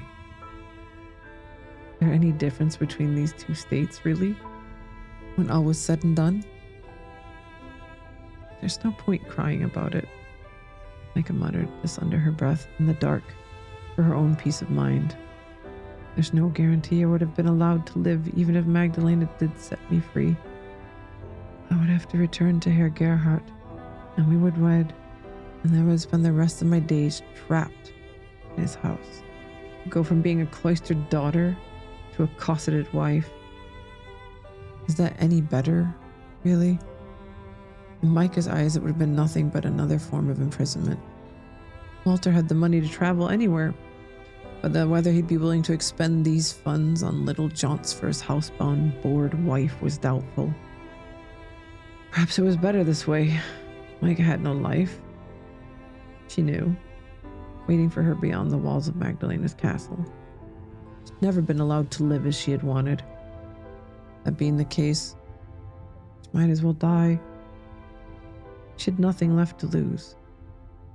The minutes passed by, each more intolerable than the last, till Micah was altered by the sound of footsteps. The iron door which partitioned the cell from the hall opened with a scraping squeal, and once more, Magdalena entered Micah's cell. Though Magdalena had left with an unwilling Henny in tow, she was now alone. Henny had gone. Well, well, Aren't you a sight for sore eyes? How fare you, my dear captive? I do apologize for the wait. Oh, never mind about me. What about Henny? Did you set her free? Goodness me. Your loyalty towards your lady is most profound. I was certain you would be inquiring as to your own fate, but no! You seem only to care for her. You really ought to worry about yourself more, given the circumstances.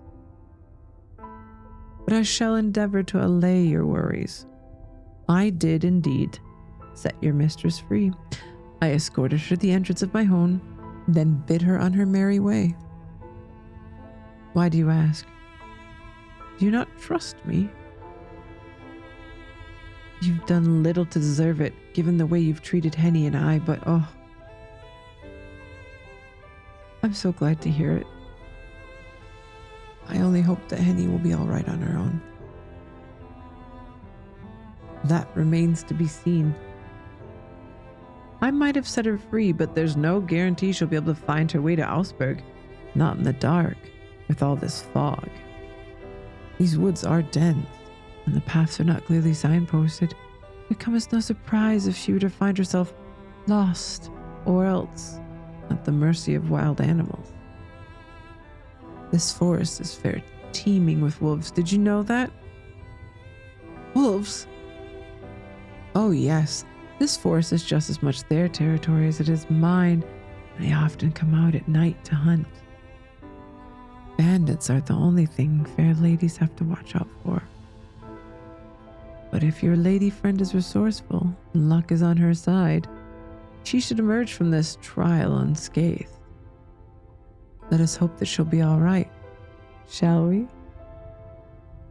Micah said nothing to this, but instead dropped her gaze, her irises fixed upon her knees. Her mind turned, not to her own intermittent fate, but to Henny, who would now be staggering through the woods, wreathed in ephemeral fog. Micah saw Henny backed against the copse of trees, their branches slender, sinister as a pack of hungry wolves poured down upon her, their eyes glistening madly in the moonlight. This was only one possibility. Magdalene had said Henny would need luck on her side, and Hetty had that in spades. If her performance in Jokers was anything to be believed, girl, that's a game of cards. Calm down. She'd always been better at cards than Micah. Now enough about Lady Henrika. She's no longer my captive, and as such is of little interest to me. I would far rather speak to you. To me. Yes, indeed. I have designs on you, my loyal little servant girl. I do hope you'll make yourself useful during your stay. Designs? Then you mean... Micah pressed her fingers to the base of her throat. She could feel her pulse beating beneath the surface of her cool skin, as erratic as a rabbit's caught in a snare. Do you wish to drain me of my blood? Do you want me to drain you of your blood? Magdalena tittered. How very eager you are. It's not that. Do not misunderstand. I wish only, if you meant to kill me, that you would do so quickly. I've grown sick of waiting. Oh, yes. That look in your eyes is delectable. Maybe more so even than your blood.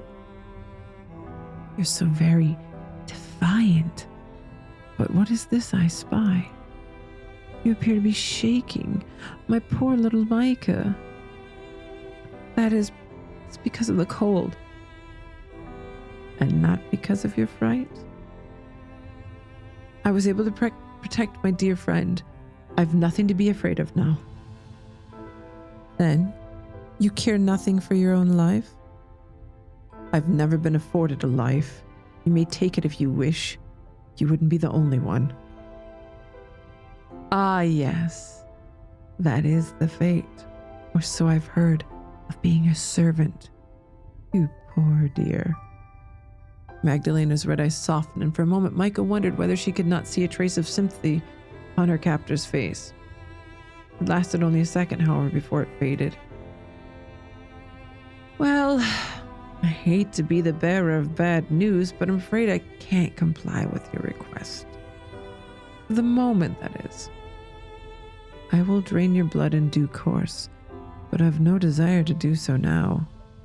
Bandits I encountered earlier made for a more than satisfactory meal. I'm so glutted, I don't think I could drink another drop of blood. Then you mean to draw this farce out still longer? I'll draw it out for as long as I wish, until I'm sufficiently thirsty. There seems little sense in overindulging. I'm sure that your blood would taste sweeter than a bandit's, but only makes it more imperative that I save you until I truly want you. Though it was Micah's death Magdalena spoke of, there seemed something sultry, seductive even in the way she stressed her words. Micah, who was unused to being wanted, found the blood pooling beneath her cheeks despite the chill which clung to her. How would it feel when Magdalena brought her lips to her neck? Would it hurt? She supposed she would feel a prick sensation as Magdalena's teeth sink into her flesh, and then, now won't you come with me? You'll catch your death of cold staying inside this dreary cell, and then you'll be of no use to anybody. If I'm to enjoy you properly, I prefer to do so while your body is still warm. What? Micah looked at Magdalena, her blue eyes uncomprehending. Are you really letting me go? In a manner of speaking, yes. They'll only be transporting you from one prison to another. As your hostess, I don't believe that these quarters are wholly appropriate for a long-term stay, especially not for a fair maiden such as yourself. You will be in my abode for several days, yet I fear until I have further need of you. Till then, I'd like you to live in some measure of comfort. How unexpected. I didn't know that you were so gracious. I can be. I've hidden depths, much like the forest that surrounds my humble abode. I do hate to see you shiver so, and your skin is so pale. Poor dear, you and I could almost be sisters. White skin may be fitting for us vampires, but it isn't so for maidens, not even the fairest in all the land. Now, please follow me. I doubt you've any real wish to stay here, languishing, unless you mean to make a further martyr of yourself. No, Micah bit her lower lip. She was loath to accept kindness from Magdalena, but she did raise a fair point. It was cold in her cell and miserable alongside it. If she remained there overnight, it did not seem impossible that the blood in her veins really might freeze. Micah had already given up on her own life, but she did not want to die as a stray dog, racked with shivers. If that is what you want from me, then I have no reason to refuse. How very biddable you are. The words which come from your mouth might be stubborn, but it seems you're experienced when it comes to following orders. Of course I do. I'm a maid, like I said. Ah, yes. So you did. That would explain your servility. Part of me was hoping you might refuse, so that I would be bidden to carry you. But this is fine too. It spares me the effort. Shall we? Please, lead the way. Micah dropped Magdalena a curtsy, this time taking her dirtied skirts between her fingers, the pads of which had turned pink from the cold. Magdalena smiled at the display. For a prisoner, you're awfully cheeky. Then turned upon her heel after bidding Micah to follow. Naturally, Micah obeyed. She could see she had little choice in the matter. Magdalena led Micah down a twisting hallway packed full of cells identical to the one Micah and Henny had been imprisoned in. Micah tried not to peer into those cells as she passed them. But curiosity soon overcame her, and she found her head swiveling. She feared as she stared through the darkness that she might encounter sights more horrific than she was capable of comprehending.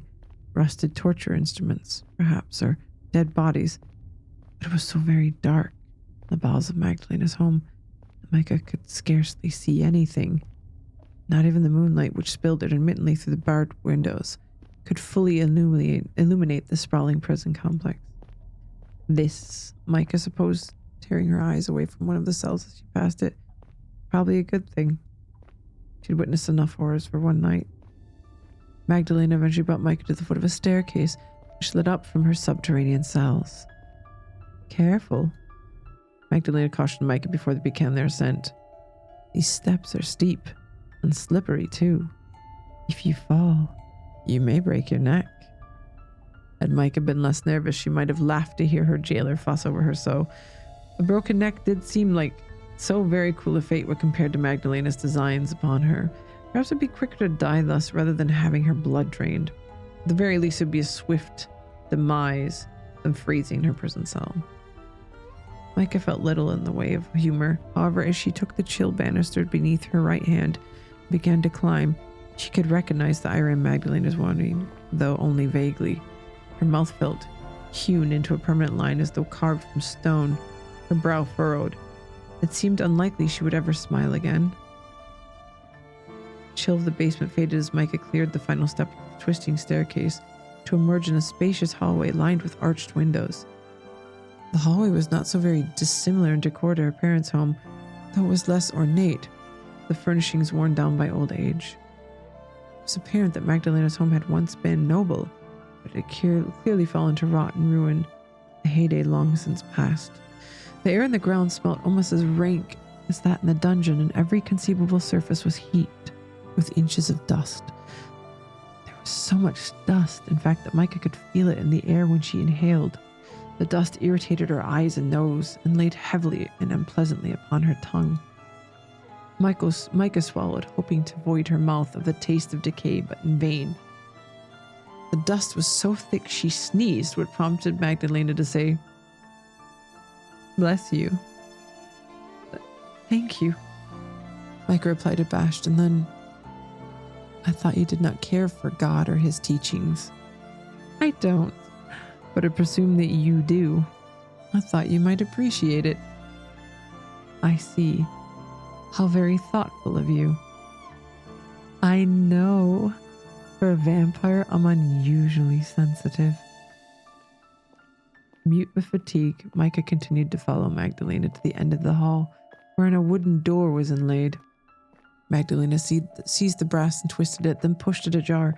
It stuck for a few moments as though unwilling to move, but soon shifted, creaking as it did so. When the door swung back, it was to reveal a vast, spacious room with a ceiling so cavernous Micah had to crane her neck to see it. A large, ornate staircase was set in the center of the room, which rose to the floor above it, the banisters made of wrought iron. This, Micah supposed, must have been the entrance hall. It had clearly been designed to impress, for its vastness was almost dizzying. Magdalena's home, could it really be a castle? It was larger even than Micah's, and vast enough to be unnerving. Trapped within this scene of spoilt luxury, Micah felt smaller than ever before, a tiny doll rather than a grown woman rattling about in a playhouse. The entrance must have been fine once, but it showed clear signs of deterioration. The dust was so profuse that it made Micah's eyes water. Several of the stone steps which led upwards were cracked and chipped. A grand piano could be found in one corner of the room. Its lid was shut, and Micah doubted it had been played, if it still could be played, in decades. There was a chandelier in the entrance hall hanging aloft from the high, high ceiling, but when Micah craned her neck upwards, she could see, even in the dark, that it was festooned with spider webs. The house might have been grand once, but it was not so now. It seemed a wonder, really, that it still stood when clearly it was uncared for. "Your servants don't seem to be working very hard." Micah spoke lightly, her voice swallowed by empty air. "Perhaps you ought to see to hiring new staff. My mistress would never permit." Micah brought her hand to the banister of this grand staircase, then drew it back, wincing. Pads of her thumb and index finger were fuzzy with dust. "This." "Oh?" Magdalena, who had already begun to ascend the staircase, turned to look at Micah and smiled. "Are you judging my home, Micah?" "I would never presume to be so rude. I just thought it might feel more homey, that's all. If it were less of a pile." Magdalena laughed, then shook her head. You are quite right, of course, to judge. Please, judge away to your heart's content. I've never been a fan of this place myself. Its scale is too grandiose, even for my liking. My great-grandfather, it was he who had this place built, had more money than sense, and absolutely no taste to back it up. A house has no need to be this large. But there was land enough for it, and money too. And when a man has land and money and means, he will often think, well, why not? Practically matters little in the decision of great men, and neither, to my unending woe, does aesthetic sense. I can believe that my own father, my master rather, Micah's face flushed at this gaffe, the tips of her ears turning pink, half filled my own residence with potential baubles. They were all very expensive, but not particularly cohesive. No, Yubi, don't get sick. The parlor looked like a museum once he was through with it. It hardly seemed like a place to sit and relax. I was too afraid to spend any measure of time in there in case I broke something. And it seems we have something in common. I found this place dismal. Even when my family was alive, we had a legion of maids back then to keep everything spick and span. It kept the dust and the cobwebs at bay, bless their hearts. But they couldn't combat the loneliness. Now, my family's dead, and all of our maids along with them. Can hardly take on new hires, being what I am, so my home was rather left to go to ruin. I clean what I can, but there's so very much house to clean, and only one of me. It's quite the overwhelming challenge. My attempts at cleaning have fallen quite by the wayside during the last half a century. I hope you can forgive my slovenliness. Oh no, it's fine. I understand. You're too kind. Magdalena's red eyes softened as they had back in the dungeon with something akin to sympathy, but before Micah could ponder this, her jailer turned. Oh, listen to me prattle on. It's most inconsiderate of me, especially when you must be tired. Let us make haste to your room. Micah followed behind Magdalena as a puppy might, almost grateful to her for the promise of a room and of a bed. It was as Magdalena said, she really did feel tired. She was more than ready to lie down beneath warm covers, even lukewarm covers, and sleep. Anything would have been better than the stone floor upon which she had been lying. Micah yawned, her eyes blossoming with tears anew. I want to yawn, damn it! While pressing her right hand fingertips still flecked with dust instinctively to her mouth. Fucking say yawn and then I yawn. I'm an easy bitch. Oh? But half asleep though she was, Micah's senses were alert enough to detect a sudden noise. There came, through the yawning gulf of the entrance hall, a sound not dissimilar to that Micah had heard in the dungeon. It was a scream. Or was it? Micah was unsure. The scream was fainter than the one she detected in the dungeon, and seemed to emit not from the ground under which the cells lay, but above her head. Was there another person concealed in Magdalena's abode? Somebody other than herself? Was it another captive kept separate from the rest? Was it Henny? Magdalena? Lena, please. Magdalena's quite the mouthful. I'd rather you use a nickname as you did with your mistress. Micah wished to contest this. Her relationship with Magdalena wasn't close enough to allow this use of nicknames, but she felt too tired to engage in an argument. What did it matter really how she addressed Magdalena when soon she would be dead? Lena, then. What was that noise I just heard? What noise? You didn't hear it? Micah stared at Magdalena, her expression one of patient disbelief. It wasn't very loud, I'll grant you, but it was unmistakable, I swear. It sounded just like a scream. A scream? Magdalena pondered, one hand beneath her chin. Such sounds are not unheard of in my abode when I'm attending to a prisoner. Micah shivered.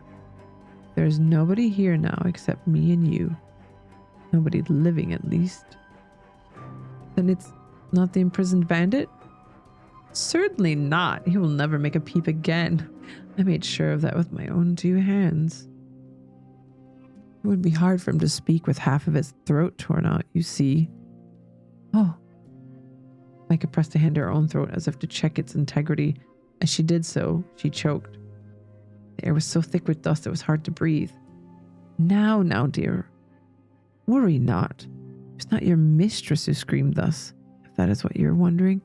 I'm a woman of my word, and I promise I let her go.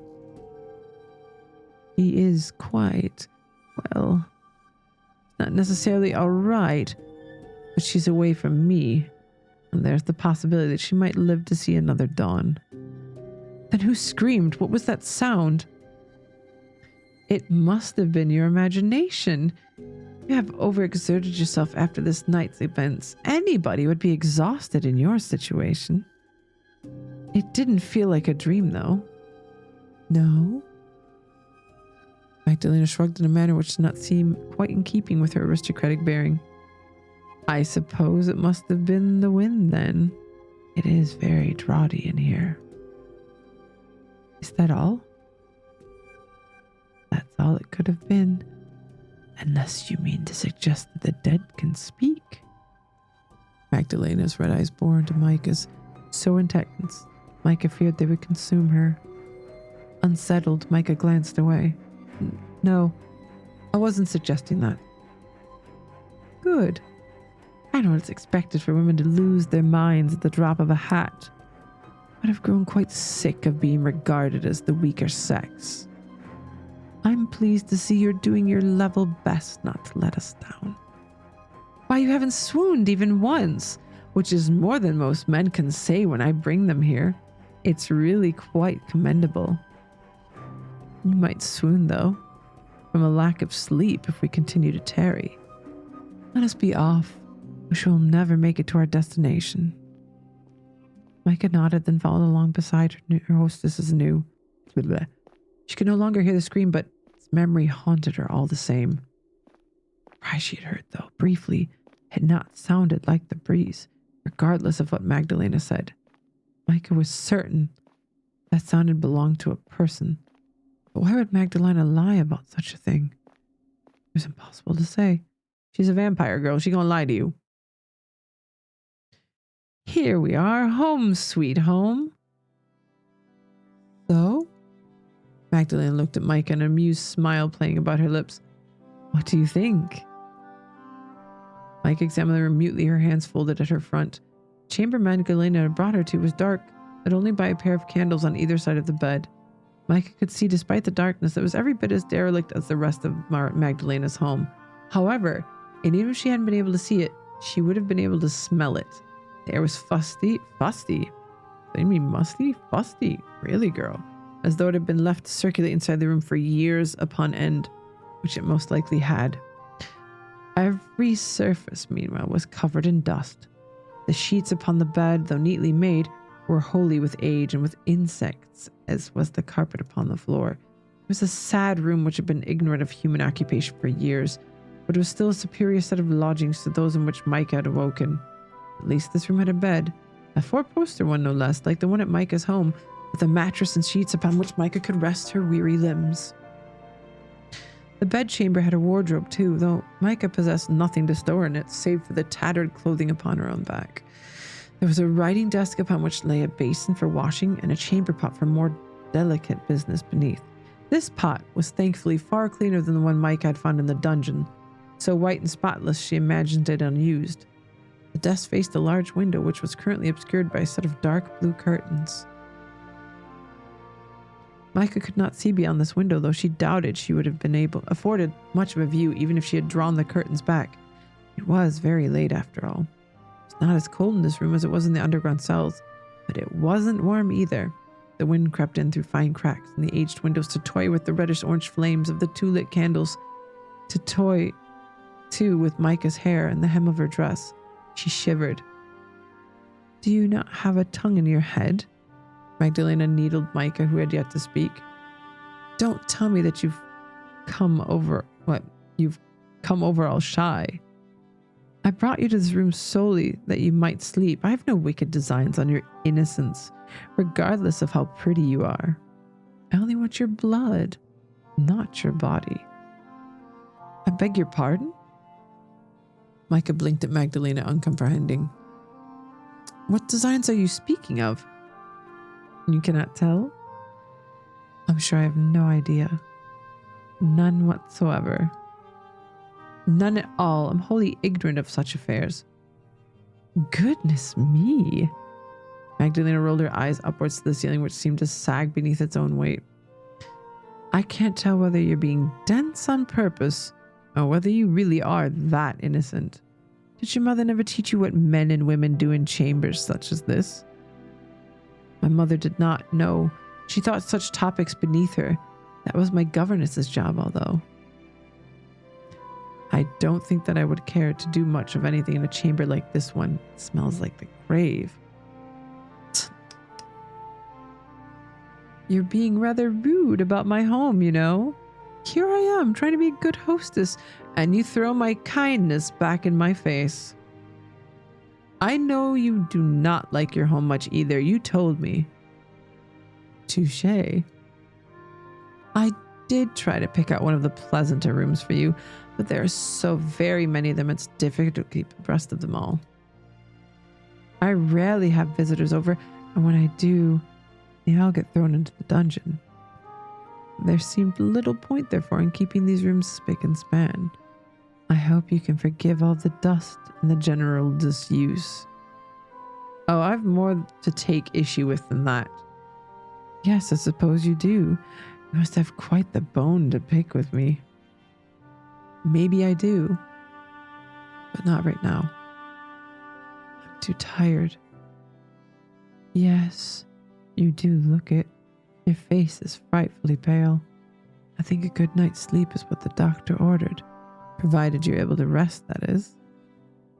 That would be nice, but... Micah let her fingers trail on the brocade covers of the bed, her expression pensive. What did you mean earlier when you said you'd no designs on my innocence? Dear me, I thought that you were joking, but I can see that you're in no fit state for it. I don't tell jokes, I've little to laugh about. You have even less to laugh about now, you poor dear. Magdalena cleared her throat.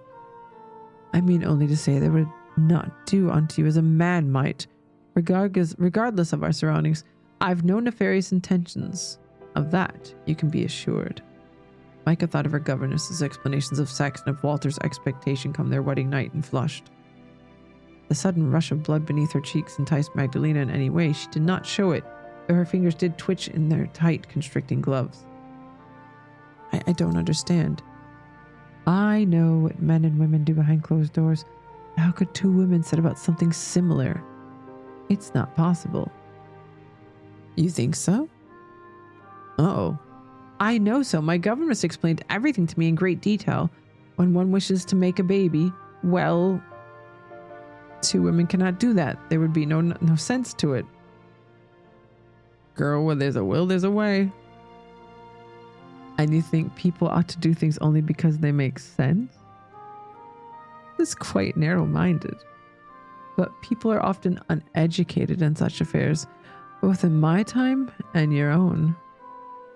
In some ways, the world has changed a great deal, yet in others, well, never mind. I can see I'm only confusing you. You're so very innocent it hurts. Perhaps it's to be expected, though. Ladies ought not to know of such things. They're born and bred to be ignorant. What? Micah had not understood the full implications of Magdalena's previous lament, but she understood well enough what she meant by this. Why would you call me that? I already told you I'm not a lady. I am Lady Henrika's faithful servant. Yes, you did say. And that's true. She is the lady, not I. You did labor that point quite intensely, yes. Back in the cells, you were so fervent about it. You almost had me fooled. At least you would have. If you weren't such a terrible actress. What? Oh, don't what me. It's quite tiresome. Did you think I'd fail to notice all of your fancy turns of phrase? Your vocabulary is that of a well-to-do young madam, not a maid, even a lady's maid.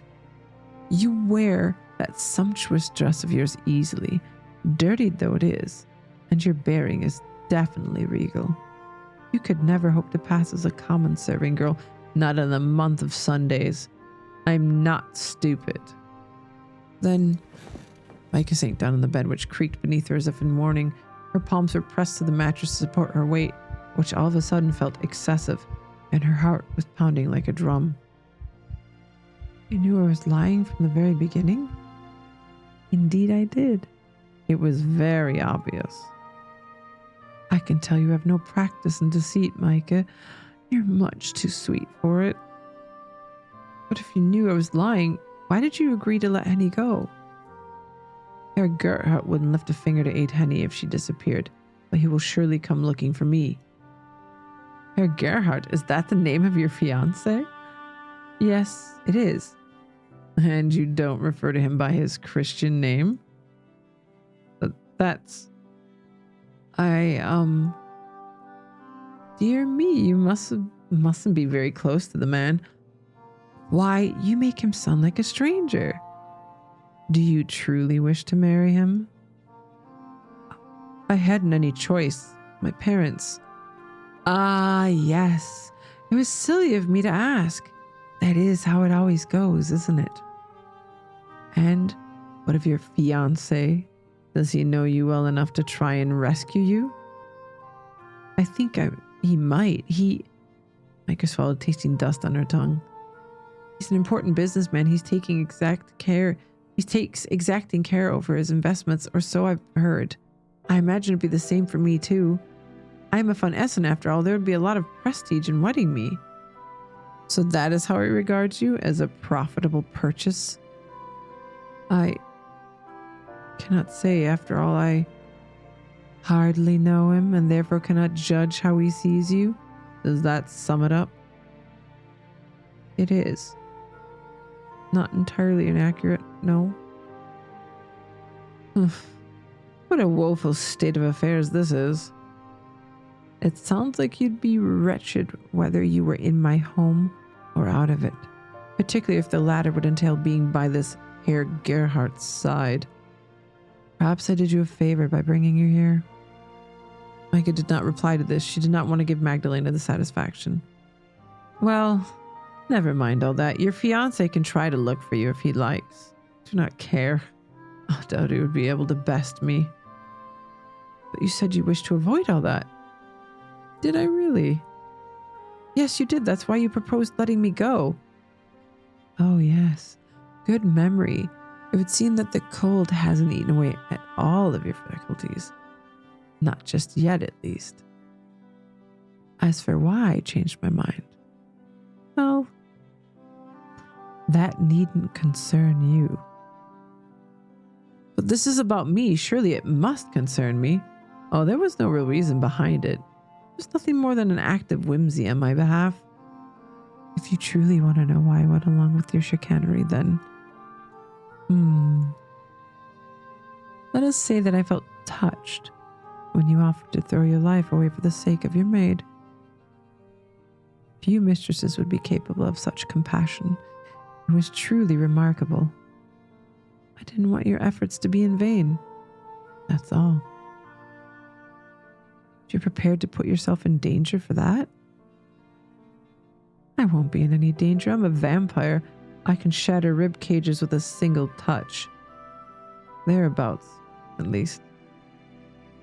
Now you really must get some sleep. It'd be much better for you than asking all of these silly questions. But if I've nothing to change into, what will I sleep in? Uh-oh. I've considered as much and took the liberty of stocking these drawers with some of my own clothes before I fetched you. You should find that they fit, more or less, and they're clean, which is more than can be said for the rest of the linens in this place. There are books on the shelves, too, which you may read, and drew up a basin of water for you to wash yourself in upon waking. You could find no better amenities in any inn. I do hope you have a pleasant night and sweet dreams. Magdalena smiled sardonically, then dropped Micah another curtsy.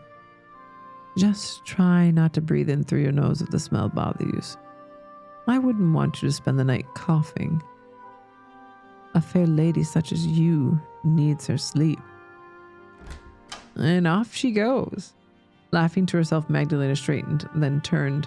She departed, her long cloak trailing against the age-spotted carpet, and shut the door behind her.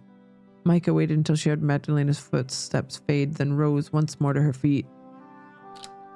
She crossed the room, her legs trembling, seized the doorknob between her fingers, but it stubbornly refused to budge. You got locked in, girl. The door was locked. Well, of course it is. What did I expect? Defeated, Micah returned to the bed. Worried from all that had happened, she collapsed upon it, her loose hair strewn in spirals across the sheets. Micah stared up the ceiling, which was drenched in darkness, and softly muttered, "What am I going to do now?" Micah's question, of course, fell upon deaf ears. There was nobody to hear her. She was all alone.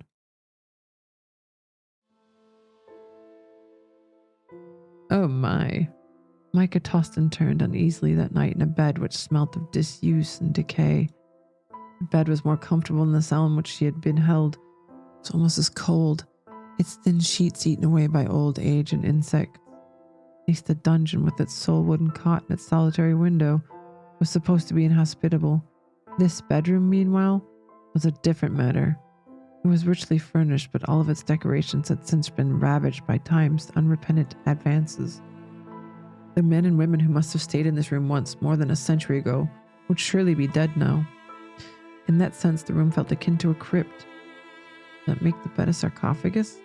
Micah a corpse? Magdalena had spared Micah's life for the present, but Micah doubted that she would be so fortunate in the future. Magdalena was not, Micah reminded herself, a human, but a vampire. She meant to suck Micah of her blood, and when she did, Micah would lose her life, just as this room's previous inhabitant surely had. Magdalena's home was so decrepit it seemed unfathomable that life could flourish within its walls. It was not so very different, really, from the Von Essen mausoleum. The air even smelt the same. It smelt of death. No matter how Micah tried, she could not get comfortable. All the while, as she tried to sleep, she heard the wind howling outside, creeping stealthily like black-cloaked thieves through the cracks in the glass panes. Micah's bare toes curled against the mattress. Instantly, she shuddered. What was to become of her now? Oh. I may end it here because it's like almost 2 a.m. my time. And it's Act 2. So we'll go through Act 2. I'll save and then we shall continue the next time. No, I know. There's a little bit of something here. I gotta stop. Like, I'm tired. My kidneys hurt again. I don't know why. I thought they were better. God damn it. Yes, I shall save. Plus, girl, I've been reading for 2 hours. That's a lot. I'll do it again tomorrow. Like when I stream. I don't know if Friday I'll stream because I'm supposed to like do some stuff with Oni for his stream. But what I might do is if I stream with Oni, then I might just go live and play this then and not do any reacts then on Friday. I'm sorry, Emo. Watch the VOD.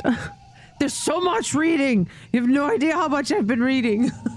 I've been reading so much. Oh my God. Save again, just to be safe, because I'm not going to go through all that reading again. Do a double save just to be safe. Save. Wait. Yes. Please, Lord Jesus, save. Oh, the whole ass game. Okay. I was going to thought the menu, but all right, fine. Shit. God damn. Oh, fuck me sideways. Oh, my eyeballs are dry. Ooh. Okay, come on. That was good read. That was really good. It's really good. I like it. It is very long-winded. Holy shit. But it is definitely going to be good to read. It's going to get more interesting in the next one. We had to go through the arduous task of figuring out and kind of sussing out the characters, but it's good. I will continue next time I stream. I will probably most likely just do this then next time I stream. I'll just read this because Friday is Oni's birthday stream. He will be streaming. And I agreed to play Mario Party and stuff like that and do lots of stuff. So I may be knackered to shit and back. So maybe if it's not Friday, maybe Saturday instead I'll stream and read it. We'll see. But I will do something definitely. So let's see who we're going to go to. Beetle's live. What's Beetle up to? Is it just Beetle? What's the stinky beetle up to? He's playing Repo. Solo. It's funny, he's got Inzoi's character creator. I downloaded that today as well, and I was gonna fuck around with that. Helldivers stream on Saturday. We'll see. Let me load the Beatles stream here. What's he up to? Oh, he's soloing. Oh, he's got goofy little glasses. What a fucking nerd. Yeah, we'll go to Beetle. I'll send you all to Beetle, okay? So let's get that situated. My brain is kind of toasty because I read so long. You have no idea how much reading that was. That was a lot for my brain. But yeah, thank you. Oh, Celticness starts streaming again. I'll send y'all to Beetle. Beetle needs it. Celticness gets enough viewers, to be honest. Like, he has usually like a good 40 or 50. Beetle deserves it. Go watch Beetle play some solo repo and doing random stuff. You know, fun stuff. I'll be back Friday or Saturday. We'll see. Make sure you check out Oni's birthday stream on Friday. He is going to be having fun with that. He's going to be doing lots of fun stuff. Me and Double Scuffed are going to be there, so it'll be lovely. So yeah, make sure you guys swing by Oni's birthday stream. It'll be great. So everybody have a lovely evening, morning, afternoon, whatever the fuck time of day it is for you. And I will see you all then. Probably Friday. Yeah, I'll see you Friday. Bye.